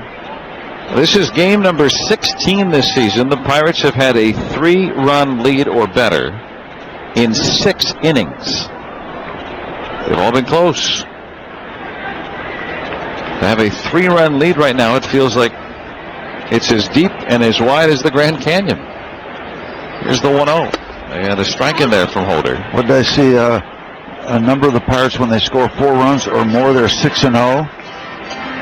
And if they don't ask. If they don't score, well, we can ask tonight because we've already bypassed it. Right, yeah. So it's hard to bring it up. Well, that shows you how good the pitching's been. I mean, 4 runs, that's not a ton. But that shows you, hey, the pitching's been very, very good. And again, it was tonight. So far, here's the 1-1. He's swinging a foul back. Jammed him with a fastball in his hands at 91. 1-2. Glass now tonight, 4 2/3. He was not, in my opinion, he was not as sharp as he was against the Cubs, but he was more effective because he got out of some 2-out jams. Yeah, I saw him being effective, but I saw him more comfortable out there, believing that he belongs out there and he's capable. He gave up 3 runs, 1 earned in his 4 2/3, and so far between Nicasio and Rivero, they've retired the 7 men they faced in order. Strike 3 call on a breaking ball. Pulled him, and he knew it. And Cervelli caught looking for the second time tonight, but the Pirates pick up 2 on just 1 hit, 1 costly error, and 2 left. We're through 7 from PNC Park. Pirates lead the Yankees 6-3.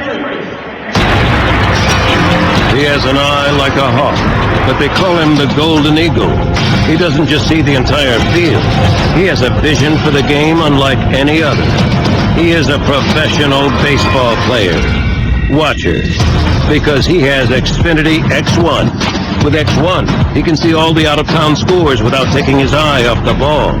Plus, he gets detailed stats, like hot and cold zones, pitching matchups, and play-by-play updates right on his TV.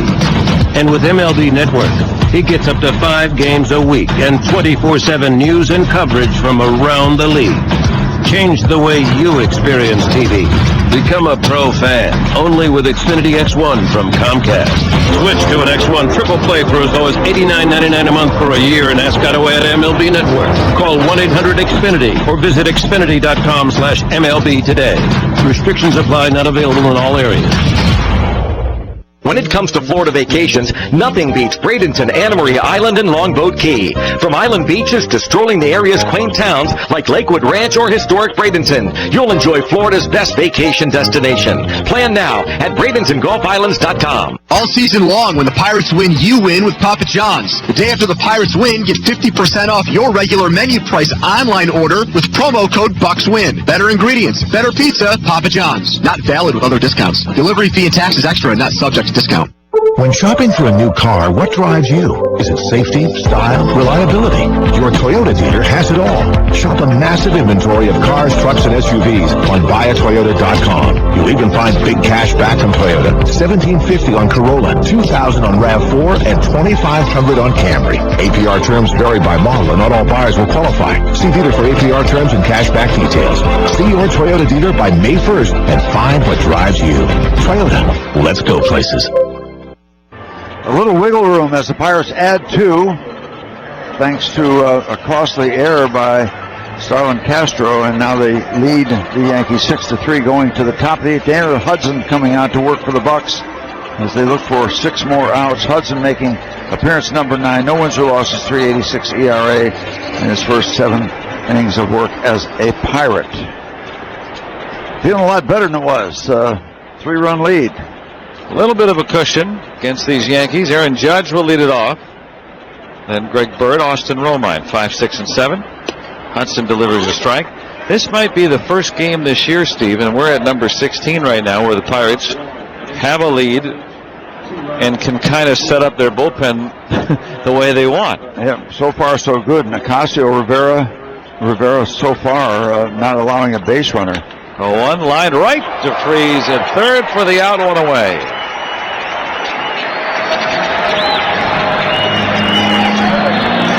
So 8 in a row retired since Nicasio came into the ball game looking for an out in the bottom or the top of the 5th inning. He got that out, and the bullpen has been on a roll. Well, we talked about it in spring training. You know, the rotation we thought would be a question mark. We didn't know if it would be good, bad, somewhere in between, because of all the young pitchers. Would Ivan Nova continue what he did in his cameo with the Pirates last season? So far, everything has been positive in that direction. Bird shows a bunt, takes down low ball 1. Now, we thought the bullpen would be a big strength, and this is kind of the first game where you can kind of, all right, you got a lead, set it up. Yep. And this is kind of stuff that we were hoping for and maybe even expecting. So far, it's been nothing but zeros across. There's a strike and 1-1. You just can't make it a lifestyle when you go to your bullpen in the 5th inning. But tonight it's working as planned. Well, if you're going to have it like that, have it after an off day. And after a series where the bullpen pitched very little. The starters went deep in that Cardinals series. Here's the 1-1. Everybody's fresh. Inside 2-1. Bird tonight 0 for 3. He reached on an error back in the 5th that permitted 2 runs to score. The Pirates ended up benefiting, scoring 2 runs after an error by the Yankees second baseman last inning. Now the 2-1 pitch. Bird swings and grounds it into the shift. Harrison playing near the bag at second, throws on to first for the out. That was the traditional part, but David Freese was out in short right, the third baseman. Didn't get to him though. 2 away, and Austin Romine is coming up. 9 in a row now.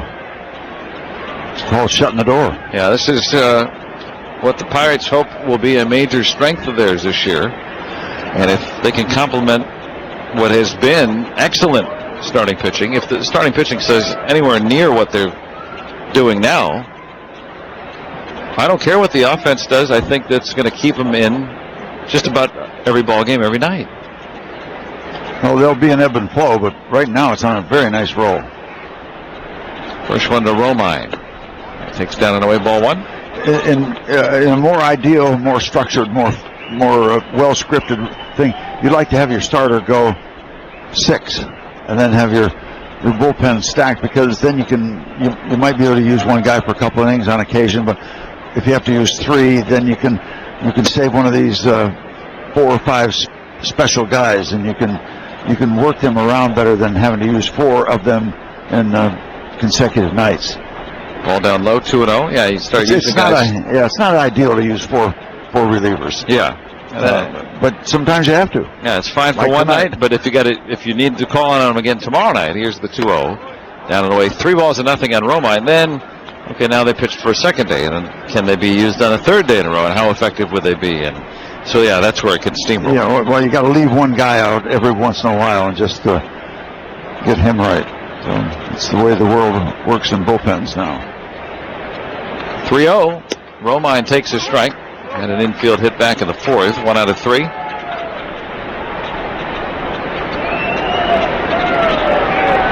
Yankees have action. This is the ideal sequence if you have to work it. Nicasio, Rivera, Hudson, and Watson. Tyler Clippard up for the Yanks. 3-1 fouled back, and now 3-2 on Romine. Son of Kevin Romine, who was an outfielder in the late 80s, early 90s for the Red Sox.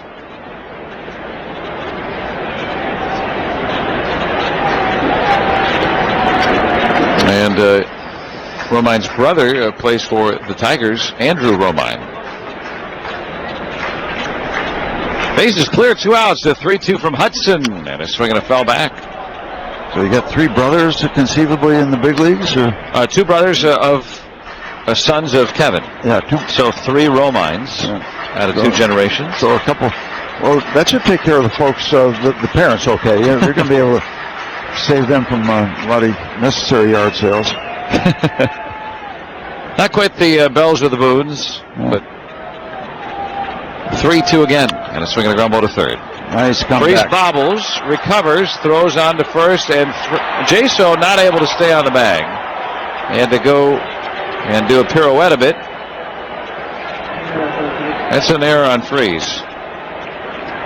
We've seen some unsure play in the field tonight for both squadrons. 4 errors total, 3 for the Buccos. And when you're trying to run it down and count down outs, these plays make you nervous that the door is opened. Jaso had to go up and then come back down and couldn't do it in time. Yeah, gravity, you can't speed that up. No. So Aaron Hicks is going to be called off the Yankees bench to pinch hit for Ronald Torreyes. Well, let's make it a moot point, shall we? Hicks is a switch hitter. That's the first base runner off the Pirates bullpen. It comes on an error. And most baseball people will tell you it is hard to win baseball games when you commit 3 errors. Now, tonight the Pirates are still in very, very good shape, but it's still, you get a little nervous when the door is open. Pirates lead 6-3 in the 8th. 2 outs, runner at first. And the first one to the switch hitting Hicks is outside ball 1. Batting left against the righty Hudson. Most. Go ahead, Steve. Yeah. Go ahead. I'm going to tell you that Hicks is at 296 with 4 home runs. He's 1 for 3 with a home run as a pinch hitter. I was told by every one of my managers first day of spring training, we're not going to give people 4 outs. Here's the 1-0. And it's a strike, 1-1. Every error has led to runs tonight. All the 3 runs for the Yankees. One of the first commandments of baseball. Give them their 3 outs and no more. They're entitled to 3 outs. Don't give them 4 or 5. Hudson comes set. Romine not a threat to run at first, getting a small lead. The pitch. Wave and a miss. 1-2. Daniel Hudson, who can throw the ball very, very fast, did not throw that one fast.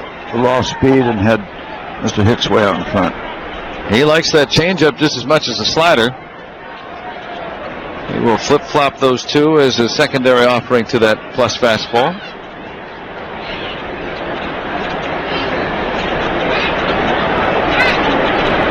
Matt Holliday is out on deck if Hicks gets aboard. 6-3 Pirates in the 8th. Here's the 1-2. It's in the dirt. And Cervelli stops at 2 balls, 2 strikes.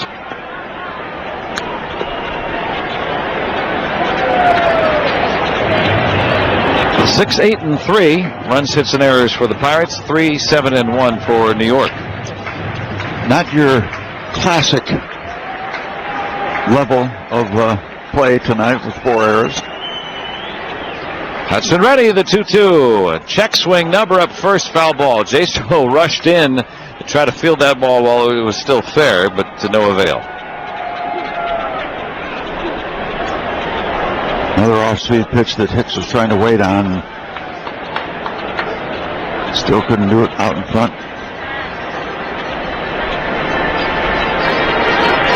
And Cervelli will have a brief word with Hudson. Trying to get Hicks, the former Twin.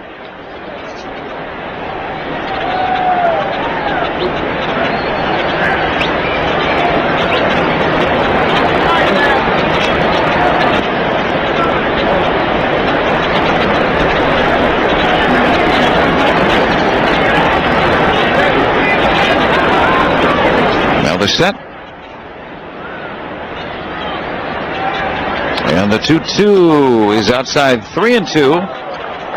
Aaron Hicks with number 31 on his back. He wanted to wear the same number as Dave Winfield, who was dubbed by the late Yankees owner George Steinbrenner as Mr. May because he wasn't as clutch as Reggie Jackson, who preceded him as the Yankees' big star, but Winfield, one of the game's very best.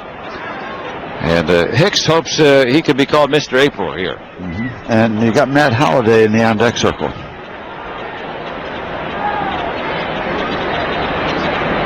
Runner goes on 3-2. And a swing and a ground ball. And Harrison knocks it down and right. It's going to be a base hit for Hicks. And Romine will move to third. And Holliday will come to bat with the tying run now coming to the plate here. So that 2-out error making things very interesting with the Pirates leading 6-3 here in the 8th. We got a step out 10 for station ID on the Pirates Baseball Network.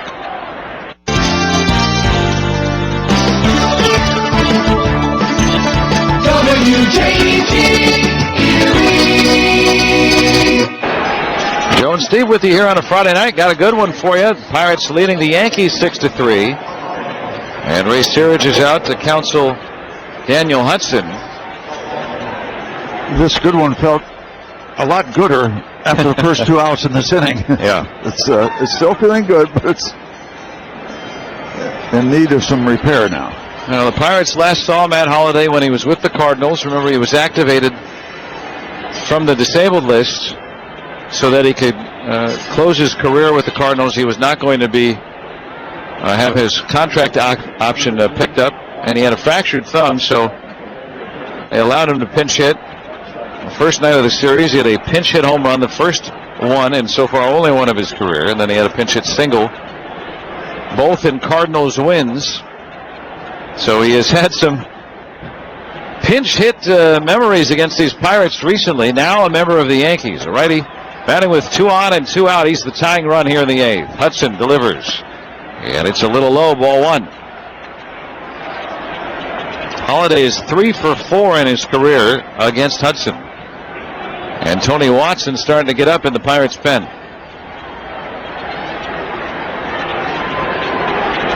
Two quick outs, and now some drama. Here's the 1-0. And it's a little low again. A fastball missing at 96. 2-0.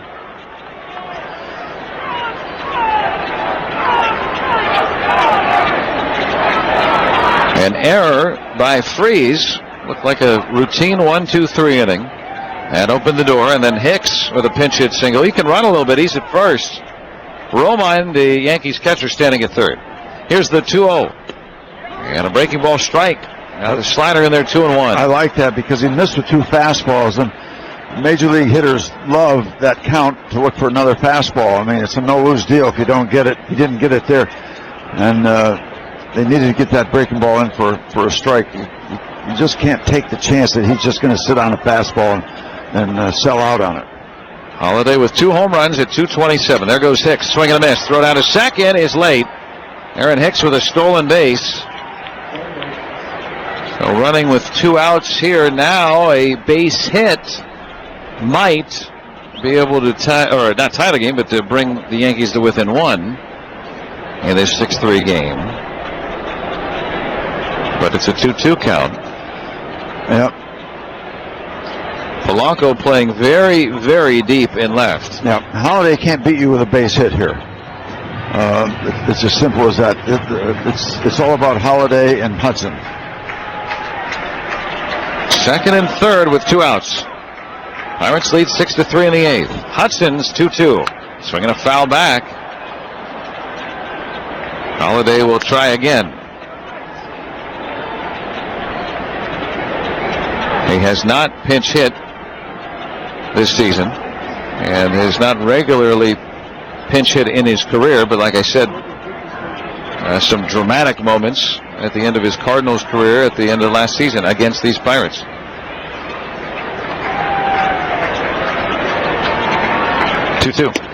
Oh, just missed with an inside fastball, 3-2. Well, and you can hear the reaction in the background of over 30,000 people that thought he picked up that inside corner.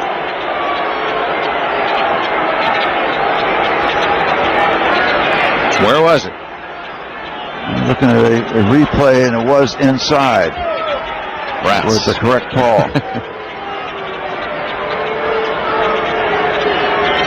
Yeah, Holliday is a pinch hitter.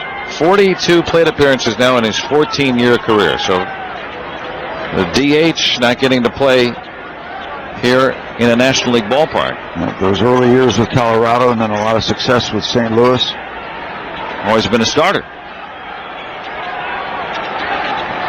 Romine at third. Hicks trails him with good speed at second. Now Cervelli's going to come out. Big moment here with 2 outs. They're going to have to resod that line between home plate and the pitcher's mound. Get more grass grown. There is a reason why I think in the 30s and 40s and 50s, most ballparks just had it worn out there. Strip. Yeah. There couldn't have been this many conferences, though. There could there have been. None of those 2-hour and 10-minute games, I don't right? think so. No, correct. Here's a 3-2 from Hudson. Swing and a miss. He struck him out, and now Holliday has to be thrown out at first. And Hudson gets the job done. Yankees threaten a hit and an error. 2 left in scoring position. Buccos coming to bat in the bottom of the 8th, still leading 6-3. Cheer on the Bucks, whether you're home or away, with the Pittsburgh Pirates PNC Bank Visa debit card, and get special cardholder perks and discounts. PNC Bank, the official bank of the Pittsburgh Pirates. Visit pnc.com/Pirates card for details. An annual fee of $10 will be assessed to the primary checking account associated with the card. Visa is a registered trademark of Visa International Service Association and used under license. PNC Bank, National Association, member FDIC. Spend to Sunday Funday with the family on a Kids Day, April 23rd, when the Pirates take on the Yankees at 1:35. All kids 14 and under will receive a water bottle, presented by Allegheny Health Network Transplant Institute. The fun begins on Federal Street before the game in the #1 Cochran Family Fun Zone. After the game, kids get to run the bases, compliments of the original pizza loves. Head to PNC Park for Kids Day on Sunday, April 23rd at 1:35. Go to pirates.com for tickets. Liz, your stress ball sales are looking great. Yeah, it's stressing me out, though. Whoa, what's wrong? Slow shipping has us in a tight squeeze. Try FedEx Ground. It's faster to more locations than UPS Ground. Which means less stress for less. Yep, FedEx Ground can keep things moving quickly and cost-effectively. FedEx Ground. Get fast ground shipping at FedEx.com. To see if the Lexus NX is right for you, eliminate one word from each of the following: style or substance, utility or agility, capable or captivating. Can't decide? Fortunately, this is the luxury crossover that goes beyond utility, meaning the only word you really have to eliminate is all. The Lexus NX Turbo and Hybrid. See Lexus of North Hills and Rorick Lexus. Well, it's not easy, but the Pirates still lead 6-3 going into the bottom of the eighth. Pitcher for the Yankees, Tyler Clipper, one-time closer for the Nationals, making his eighth appearance, 0-1, and even 3 ERA. One save so far for the Yankees in his first 6 innings of work. Struck out 9 in his 6 innings, and he will face Adam Frazier. Frazier's the right fielder. He'll bat, and then the pitcher spot due to follow Alan Hansen is out on deck. Here's the pitch from Clippard, and it's down low for ball 1. Pete Kozma comes in the ballgame to play short. Remember, Torreyes was pinch hit for.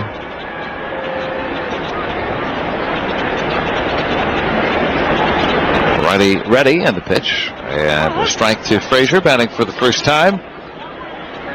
Hitting at .295, a home run and 4 RBIs. Kozma will bat in the 8th spot. Pitcher bats in the 9th spot. Here's the 1-1. And a swing and a comebacker to Clippard. Frazier is thrown out 1-3 to start the Pirates' 8th inning. And Alan Hansen's going to come up and bat for Hudson. Well, for the Yankees, if it ends up mattering, Higashioka is the backup catcher without a major league hit, and he's the only man left on their bench. Pirates go with Hansen here. He is 2 for 7. Corners are in, and the pitch from Clippard. He's high and away for ball 1. Clippard, 2-time All-Star, both with the Nationals, was drafted by the Yankees, but traded before he got going as a big leaguer. And now back with New York as of last July. Swing and a miss. This one through that pitch at 90. Fastball from Clippard, 1-1. So far, so good. We're running the table, although we've been avoiding some potholes. And now we're down to 3 outs away from holding on. There's the 1-1. And a check swing strike taken off speed that time, 1-2. John Jaso was out on deck. It's time for tonight's play that made a difference, and is assuming this one stands. What do you got so far? The Castro play. Now that took a 4-3 game, made it a 5-3 game. Here's the 1-2. Ball poked down the left field line. This one heading toward the seats, and it'll get in there. And then opened the door for a 6th run. I'll say also a close second to Josh Bell home run to make it 4-zip. And that was early. That was back in the 2nd inning. Giving Tyler Glass now some room with which to work. He went 4 2/3 tonight. Was a strike away from completing 5. He would have been eligible for his first major league win. That's tonight's plays that made a difference. Be a major league lifesaver with the Pirates and Central Blood Bank. Make a difference. Donate blood. Hansen swings and misses, another off speed in on his hands. And 2 up and 2 down against Clippard here in the Pirates' 8th inning. Back in the day, Tyler Clippard had 32 saves for the Nationals one year. The man. These days, the man for the Nationals is Mr. Harper. I was going to say, who is our closer today? I think it's Sean Kelly today. Might be Coda Glover tomorrow. It's been Blake Trinan already. First one to Jaso, 0 for 1 tonight. Takes down low, ball 1. Everything changes so quickly.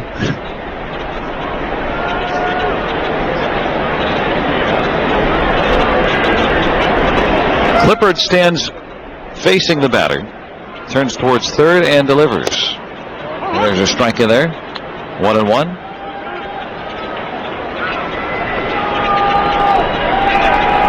Watson ready, and he will come on in the 9th to try to save it. Pirates lead 6-3. 2 outs, bases empty here in the 8th. Clippard's 1-1. Jaso takes strike 2. Keeps offering that changeup. It's a good one. And with that, they'll move their third baseman, Headley, over to be a second baseman once again with a 1-2 count. And the pitch is down and in. 2 balls and 2 strikes. It takes him almost as long to shuffle the infield as it does for Clippard to unfurl his next pitch. They don't feel like John is going to push the ball or bunt the ball down the third baseway at this point.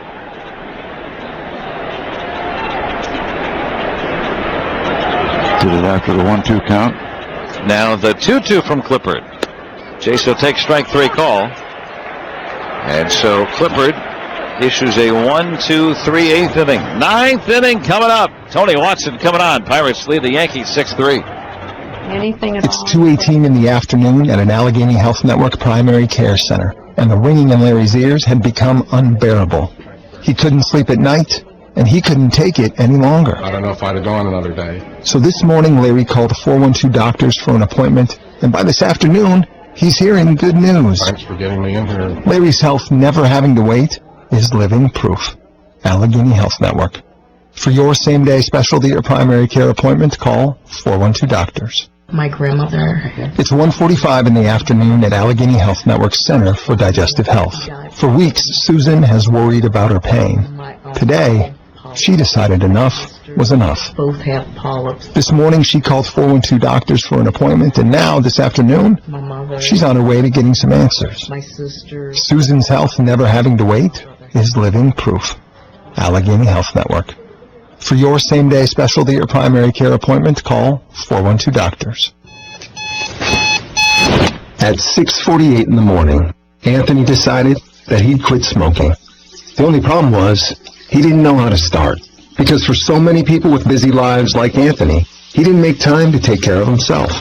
That's why Highmark offers health coaches. Health support that's just a phone call away 24/7. Living proof of the difference you can make when you're all for health. Highmark, Blue Cross Blue Shield. Visit highmarkbcbs.com. Allergy congestion. Cut grass. Cat on the sofa. Dust in the carpet. Whenever allergy congestion makes you feel trapped, break through with Allegra D for 5-in-1 24-hour multi-symptom relief. Allegra D combines a non-drowsy antihistamine with a powerful decongestant for fast relief that starts working in just 1 hour. Break through allergy congestion with Allegra D. Use only as directed. Guaranteed or your money back. Visit Allegra.com. Go to the 9th. 6-3 Pirates. Tony Watson on to try to lock it up. Pirates have won 6 games. He has recorded 4 saves. That's Tony as he comes on to continue the run out of the Pittsburgh Pirate bullpen, which has been just absolutely terrific. At this point, 3 scoreless innings. A couple of them clean. Last inning, the top of the 8th, was a lot of work, but Daniel Hudson got it done. Now Tony Watson trying to record outs number 25, 6, and 7. Here in the 9th inning, brought to you by the Hartford. When the unexpected strikes, the Hartford strikes back with small business insurance. First one up high, ball 1 to Brett Gardner. Chase Headley, Starlin Castro to follow the top of the order. First with the lefty Gardner, who tonight is 0 for 3. He walked and scored a run back in the 3rd. Here's the 1-0. And a strike in there, 1 ball, 1 strike. Pirates trying to snap a 3-game losing streak and start this series with a victory. They have experienced a sweep in every series they've been a part of this season. Here's the 1-1, and that's inside 2-1. So if you believe that will continue. Good for you. Yes. It's going to be a heck of a pitching matchup tomorrow night. Michael Pineda, is still a young pitcher, but he's been around for a few years now. Here's the 2-1. Bunted back toward the mound. Watson fields cleanly, throws to first, gets the out, 1 away. But Pineda versus Tyone tomorrow night, or tomorrow afternoon, I should say, 4:05 start. That will be really good. A couple of young, really good pitchers. Yeah, you might see both of those guys. It's early to talk about, but they might be in the All-Star game this year. A couple of the guys that are underrated to start the year, maybe. Starting to take notice around baseball. Here's Chase Headley, 1 for 4. And he's ball 1. Doubled back in that 3rd inning. Pirates lead 6-3 with 1 out here in the 9th. Watson going for save number 5. The pitch inside, missing, 2-0. Fastball at 91 to the switch hitting Headley. Pirates got their offense early tonight. First 4 runs through 2 innings. Here's the 2-0. And a strike over, 2-1. Leadoff home run by Jordy Mercer in the 1st inning off C.C. Sabathia. The Pirates collected 7 hits off Sabathia through the first 2 innings, but then he settled down. But because the Yankees were trailing, he came out after 5. Here's the 2-1. Swinging a fly ball to center. Easy play from McCutchen, drifting in. And he'll squeeze it for the 2nd out. Everybody gets a chance to stand up now.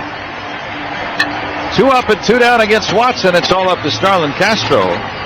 And his error opened the door for a 2-run 7th inning for the Pirates that has extended their advantage here. A 3-run edge is unbelievably different than sitting on 1 run and having that stress that never goes away with a 1-run lead.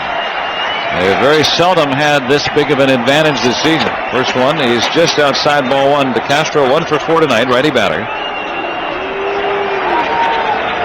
In just 6 innings have the Pirates led by this much or more prior to tonight. Here's the 1-0. Outside 2-0.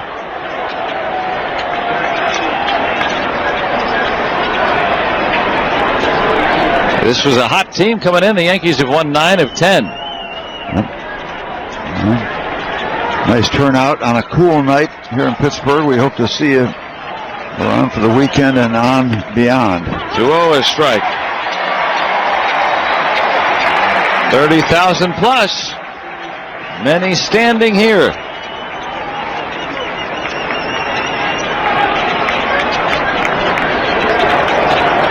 The pitch, swinging a chopper up 3rd, trouble, Freeze charges, bare hands, throws on the first late. Castro beat it out, infield base hit. Never easy. It is never easy. Not much David could do. He gave it his best. He made a good play. And Castro beat it out. Now the Yankees have hits in 7 of the 9 innings tonight. They're out hitting the Pirates 9-8. Retired 1, 2, 3 in the 6th and 7th. Now the left-handed batting Jacoby Ellsbury. Singled twice, walked. That was against the righty Glasnow. Faced the lefty Rivero in the 7th and flied out. Facing the lefty Watson trying to close it out. First pitch. Ellsbury takes a strike. Castro at first with 2 outs. Trying to prevent Aaron Judge from coming up. If he does, he's the tying run. Here's the 0-1. Swinging a flare into center. Long run McCutchen. He can't get it. Base hit, and Judge is going to come up. The big slugger is the tying run here with 2 outs in the 9th. He homered yesterday. 1 for 4 tonight, and now Cervelli's going to come out and have a word with Watson. You didn't want to see this.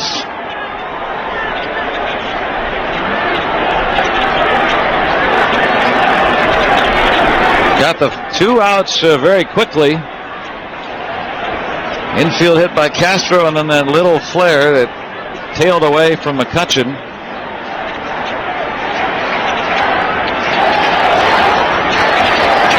Well, it has come down to this. Judge with 5 home runs, 6'7", imposing presence. First pitch, and a check swing and a ball down low. That's Watson's best fastball at 93. But ball 1.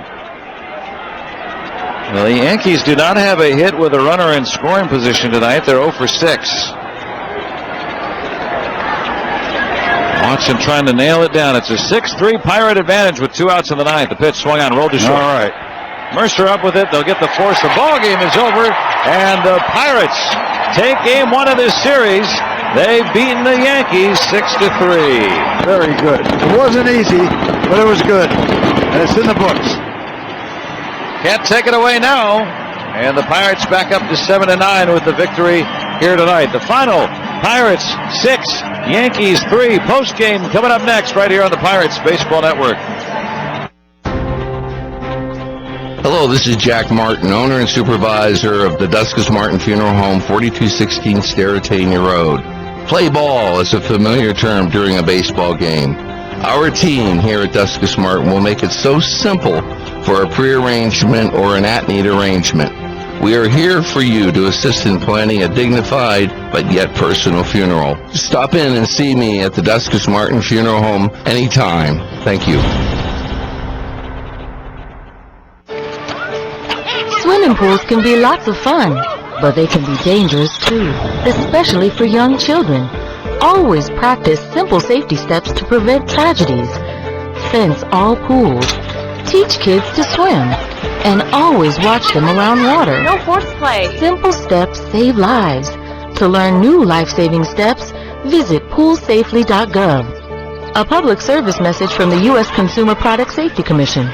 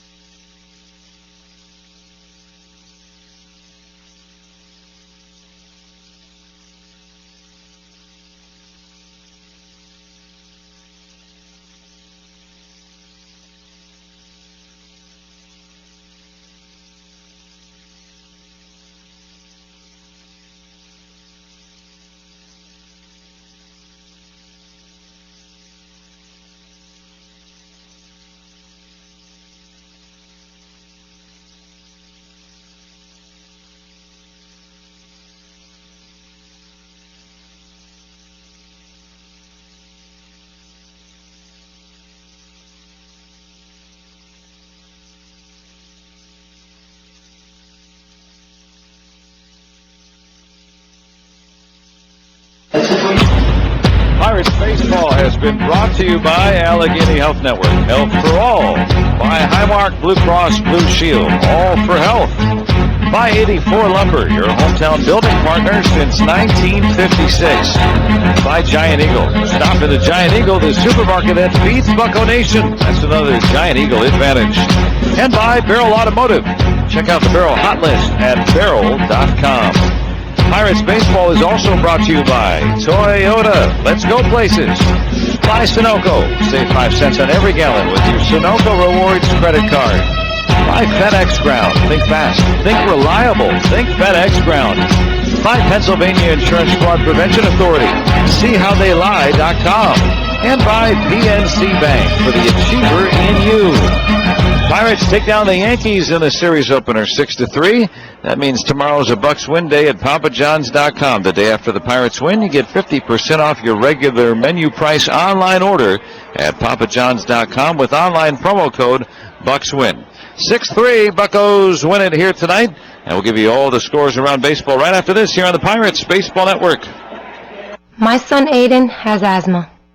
Secondhand smoke has triggered his asthma so badly, he ended up in the emergency room. and spent multiple nights in intensive care. Now he's on a whole bunch of medications.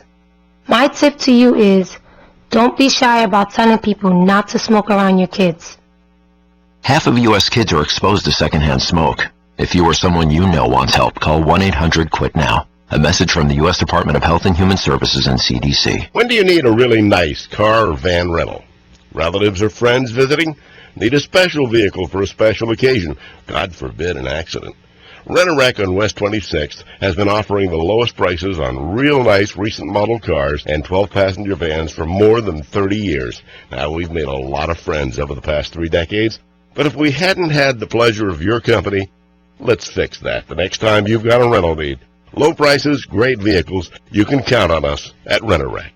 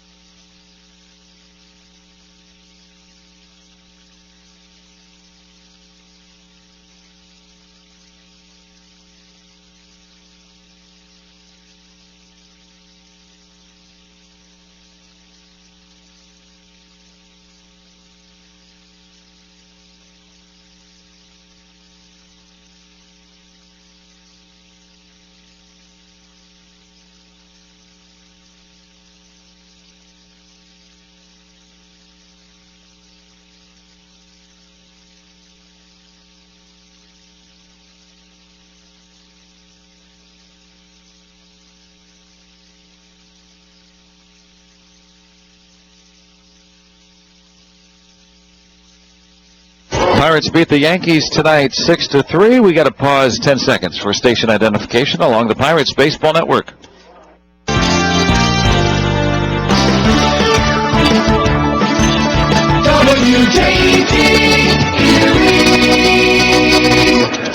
Peoples, their employees, and the Pirates teaming up on the Bringing the Heat program, which donates $25 to the Dollar Energy Fund for every strikeout by Pirates pitchers this season. And the Pirates garner 8 more tonight. They have 112 in total.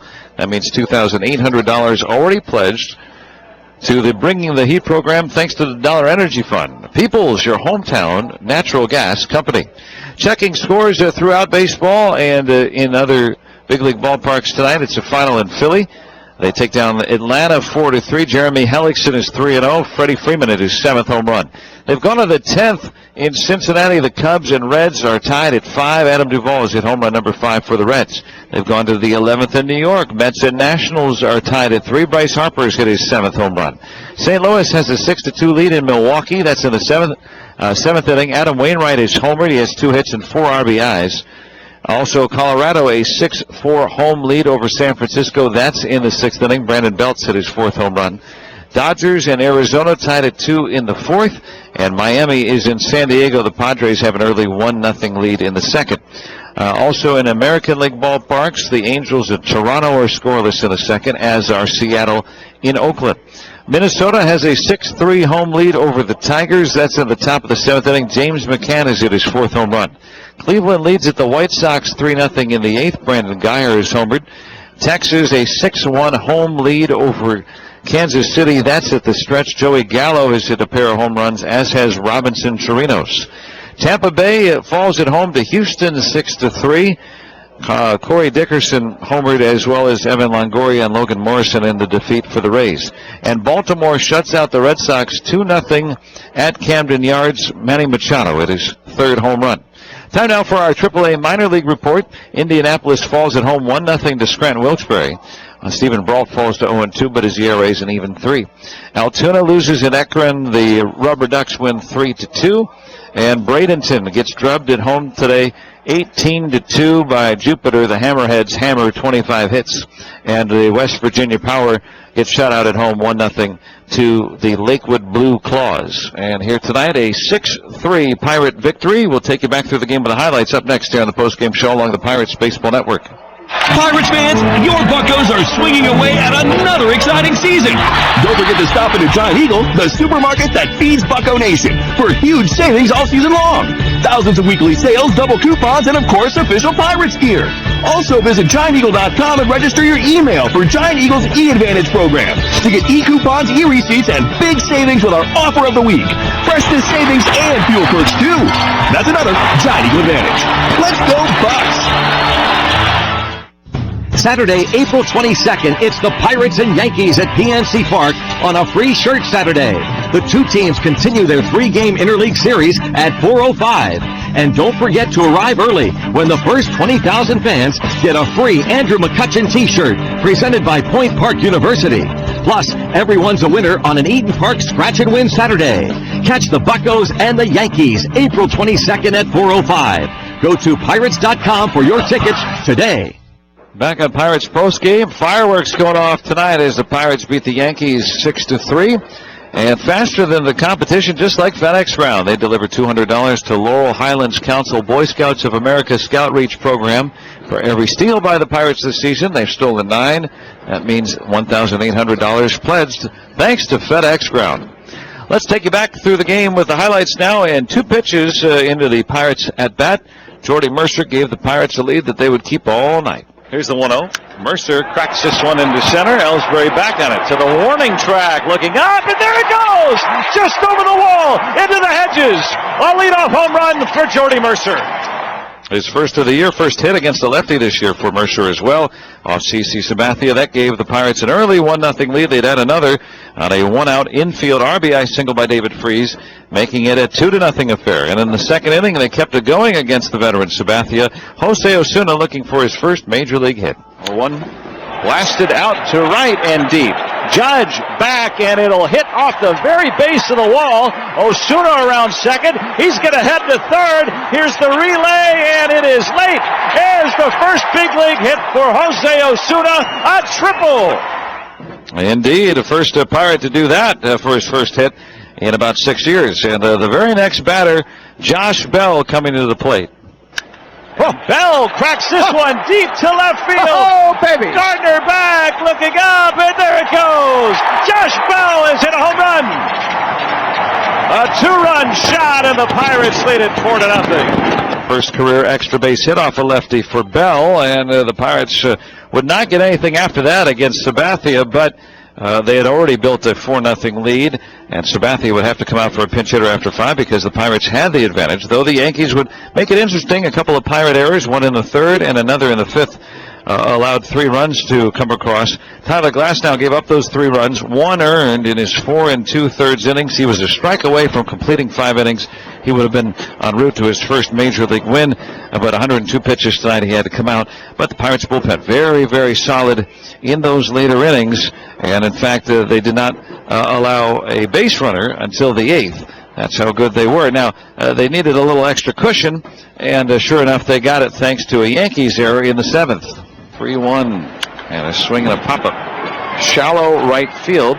The second baseman, Castro, has to come a long way, and he dropped it. It went off his glove and trickles behind Judge in right. Mercer's going to score, and the Pirates pick up a run. And they would add another. David Freese with his second RBI tonight, a 2-out single. That put the Pirates up 6-3. And after the bullpen did such a great job tonight, scoreless, Nicasio, Rivero, Hudson, and then Watson for his 5th save. Pirates win the opener of the series 6-3. And that save brought to you by the Hartford. When the unexpected strikes, the Hartford strikes back. For over 1 million small business customers, learn more at thehartford.com. Pirates win at 6-3. We'll give you all the final totals right after this along the Pirates Baseball Network. Hello, this is Jack Martin, owner and supervisor of the Duskus Martin Funeral Home, 4216 Sterretania Road. Play ball is a familiar term during a baseball game. Our team here at Duskus Martin will make it so simple for a pre-arrangement or an at-need arrangement. We are here for you to assist in planning a dignified but yet personal funeral. Stop in and see me at the Duskus Martin Funeral Home anytime. Thank you. Of course, our kids should eat fresh, healthy foods, but there's no supermarket nearby. I wish we were closer to good health care because of our son's asthma. And closer to nice homes. decent schools, but we have none of these resources. Many variables can shape children's lives, like the zip code where they grow up. Learn how you can help improve your community at HUD.gov/fair housing. Fair housing, shared opportunity in every community. A public service message from HUD in partnership with the National Fair Housing Alliance. There's something very dangerous in your home. It could be hiding in a closet or waiting in the basement. It's not sharp or toxic or flammable, yet it helps send more people to the trauma center than any other household item. Hey, hon, do me a favor and hold the ladder for me. I have a better idea. Let's just call somebody to clean the gutters. To scoop out a few leaves? I'll be down in a heartbeat. Whoa! Ow! Using a ladder might seem easy. Misusing one is even easier. Ask any of the 150,000 people who fell off their ladders into the trauma center last year alone.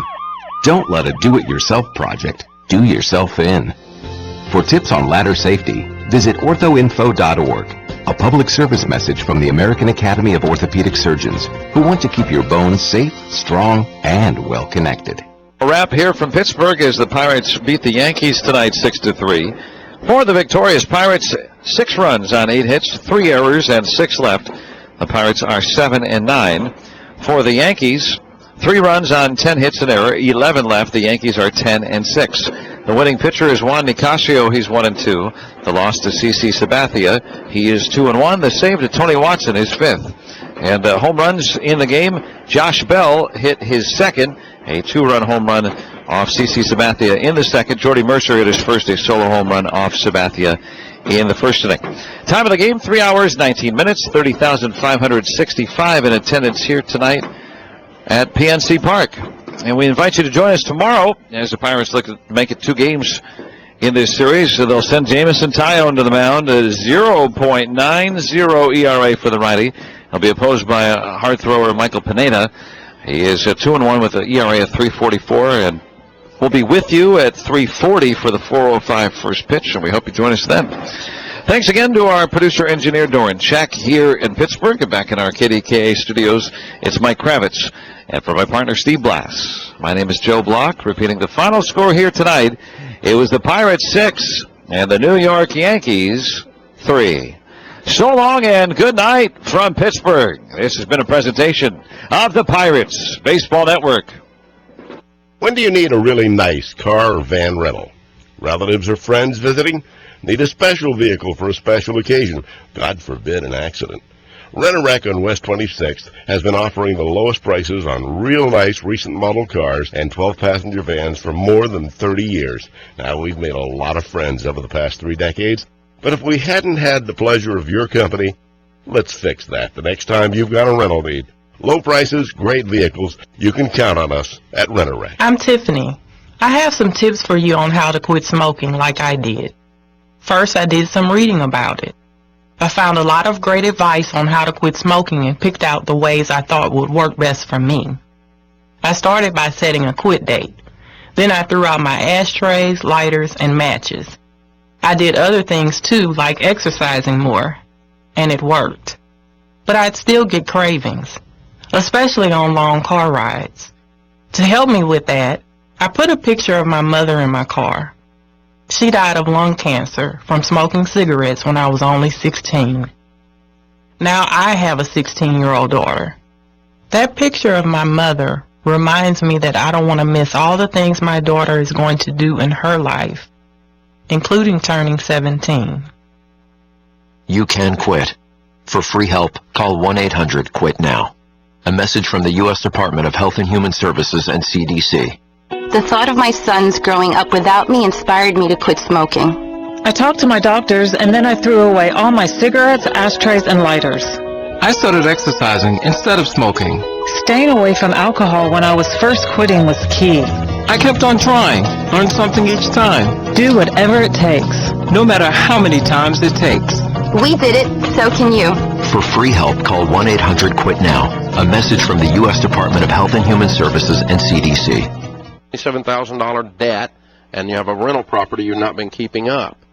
So, you need to really get yourself on a tight budget. You guys make enough money to straighten this up. You're being sloppy with your money, and you're trying to run stuff the wrong way. You need some cash. You need $25,000 in cash as fast as you can get it.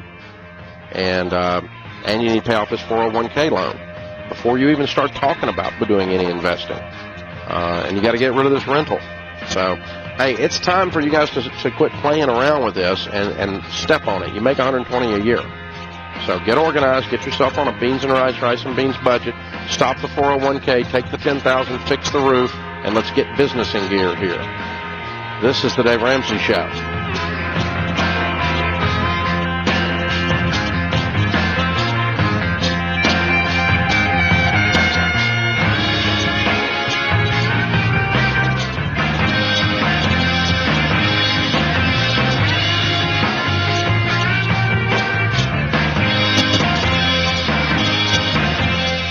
Taking control of your money is not out of reach. All it takes is some discipline. The right tools and a plan can help you reach your goals. That's where we can help. Our online store is packed full of great tools and resources to help get you on a plan, stick with it, and start seeing results. If you're not sure where to begin, our #1 best-selling bundle, the Starter Special, is just what you need. This exclusive bundle includes my all-time bestseller, The Total Money Makeover, plus the ebook of the new national bestseller, Love Your Life, Not Theirs, from Rachel Cruz. You'll learn 7 healthy money habits that will help you live the life you want. Plus, you'll get a deluxe envelope system to help you control your spending, 2 DVDs to help you dump debt, and more. There's a reason why it's our best-selling bundle, because it works. And it's only available online at DaveRamsey.com. Visit us today or call 888-22-PEACE. That's 888-227-3223.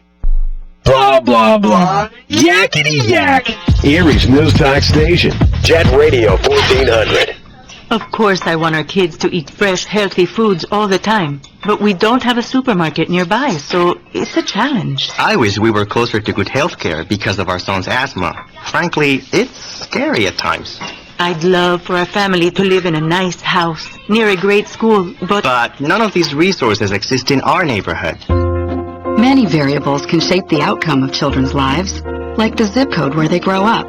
That's because not all communities have the same opportunities, such as quality schools and housing, fresh food, and good health care. There are many ways to improve communities, so everyone has a fair chance, regardless of zip code. You can make a difference.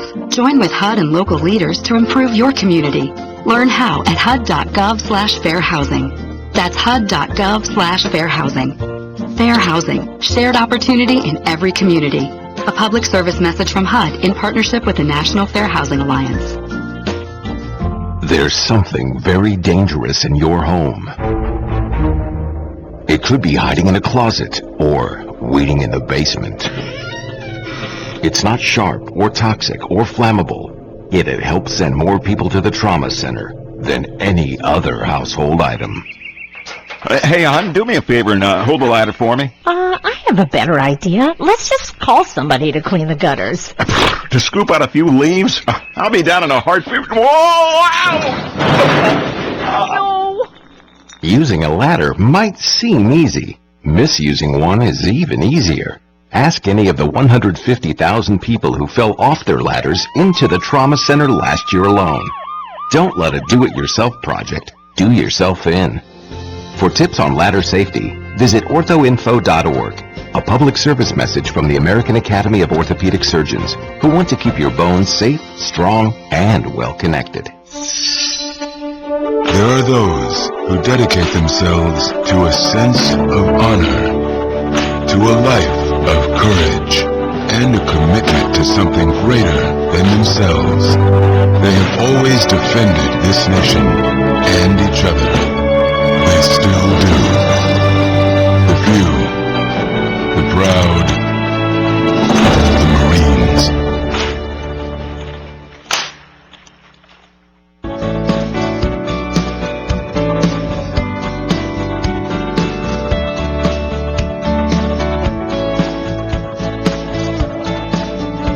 Our scripture of the day is the home scripture for the book for the Legacy Journey book. The Legacy Journey book. Proverbs 13:22. A good man leaves an inheritance to his children's children, but the sinner's wealth is laid up for the righteous. Turns out inheritances are biblical. Well, they're all in the Bible, too. Warren Buffett says someone is sitting in the shade today because someone planted a tree a long time ago. That's exactly right. Robin is with us in Flint, Michigan. Hi, Robin. How are you? Hi, Dave. I'm doing great. Thank you so much for taking my call. Sure. What's up? I am confused about what I need to do. I've worked the baby steps. I've paid off everything but my home. I have $32,000 in the bank. But I'm living in an area that I really feel I need to be out of. I don't know if I should pay this home off or go ahead and purchase another home and rent this home out. If you need to be out of there, why do you need to be out of there? Because it's a bad area? It's getting dangerous. There's home raids, drug dealing, people. Yeah, you don't keep that as a rental. You sell that. Okay, but I owe just under $50,000, and I might get $24,000 or $25,000 out of it. I don't know what to do. Do you have the money? You have the difference? No, I only have $32,000. I owe $50,000. Okay. Well, you're going to have to rent it until you can save up the difference, because it's probably not going to go up a lot in value. No, it's not. Not in this area. It's in Flint. Yeah. So. Well, you're describing an area that's not appreciating because they've got crime problems and everything else, and so. Right. It wasn't this bad about 10 years ago, but the last couple of years it's gotten bad. My house has already taken bullets, so I'm not sure what I should do. I'm out of there. I'm going to rent something and then rent that until you can get the money together to save it up to pay the difference and get rid of that house. Okay, so you suggest not purchasing another home until this is paid off. Yeah, I wouldn't get it paid off. I'd get rid of it. But until you get rid of it, yeah. How much? And you owe how much on it? You said $50,000?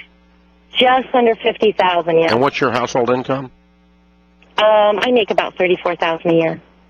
And you said, and you have how much saved? Any? I have $32,000 saved. What kind of a loan is this? FHA, VA, conventional? The home I have is an FHA.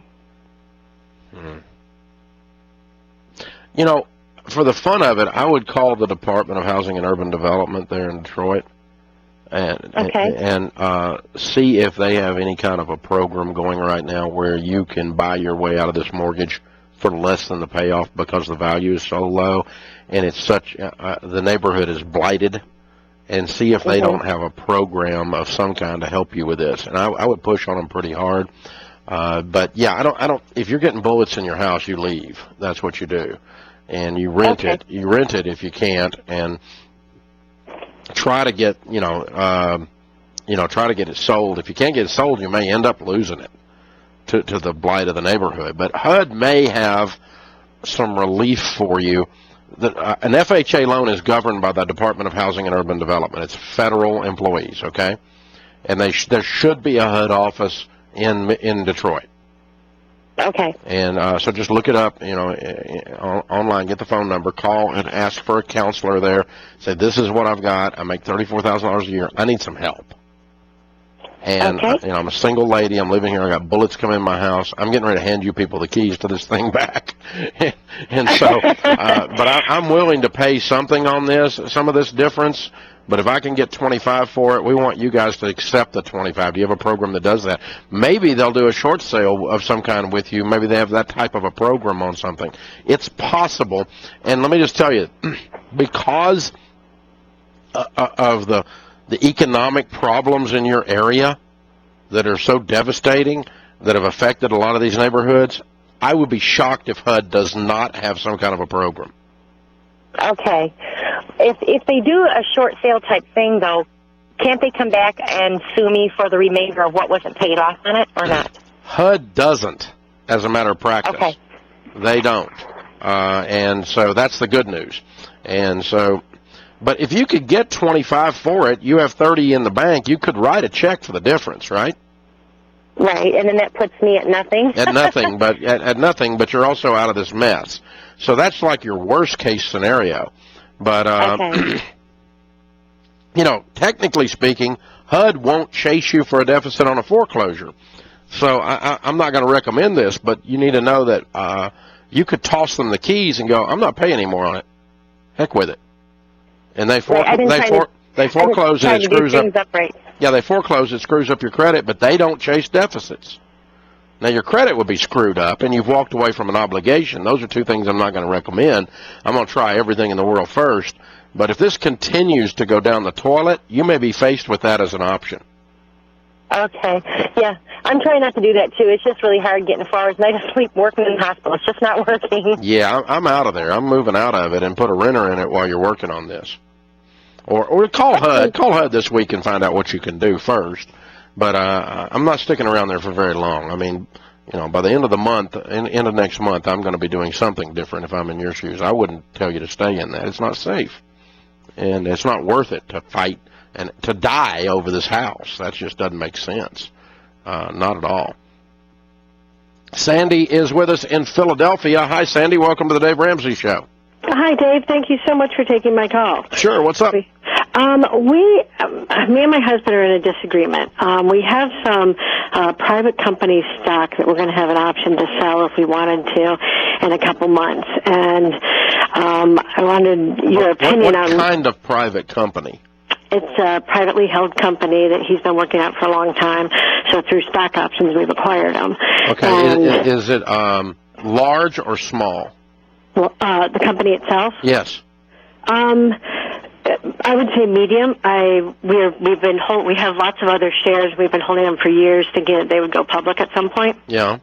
And it's getting to the point where we keep saying within the next few years they've got to do something. Mm-hmm. But they never have. They have. It's family owned and then close employees. Mm-hmm. So the family is getting in their upper 50s. Mm-hmm. So it seems like it would be getting towards the time. Okay. Well, the problem with privately held stock is two things. One is you have absolutely no control over the values. Correct. None whatsoever. And the second thing is there's no liquidity. You can't get out of it. You have a rare opportunity to get out of it. How much money is this worth, all this stock? About $175. Okay. And what's your household income? About, say, $250. Wow. Awesome. And do you have any debt? Nothing. No mortgage or anything?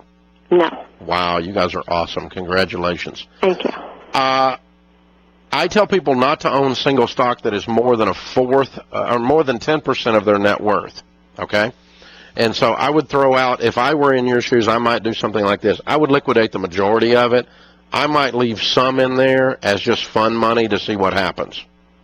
We currently own probably about $1.6 million of it. Oh, and you can only get out of 175? That's in addition to that.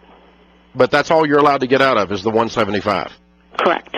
Oh, I'm out of there for sure on all of that then. Would you really? Oh, absolutely, 100% of it. You're way too deep into this crap. Unless your net worth's $20 million, is it? No. Okay. Yeah, no. You're way heavy in something you have no control over at all, and no liquidity in. Oh no, this is really dangerous. All right. I'm scared. I'm scared now. Yeah, I'm getting everything I can get out of there down to $100,000 worth then out of this. But you can't get out of it anything but 175. So yeah, I'm definitely cashing in the 175. Okay. So your portfolio's out of balance. If you called me and said we're worth $2 million, but we have $1,600,000 in any one company, I'd be having a fit.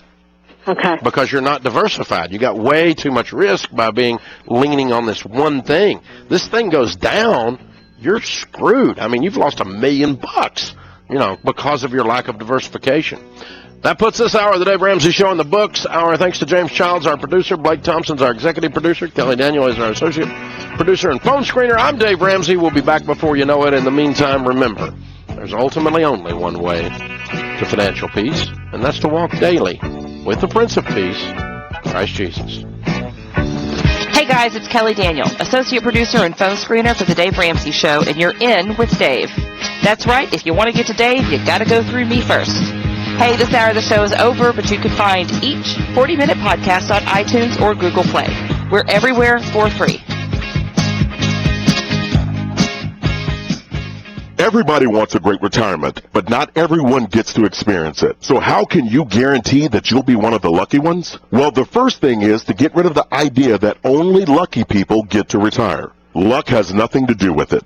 Reaching your magic number is tough, and it requires determination and hard work. It also takes connecting with professionals who want to help you achieve your goals. I call these pros your dream team because they want to help you reach your dreams. You can't go on autopilot when it comes to your retirement saving and planning. You need to know what's in your portfolio and when to make adjustments. SmartVestor is an easy, free way to find investing professionals who focus on you. Just go to ChrisHogan360.com and click on Dream Team to see a list of investing professionals in your area who want to help you. Don't leave your retirement to chance. Connect with a SmartVestor Pro and start building your investing strategy today.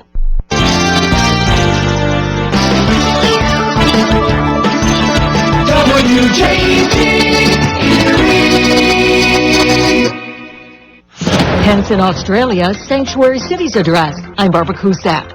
Vice President Pence is in Sydney, where he's met with Australian Prime Minister Turnbull, thanking him for efforts in dealing with the North Korean nuclear threat. President Trump and I are truly grateful to you for calling on China, even this week, to play an even more active and constructive role in addressing the North Korean threat.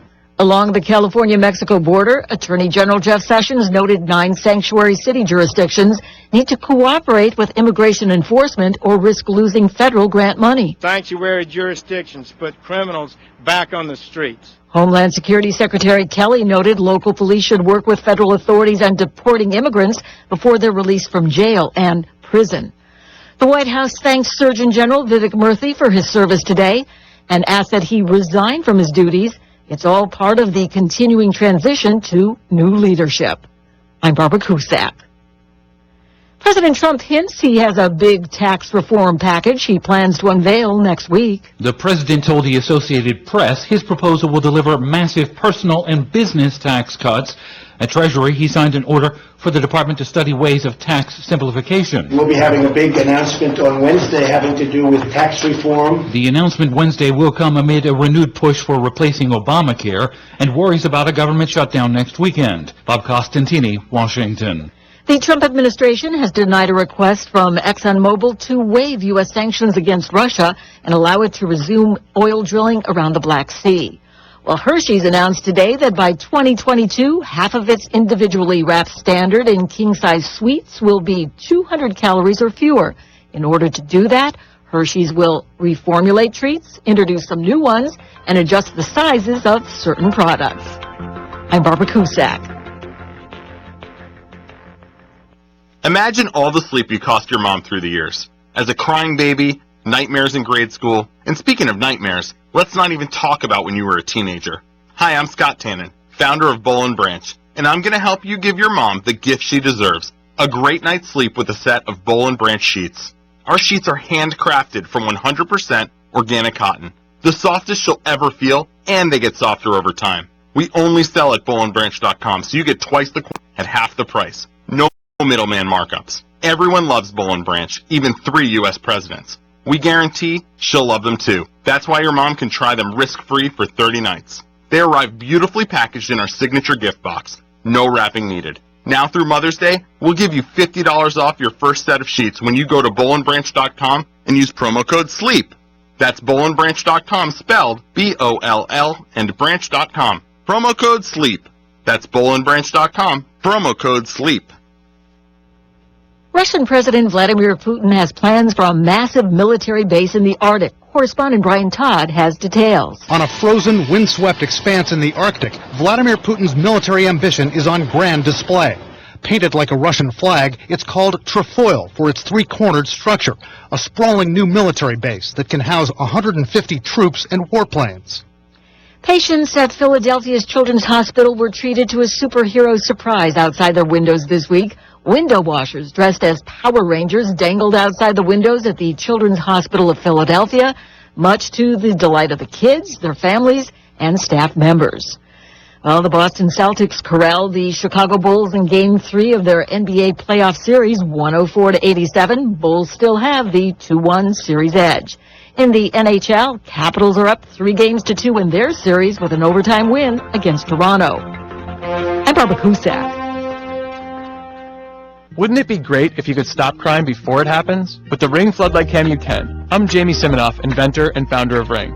Floodlight Cam is a motion-activated HD security camera that connects right to your phone, so you're alerted when anyone steps onto your property. You can now see, speak, or even sound an alarm right from your phone, anywhere, anytime. Does your floodlight prevent crime? Ours does. Check out our Ring of Security kits at ring.com/advantage. That's ring.com/advantage. Do you have acne or even the occasional breakout? With prescription grade Proactive Plus, your acne can heal and you can prevent future breakouts. Try Proactive Plus 100% risk-free. Plus, get 2 free gifts and free shipping. Take it from me, Proactive really works. Get prescription grade Proactive Plus, their amazing skin purifying mask, and a second gift of your choice. Totally free and free shipping. You're guaranteed to get clear and stay clear, or you don't pay a penny. Call now. 800-281-8770. 800-28... Food for thought. I got a question for you. What's our alternative? Erie's news, talk, and sports station. Jet Radio 1400. I heard on the news about that 5-year-old who found his uncle's gun. The kid didn't know it was loaded. I heard on the news about that 14-year-old girl who was bullied online for like a year. She couldn't take it anymore, so she got her dad's gun from his nightstand. I heard on the news about that guy who broke into someone's house, stole a gun from the hall closet. He accidentally shot his cousin in the head. She killed herself. And later, killed the owner of the store he was trying to rob. If you own a gun, you have a full-time responsibility. When you aren't using it, be sure it can't get into the hands of curious children, troubled teenagers, a thief, or anyone else who might misuse it. Your family, friends, and neighbors are all counting on you. Remember, always, lock it up. For more information on firearm storage safety, visit ncpc.org. This message brought to you by the National Crime Prevention Council, the Bureau of Justice Assistance, and the Ad Council. The thought of my sons growing up without me inspired me to quit smoking. I talked to my doctors, and then I threw away all my cigarettes, ashtrays, and lighters. I started exercising instead of smoking. Staying away from alcohol when I was first quitting was key. I kept on trying, learned something each time. Do whatever it takes. No matter how many times it takes. We did it, so can you. For free help, call 1-800-QUIT-NOW. A message from the U.S. Department of Health and Human Services and CDC. Your host.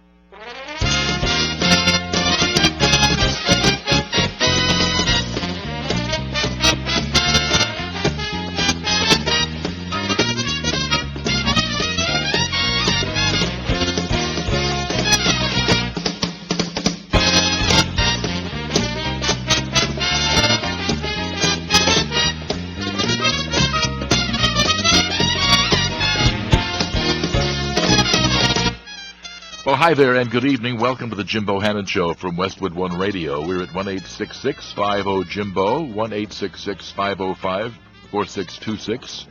Online, you'll find us at jimbotalk.net, and you can follow me on Twitter at JimboTalks. We're going to be talking about a basic concept this evening, and that is freedoms versus privileges, permissions, if you will. Now, of course, throughout history, kings and emperors have promised freedoms to their people, and yet, if these were really your active, hardcore kings and emperors, they turned out to be permissions handed down from on high. Yes, you have the freedom to do this or the freedom to do that because the king is in a good mood today. The American Revolution inaugurated a whole new vision that people have basic rights to, well, life, liberty, and the pursuit of happiness, and that government must ask permission from them.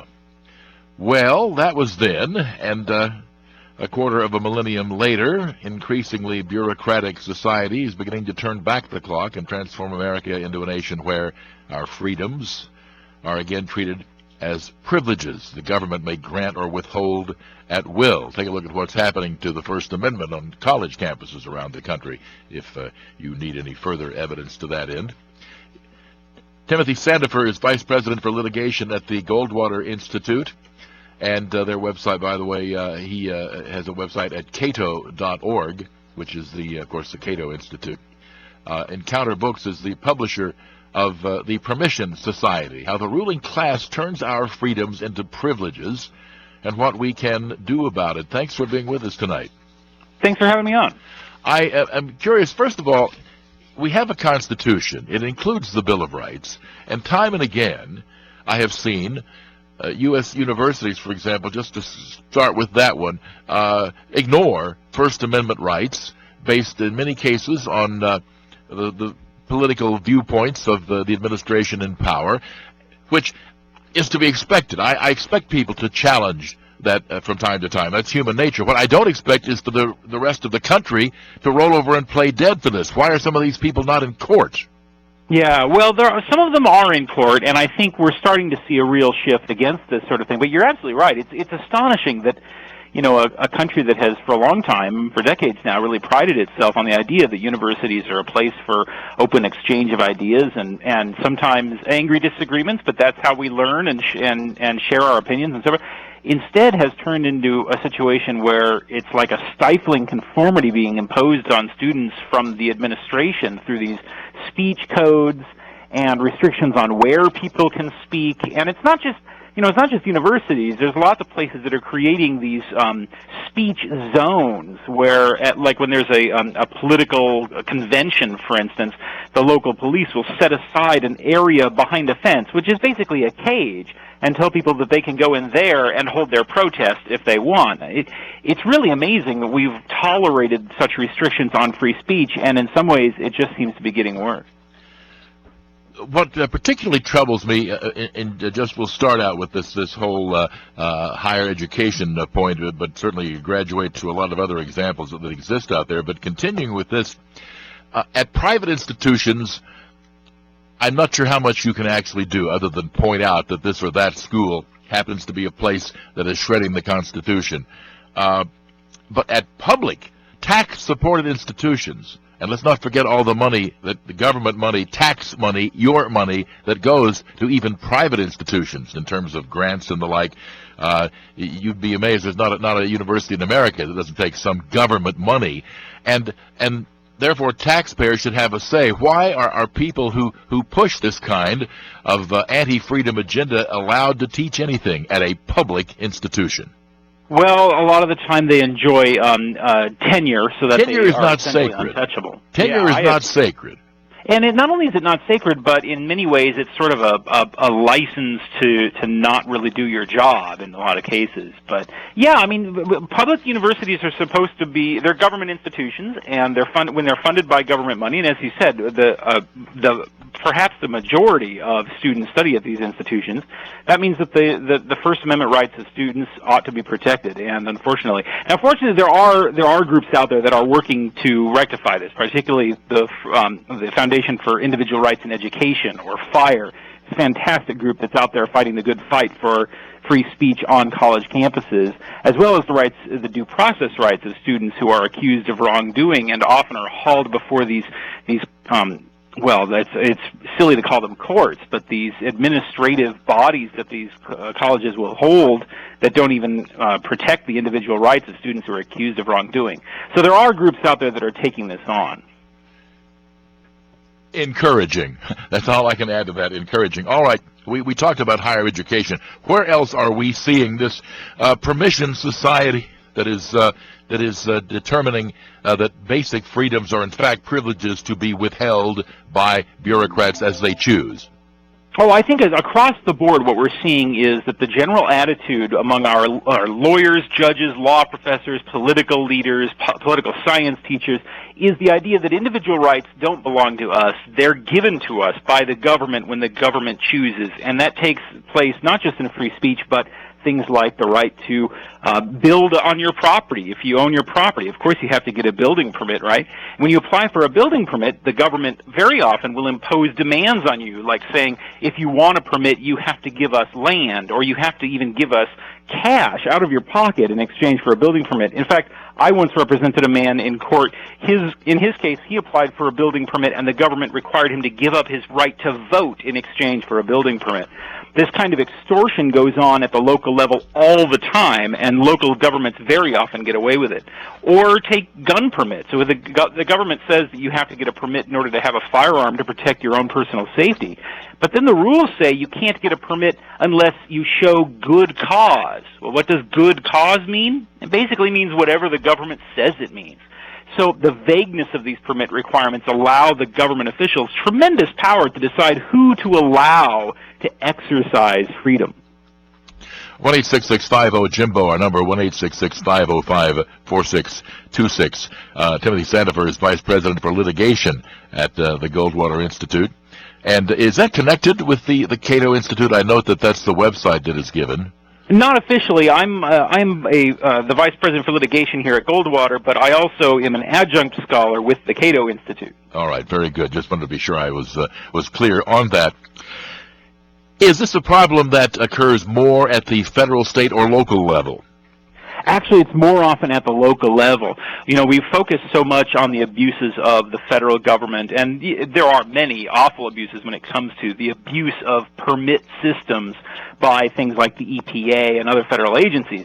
But for the most part, the things that we need permits for, those are usually done at the state or the local level. So building permits, or a permit to get a job, the permit to start a business, the permit to possess a firearm. Those things take place at the local level.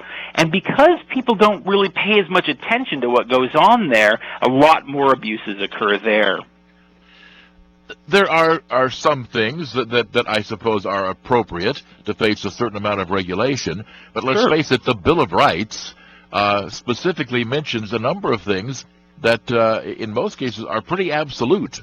And if it's included on there, for example, that notion of the building permit, someone giving up their right to vote, aside from not even understanding the context, no, there are specific reasons, usually involving committing a felony, that may forfeit your right to vote. But getting a building permit's not one of them, and that would never stand up to scrutiny in any court in the land, would it? Well, one would hope. Unfortunately, when the Ninth Circuit Court of Appeals dismissed our lawsuit on a technical ground. But what happens is what happened in that case was the city said, as I mentioned, the city said, if you want a building permit, you have to pay us a bunch of money. Well, in California, you have a right to vote on whether your property is assessed for local improvements. And the city said to them, well, if you can't afford to pay us up front, then you can just give up your right to vote on those assessments going forward. And that's how the city looked at it. They see the right to build on property that's supposed to belong to you as something that they can decide to give you or not to give you. And, you know, it's a wide variety of things that we're talking about. It's not just the permission to build or the permission to possess a firearm or the permission to start a business. It's even things like medicine. What is a prescription? A prescription is a government permit that allows you to have a medicine. And because the FDA regulates what kinds of medicines can be sold and how, that allows them sort of a backdoor way to regulate the practice of what doctors do, even though that's not supposed to be a federal matter at all. And so the FDA is able to control what medicines reach the market, even though, you know, a lot of the time we're talking about life-saving medicines, potentially life-saving medicines that have been approved for sale in foreign countries. Sometimes the FDA itself is giving these medicines to people in controlled clinical trials, but then they won't allow people to access those medicines to potentially save their lives because they don't have a government permit yet. A process that can take years and take as much as $1 billion to get a single drug to the market. So the permit system raises costs for people. It gives government tremendous power to dictate what we can do and what we can't do. It gives the government leverage over us to demand things from us in exchange for permission. It's a very dangerous power, even though, as you said, there are cases where a permit is a legitimate thing. It's just that it gives the government tremendous power to exploit us at its will. And there's something else that was brought up by Tim Sandifer that I'm going to return to in a moment about who is doing some of this grabbing. But right now, a question for you, ladies and gentlemen. What will your gift be this holiday season? How about looking 10 to 15 years younger? It's the Esotique XV Christmas and Holiday Sale from Chamonix. Treat yourself to the very best luxury skin care that money can buy. My wife loves it. She uses it every day. But what about listeners like you? Say Helen in Roy, Utah. From the first time I used Esotique XV, she writes, I saw a difference in the appearance of my skin. I'm 69 years old. My skin is glowing and looks younger. I'm sold on this product and can't wait to try more from Chamonix. Look 10, 15, even 20 years younger, or your money back. From today until Christmas, order Esotique XV and get Genucel for bags and puffiness and the legendary Deep Firming Serum absolutely free. Call 1-800-481-5160 or go to xvbeauty.com. That's 3 free gifts for trying Esotique XV today. You'll be absolutely amazed or your money back. Call now, and shipping is also free. Don't wait. Call 1-800-481-5160. 1-800-481-5160. Back in a moment. Are you living with a growing prostate? Do you pee more often than you used to? Do you wake up to go? Be honest. Is there a drop in your romantic life?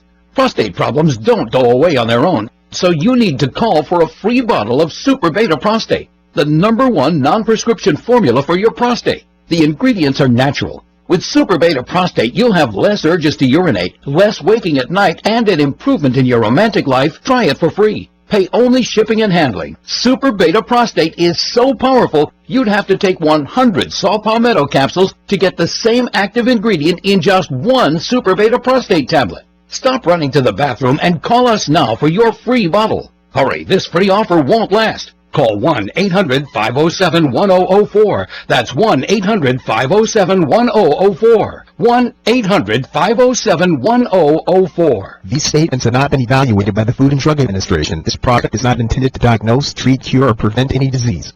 CNN, ABC, NBC, CBS, they all want to destroy President Trump. Now, one book tells the truth about our president. It's David Horowitz's Big Agenda. It's already 8 weeks on the New York Times bestseller list, but the media are censoring Big Agenda. That's why you need to get it. Newsmax says it's the most important Trump book yet. Find it at bookstores everywhere, or check out our free offer. Call 800-NEWSMAX, 800-NEWSMAX, or go to BigAgenda411.com. That's BigAgenda411.com.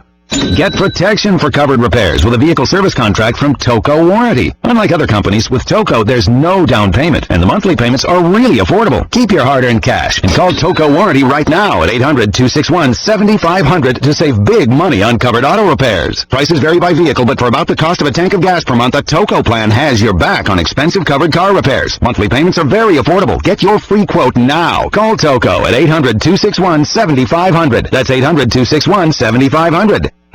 Are you tired of being tired? Frustrated because it seems impossible to lose belly fat? If you're looking for a solution, then listen to Mark. I had fantastic results with the Andro 400 Max. Probably lost 35 pounds, and more impressive than that was the inches I lost off of my belly and my waist. And the increased energy is fantastic. I'll be totally honest, I tried a different product, and I wasn't happy with the different product. You guys are considerably cheaper than the other brand, and I can really feel the difference. Andro 400 Max, the extra strength, all-natural testosterone booster. The safe, easy, and affordable way to gain energy and lose stubborn belly fat. Satisfaction guaranteed or your money back. Feel and look like a new man. Go to andro400.com or call 888-400-0435.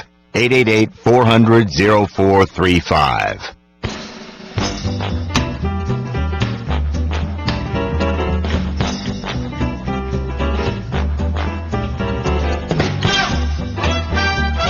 Welcome back to the Jimbo Hannon Show at 1-866-50-JIMBO, 1-866-505-4626. Want to get to a call here, but first, something that our guest, Tim Sandifer, Vice President for Litigation at the Goldwater Institute, made note of one example of some of these freedoms being taken away, and he mentioned the Food and Drug Administration.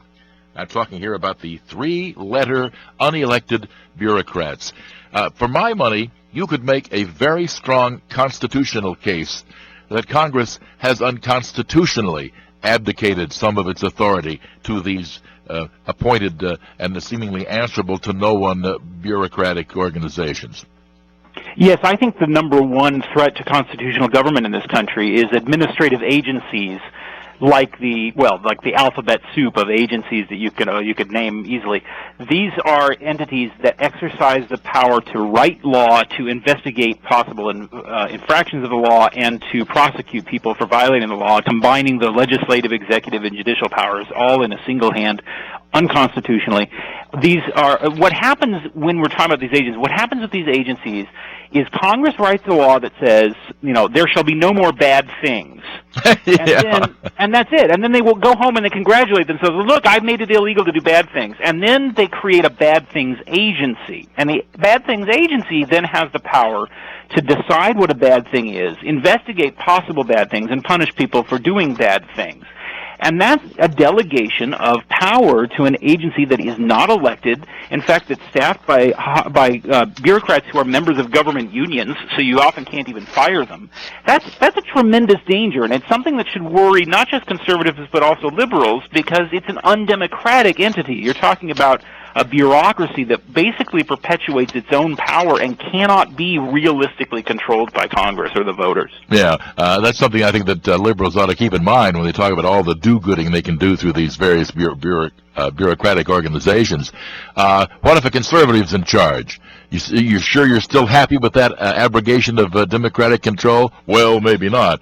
Think about it. All right. I guess we'll find out the answer to that in the next couple of years. As a matter of fact, yes, that's going to be put to the great test, is it not? Let's not forget that one of the more troubling things that candidate Trump said was that he would out Obama on executive orders. We can talk some more about that after we talk with Russ in St. Louis. Hello, Russ.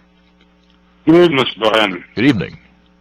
Play along with me for a moment. I'm going to build my case of foundation here.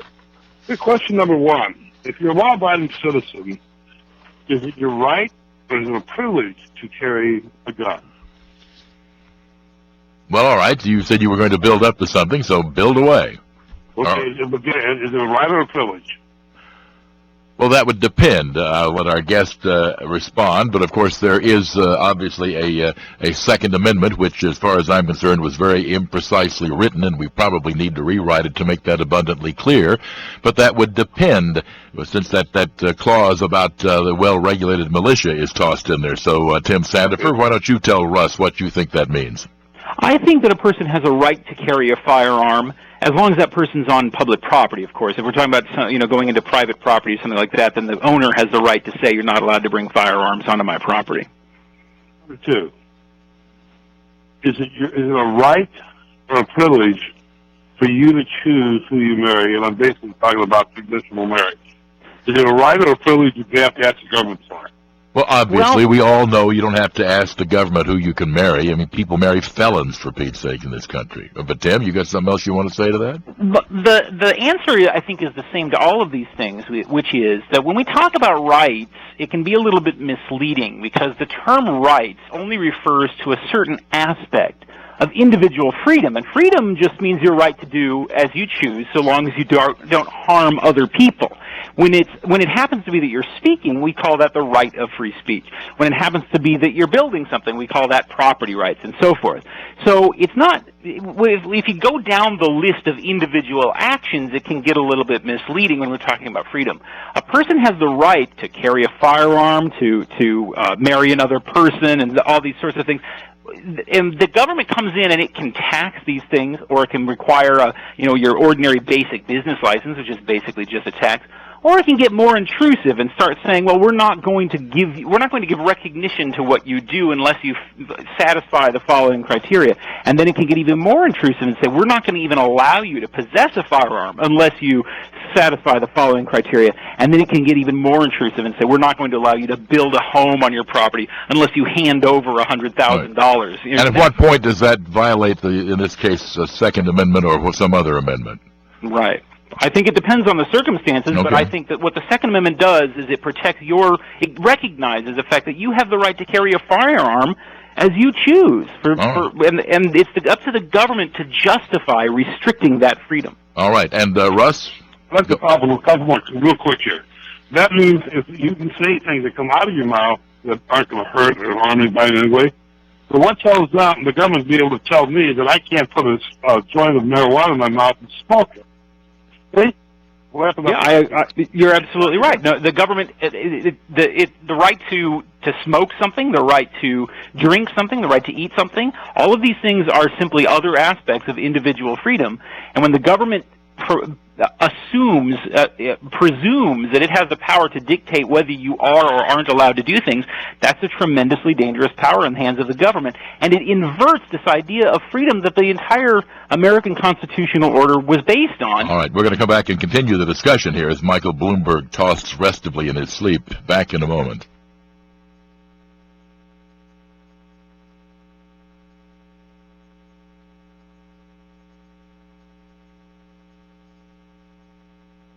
Erie's News Talk Station. Jet Radio. 1400. My son Aiden has asthma. Secondhand smoke has triggered his asthma so badly, he ended up in the emergency room and spent multiple nights in intensive care. Now he's on a whole bunch of medications. My tip to you is, don't be shy about telling people not to smoke around your kids. Half of U.S. kids are exposed to secondhand smoke. If you or someone you know wants help, call 1-800-QUIT-NOW. A message from the U.S. Department of Health and Human Services and CDC. Sharing has never meant as much as it does now. We share the things we love most in life for the world to see. But what if we could actually do more with our sharing than just collect likes? What if this sharing could be used to make a difference? Now there's a place where we can put all that sharing to good use.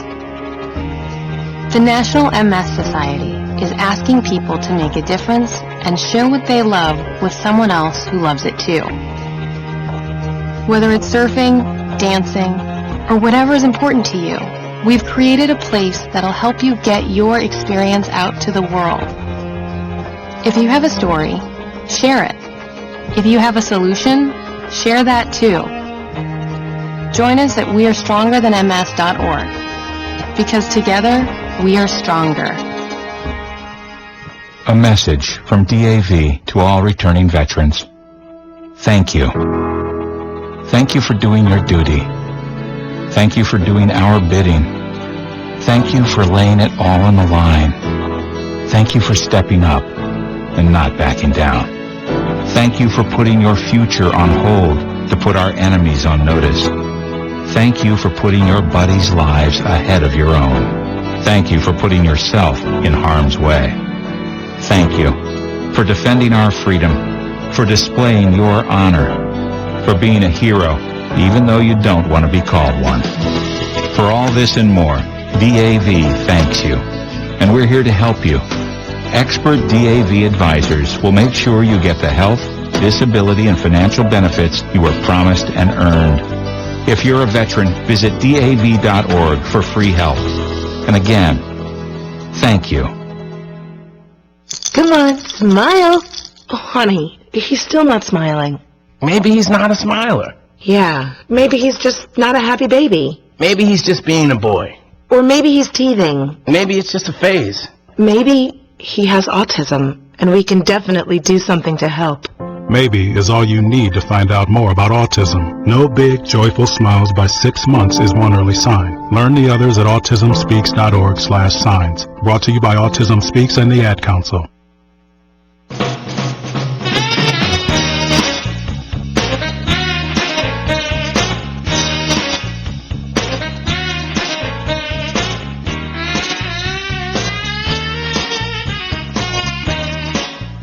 Welcome back to the Jimbo Hannon Show at 1-866-50-JIMBO, 1-866-505-4626. Tim Sandifer, Vice President for Litigation at the Goldwater Institute, is the author of the book The Permission Society from Encounter Books, subtitled How the Ruling Class Turns Our Freedoms into Privileges and What Can We Do About It.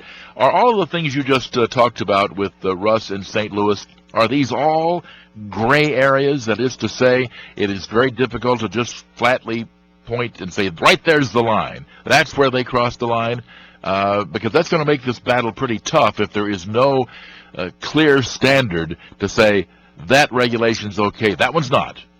Oh no, I think there's a clear standard. The rule, the place where permit systems make sense are cases where a person is likely to hurt other people really badly, and there's no way you can prevent it. No way you can fix it afterwards if he does. So, if I'm going to build a building and it's possible that it's going to cause pollution in a nearby stream, there's no reason to stop me ahead of time, because if I do pollute the stream, people who suffer as a result, they can sue me for it. So that's good enough. That's a remedy. That's a way of stopping my wrongdoing.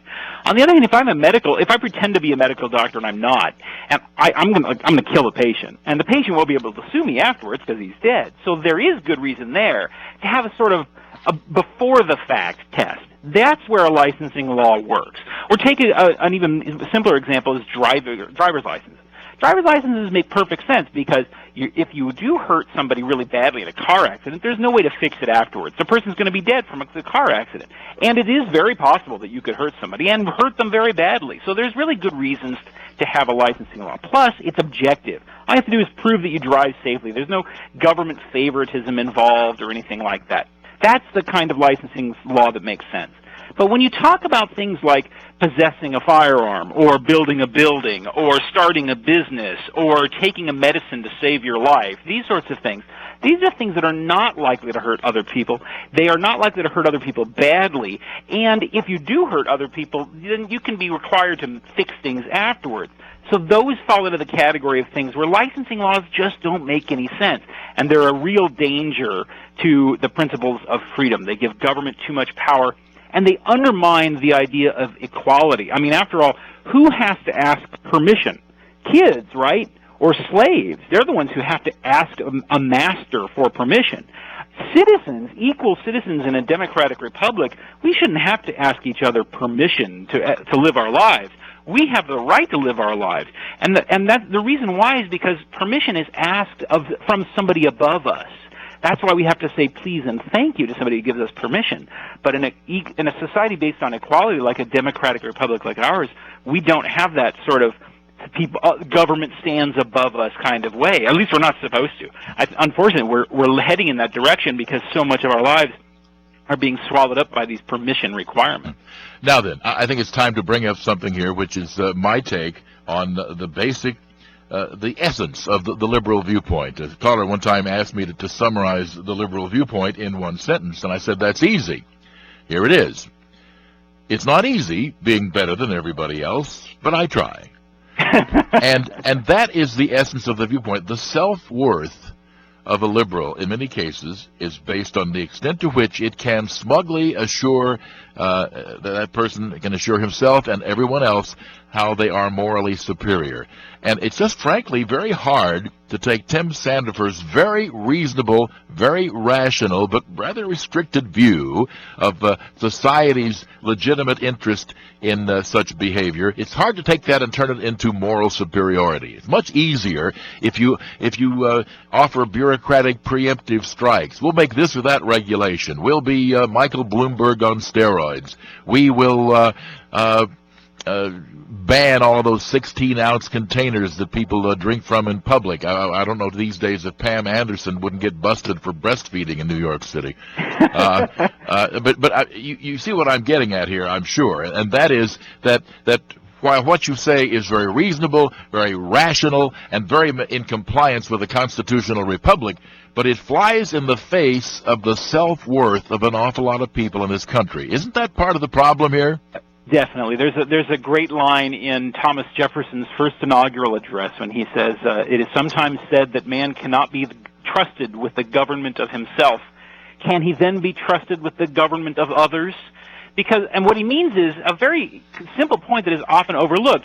Okay, let's assume that it's true that people can't be trusted to run their own lives in the right way. I mean, I would doubt that, but let's assume that that's true. Even if it's true that people are too dumb to live their own lives the right way, then isn't that all the more reason to limit government? Because if people can't run their own lives the right way, they certainly can't run other people's lives the right way. If people can't be trusted to make the right decisions with their own lives, they certainly can't be trusted to make the right decision with my life and your life. 1-866-50-JIMBO. Point taken. Let's go to Sharon in Crane, Missouri. Hello, Sharon. I believe in the Constitution. I think it's the greatest written document next to the Bible. Okay? And I always thought that the Founding Fathers, when they were writing it, they knew that the government was going to have some power. There were some things that were going to have to be done, and they spelled it out pretty good. And otherwise, they just said, go to hell in a handbasket as long as you don't take anybody with you or hurt them. And I think that's what the whole Constitution was originally meant to come down to. Now, the government can harm you in so many different ways. And yet, even though we have a Supreme Court and we have local courts and state courts, it is still often difficult to almost impossible for the citizen to get redress from the government and for harm that the government has done to them. And that is the thing that frightens me more than anything, that the ordinary citizen is being squeezed to the point where they can't have redress against the government. Your thoughts on that, Tim? Yeah, well, I couldn't agree more. And now, fortunately, there are organizations that are fighting back against government overreach. The Goldwater Institute is one of them, and we represent people in lawsuits challenging unconstitutional government actions for no charge in order to set important constitutional precedent that protects individual rights.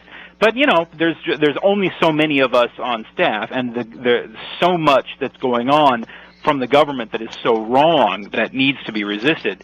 You know, it really is frustrating sometimes to see how much of this is happening. I think it's ironic. Very often when I'm talking to liberals on this issue, they'll say, well, yes, okay, the Constitution was great for the 18th century horse and buggy era, but today we're so much more advanced, our society is so much more complicated and interconnected that we can't possibly have such a small government. Actually, it's exactly the reverse. It's because our society is so much more complicated and interconnected that government can't possibly know the right answers for how we should live our own lives. That's why we have created better alternatives. For, you know, when I want to buy a product online, I don't go to the government and see if the government has approved that it's safe. I go on Amazon and check out the reviews, or I go on Yelp and I check out whether the company is trustworthy. And that's what I do. Those things are examples of how the private market is substituting for the services that used to be provided by the government in many ways. The fact that our society is so complicated and advanced today is all the more reason why we need more freedom and not less.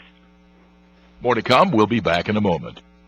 It's the final days of Mattress Firm's once-in-a-lifetime opportunity.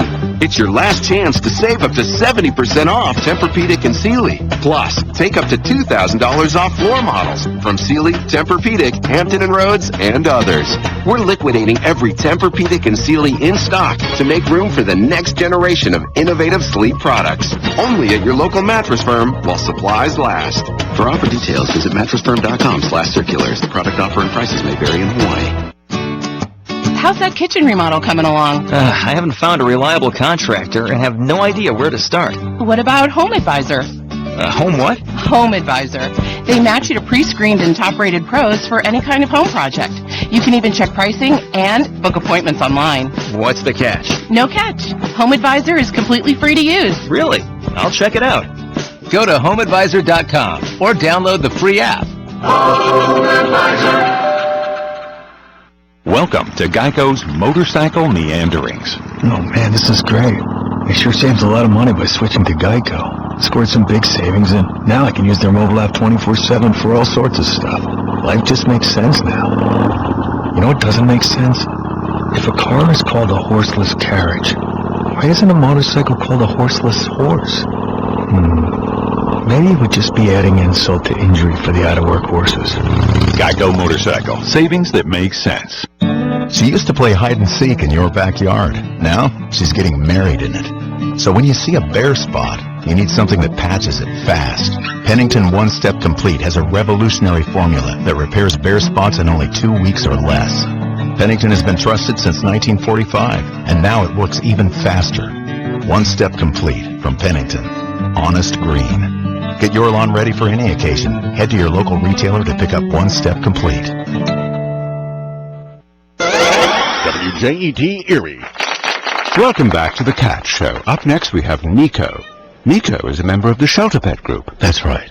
A group known especially for their sunspot sleeping, ball chasing, leg rubbing, couch purring, bed leaping, and of course companionship. Wonderful. And what breed would you say Nico is? I'd have to go with a tabbyish Persian kind of mix. Tremendous cat. I'd also like to point out her coat's wonderful mix of colors. Is it black, gray, gray-black, brown? Somewhere in between. Indeed. You know, it's always special when we get to see a cat like this. Just look how she struts. It's like she owns the place. And how she's so incredibly cute in her indifference to commands. A strong-willed feline. Ah, and see how she curls up and cuddles her person. The pitch on her purring is simply perfect. Nice one. I know. Fantastic cat. Fantastic indeed. But really the best way to know an amazing shelter pet like Nico is to meet one. Visit theshelterpetproject.org today. Adopt. Brought to you by Maddie's Fund, the Humane Society of the United States, and the Ad Council.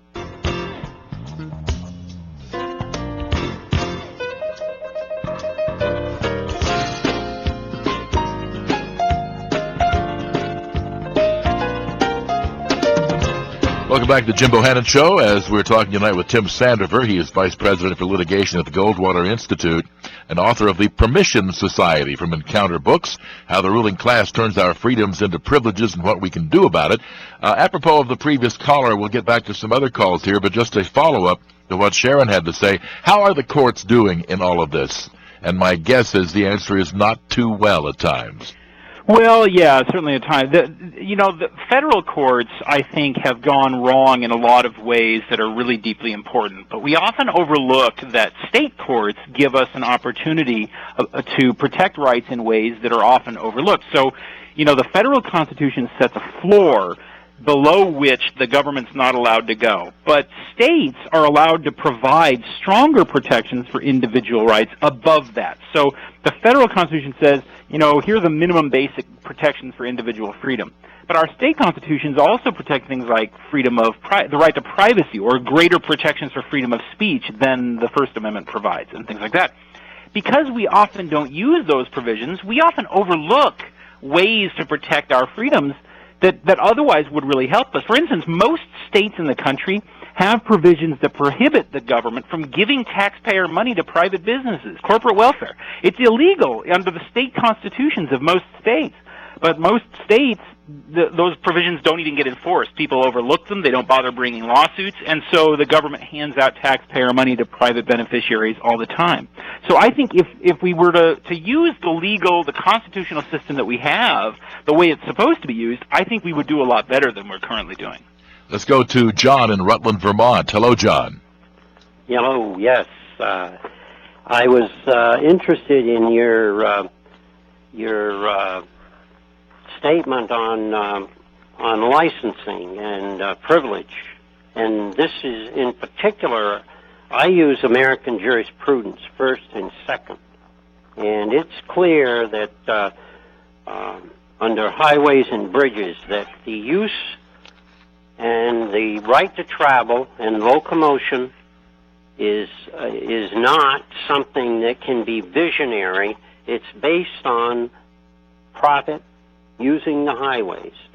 And if you look at the nature of transferring liability to the majority, because you can use visionary.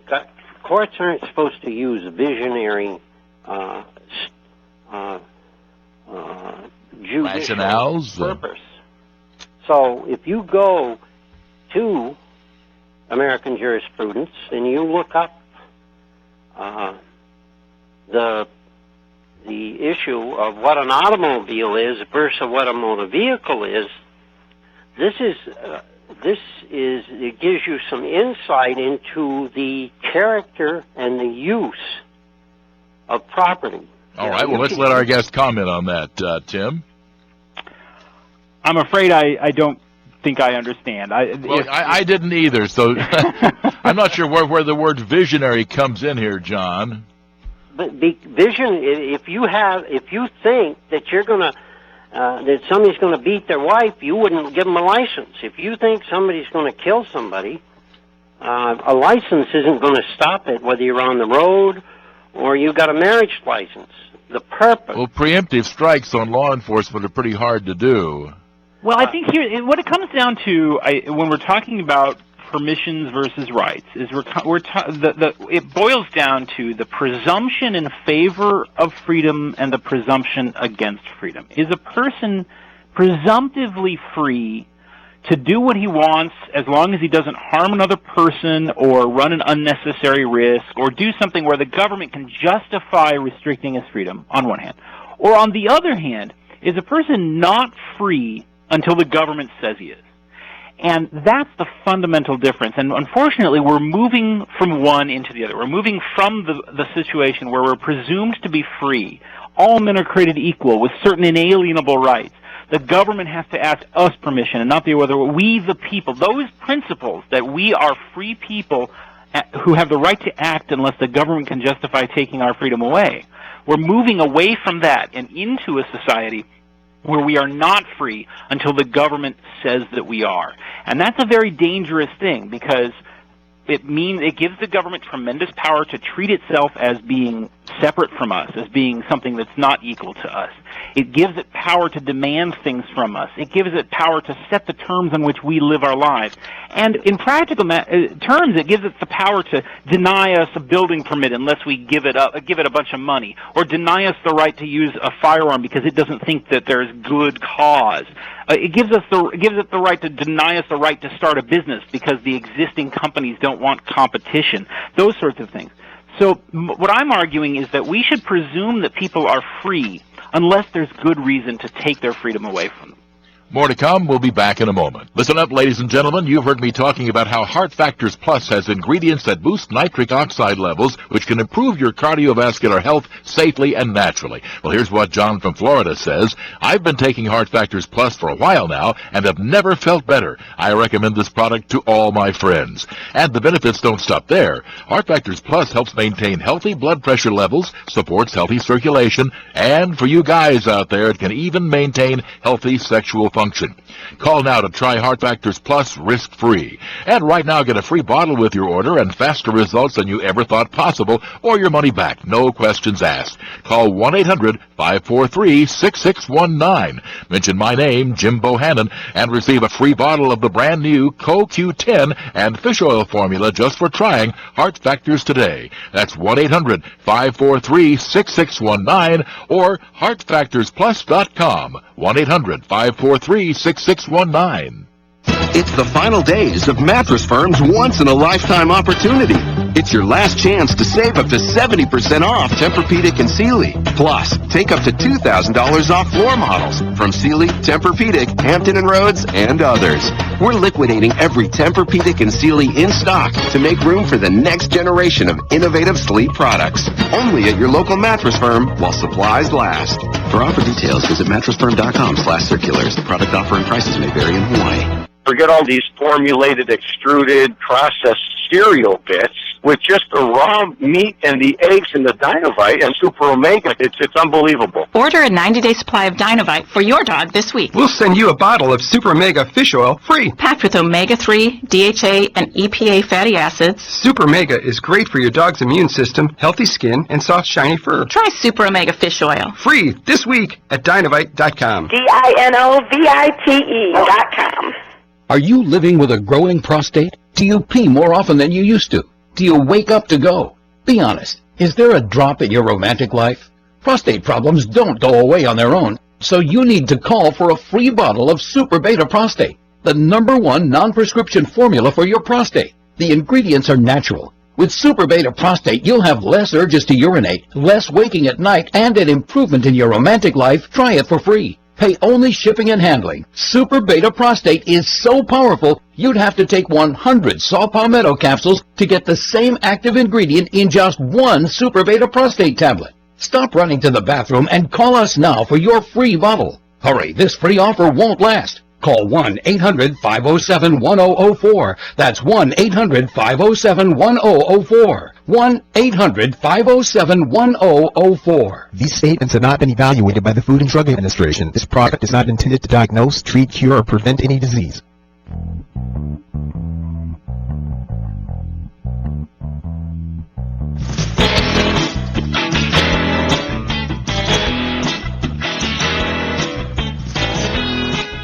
Welcome back to the Jim Bohannon Show, as we are talking tonight with Tim Sandifer, the author of The Permission Society from Encounter Books. Here's Craig in Canton, Ohio. Hello, Craig. Good evening, Jim. It's thank you for taking my call. I travel quite extensively in the country, and a few years ago I was over in Boston, and while in Boston, friends of ours were going to cook out at their home and found that you couldn't get your 20-pound propane tank filled other than at a master filler, and there was only apparently 2 or 3 in the whole Boston proper, which made you travel quite some way. And I thought it was just a liberal thing, and dismissed it until this last year. I was looking at buying a home in outside the greater Cleveland area, to find out that town or that little city has disallowed the use of propane tanks, propane grills, for the use or sale within the city limits. And I checked into City Hall, and they said it's too much of a danger, and they're protecting the people. And I said, you mean you're removing our right to cook our food, and you're gonna tell us what type of apparatus we can use? It almost boils down to people have little fire rings in their backyard, and they burn firewood. And as long as they have some sort of food there, that the local police let them go, because they're cooking their food on that, allegedly cooking their food on that fire. Isn't it a right to be able to cook your own food? I mean, what guise could they possibly use to decide that they're going to pull your right away to cook food with propane versus, natural gas or wood or electric or anything else? Well, I mean, let's say you decided to cook your food by building a massive bonfire right next to your neighbor's wooden fence. I mean, I'm sure, Tim Sandifer, that there are restrictions that can legitimately be placed on cooking food. I'm not sure that Craig has brought up one that ought to be restricted. Yeah, no, I'm so glad that this question is, because this is a perfect example. You're absolutely right. There are cases. If you were trying to cook your food with an atomic bomb or something, of course, then the government can get involved. But no, we're not talking about that. What we're talking about is something as ordinary, as harmless, as picayune as having a grill in your backyard, and the government is coming in and controlling what you do. And how is it you get from point 1 to point 2? The answer is that the idea of permits is so flexible, it can be applied to basically anything if you try hard enough. And so in the book, I show how there are cities that have permit requirements for trimming trees. There are places in the world where you have to get a government permit to name your children. There are places in the world where you have to get a government permit to have children in the first place. There are people out there who are even arguing that you should have to get a government permit to treat your children well, because if you treat your children well, that puts them at an unfair advantage over their peers, and therefore you should have to get a government permit in order to do that. I'm not making this up. The reason we get to such extreme, crazy kinds of permit requirements is because once you start thinking in the terms of permits, it's easy to go all that way. The idea of a permit is, well, gosh, somebody might do something bad if we let them decide for themselves. Therefore, we should require them to prove to the government that they're doing the right thing, whatever that might mean, before they do whatever it is. Exactly. If you don't believe this sort of thing happens, if you think Tim is really indulging in hyperbole, I have actually seen the warning label that came with a hairdryer. Do not use this hairdryer while sleeping. Yes, print it out. Print it out. So anyway, thanks for your call, Craig. We've got about a minute to go here, Tim. Aspects of the book Permission Society that we haven't brought up, what would you like to emphasize in closing? Well, I think that it's important to say that the cause is not hopeless, but it is one that has to be won back gradually, and it has to be won back in philosophical terms. We have to embrace the idea of freedom, the most important idea of freedom, which is every person has the right to his own life, and nobody else has a basic right to tell you how to live your life. And that basic principle has to flourish if America is to revive itself as the nation of the free. And that means everybody listening needs to embrace this idea and teach it to their children and their neighbors and anybody who will listen. Are you, 10 seconds here, do you think the Trump election is going to be in the right direction? No. Really?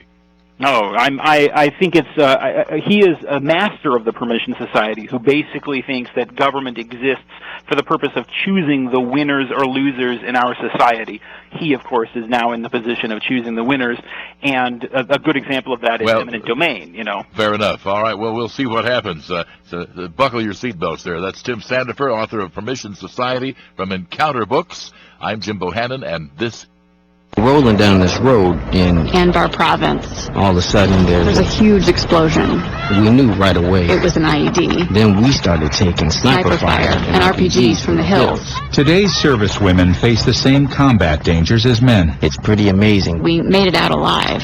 But at home, women veterans face different challenges. DAV understands this and fights to get women veterans the health, disability, and financial benefits they were promised. Visit DAV.org for free help.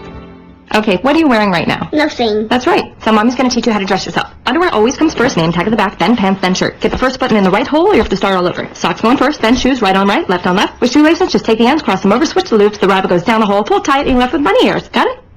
Why are your pants on your head? Most parenting is hard to do in just 2 minutes. But 2 minutes twice a day making sure they brush their teeth is easier, and it could help save them from a lifetime of tooth pain. Visit 2min2x.org to find out more. A message from the Partnership for Healthy Mouths, Healthy Lives, and the Ad Council. This is Joey Logano, driver of NASCAR number 22 Discount Tire Car. You know something? You and I aren't all that different.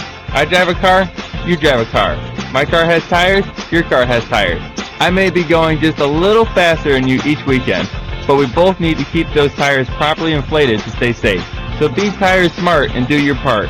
Check your tire pressures once a month and before every long journey. Visit BeTiresmart.org. A message from the Rubber Manufacturers Association.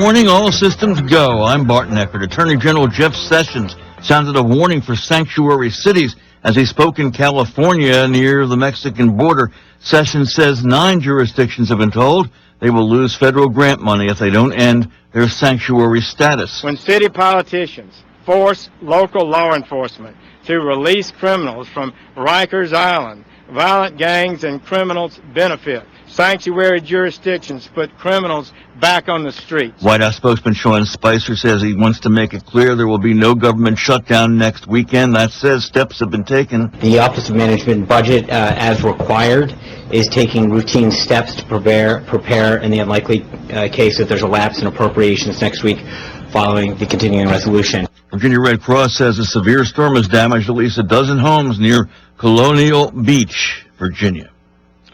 I'm Bart Eckert. France's far-right leader, Marine Le Pen, has been trying to use Thursday's deadly Paris attack to her advantage. More from correspondent Melissa Bell. Has she managed to convince the French to back her controversial program of reform, calling not only for France's borders to be closed, for Islamist preachers to be thrown out, for Islamist mosques to be closed, but for the thousands of people who are on the watch list of French authorities simply to be shipped out of France? A demonstration hits the nation's capital Saturday on Earth Day. Organizers of the first ever March for Science are calling it a global movement to defend the role science plays in everyday life in hopes of launching a broader movement to defend the subject from political attacks. 50,000 people are expected in the nation's capital, the largest rally in Washington since the Women's March in January. Joe Ramsey, Washington. The Trump administration has denied a request from ExxonMobil to waive U.S. sanctions against Russia and allow it to resume oil drilling. I'm Bart Eckert. If you want to lower your monthly payments and free up more cash each month, talk to Private Plus Mortgage about a low-rate refi. We help homeowners do this every day, and in many cases, we pay the closing costs. Call 888-220-6200. 888-220-6200. Private Plus Mortgage. Private Plus Mortgage, a division of National Bank of Commerce, 3 Piedmont Center, Atlanta, Georgia, 30305. Actual terms may vary. Member FDIC, equal housing lender. NMLS number 514390. Call toll-free for credit costs and terms. Does your basement or crawl space have damp, musty odors? Do you worry about indoor gases and pollutants? Everyday living generates moisture that can nourish mold and odors, even asthmatic triggers. Indoor pollutants linked to respiratory ailments, birth defects, and cancers can become trapped in your home. You can't buy health, but you can buy Wave's moisture control and air quality products. Wave Home Solutions for a dry, healthy home. Satisfaction guaranteed. Go to dryhome123.com. That's dryhome123.com.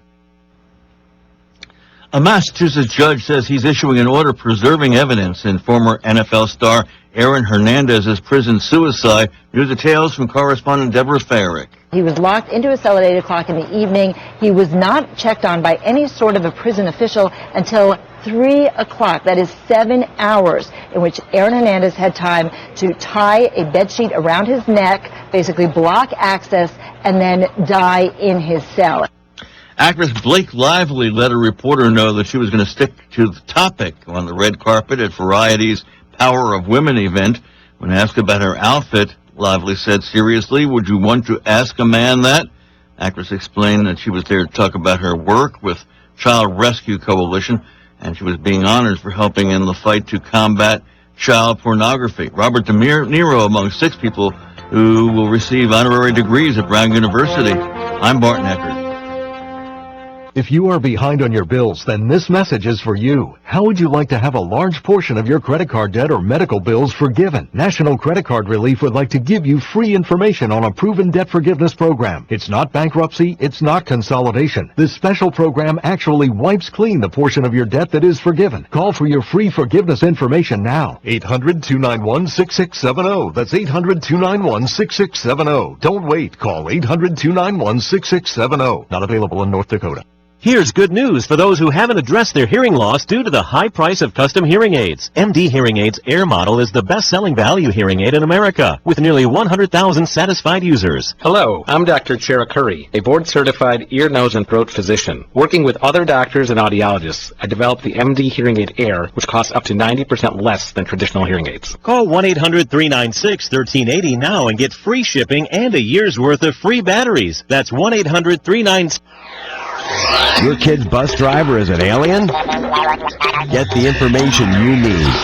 Coast to Coast AM, overnights on Jet Radio 1400. I never get the flu. My kids don't need more shots. I don't have time. We're all healthy. No matter how you build your excuses, the flu can blow your house down. I can't believe I used up all my sick I time. missed a week of school during finals. Now my baby has it because of me. The hospital? Keep your foundation strong. Vaccinate.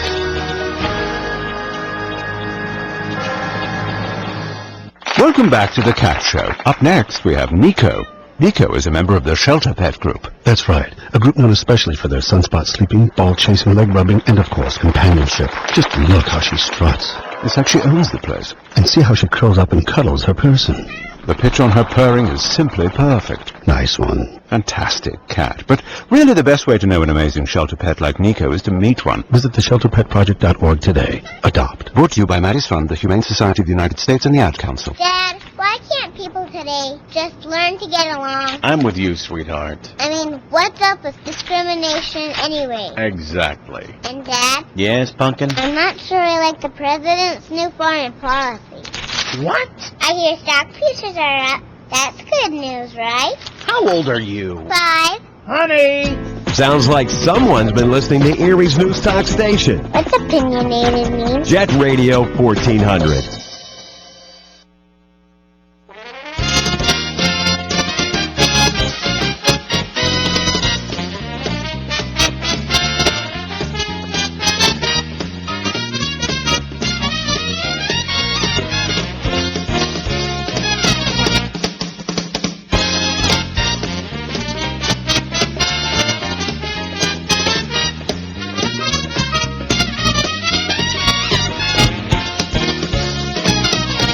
Hello there and good evening. Welcome to the Jim Bohannon Show from Westwood One Radio. We're at 1-866-50-JIMBO, 1-866-505-4626. Online, you'll find us at jimbotalk.net, and you can follow me on Twitter at JimboTalks. I will tell you that our three guests in this portion of the program are named Grant Imahara, Tori Beleji, and Carrie Byron, to which a lot of you are now saying, the Mythbusters are back! Well, not exactly. Three former Mythbusters are back in something brand new, and thank you for joining us tonight. Hello. Hello there. It is so great to talk to you. Let's start with Tori. What exactly is the White Rabbit Project? Well, you know how like when you go online and you're searching for a subject and you just start getting inundated with other topics and you just go deeper and deeper into the internet and you fall down that rabbit hole? Oh, yeah, Google does that to you. So that's kind of what our show is like. It's just we look at a subject, each episode looks at a subject, and we just go deep into that subject. So, Grant, this is not the return of the Mythbusters, is it? No, it's a brand new thing, and it's a lot cooler, a lot slicker, a lot prettier, and I think most importantly, everything that we do is grounded in reality.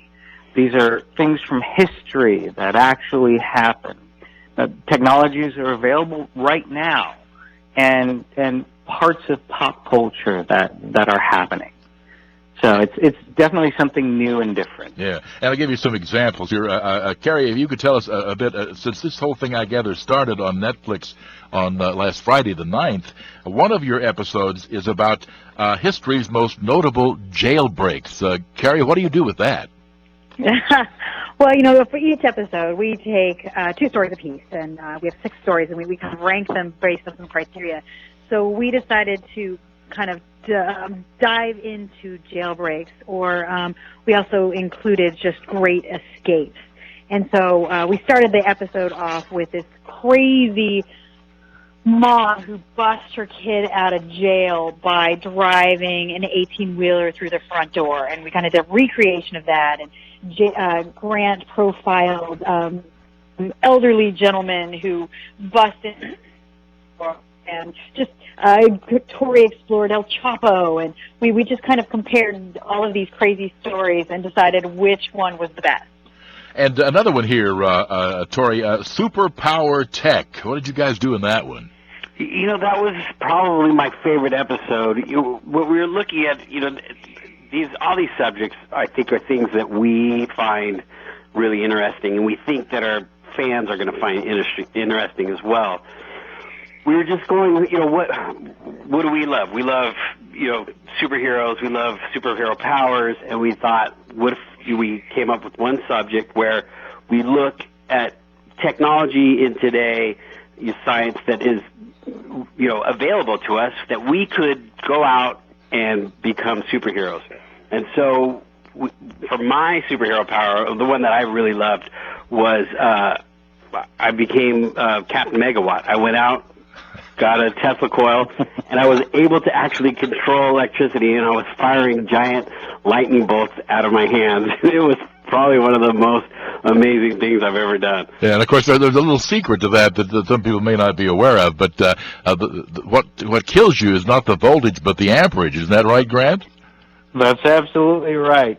And it's not even that much current through the heart, but it's enough to disrupt your heart and stop the regular rhythm. And yeah, it's definitely, voltage makes a difference though. And if you are close enough to a high voltage, just close to it, that will make it that much easier for it to jump the gap and end up getting you. Yeah. Now, Carrie, of course, one of the things that we all loved about the Mythbusters program was, when in doubt, blow something up. Does that still apply to the White Rabbit Project? Not exactly. We haven't gotten to that place just yet. Most of our stories conclude with a ranking, but there are some rock and a couple little explosions, but this is just season 1. If we get another crack at it, maybe we can go to the bomb range for you. Well, very, very good. We would all, I think, would certainly appreciate that. Now, Tori, this is on Netflix, and as I understand Netflix, there is no, quote, schedule per se. It's all on demand, right? that's the best part about being on this new platform is, one, there's no commercials, and all 10 episodes are available straight away. So you could watch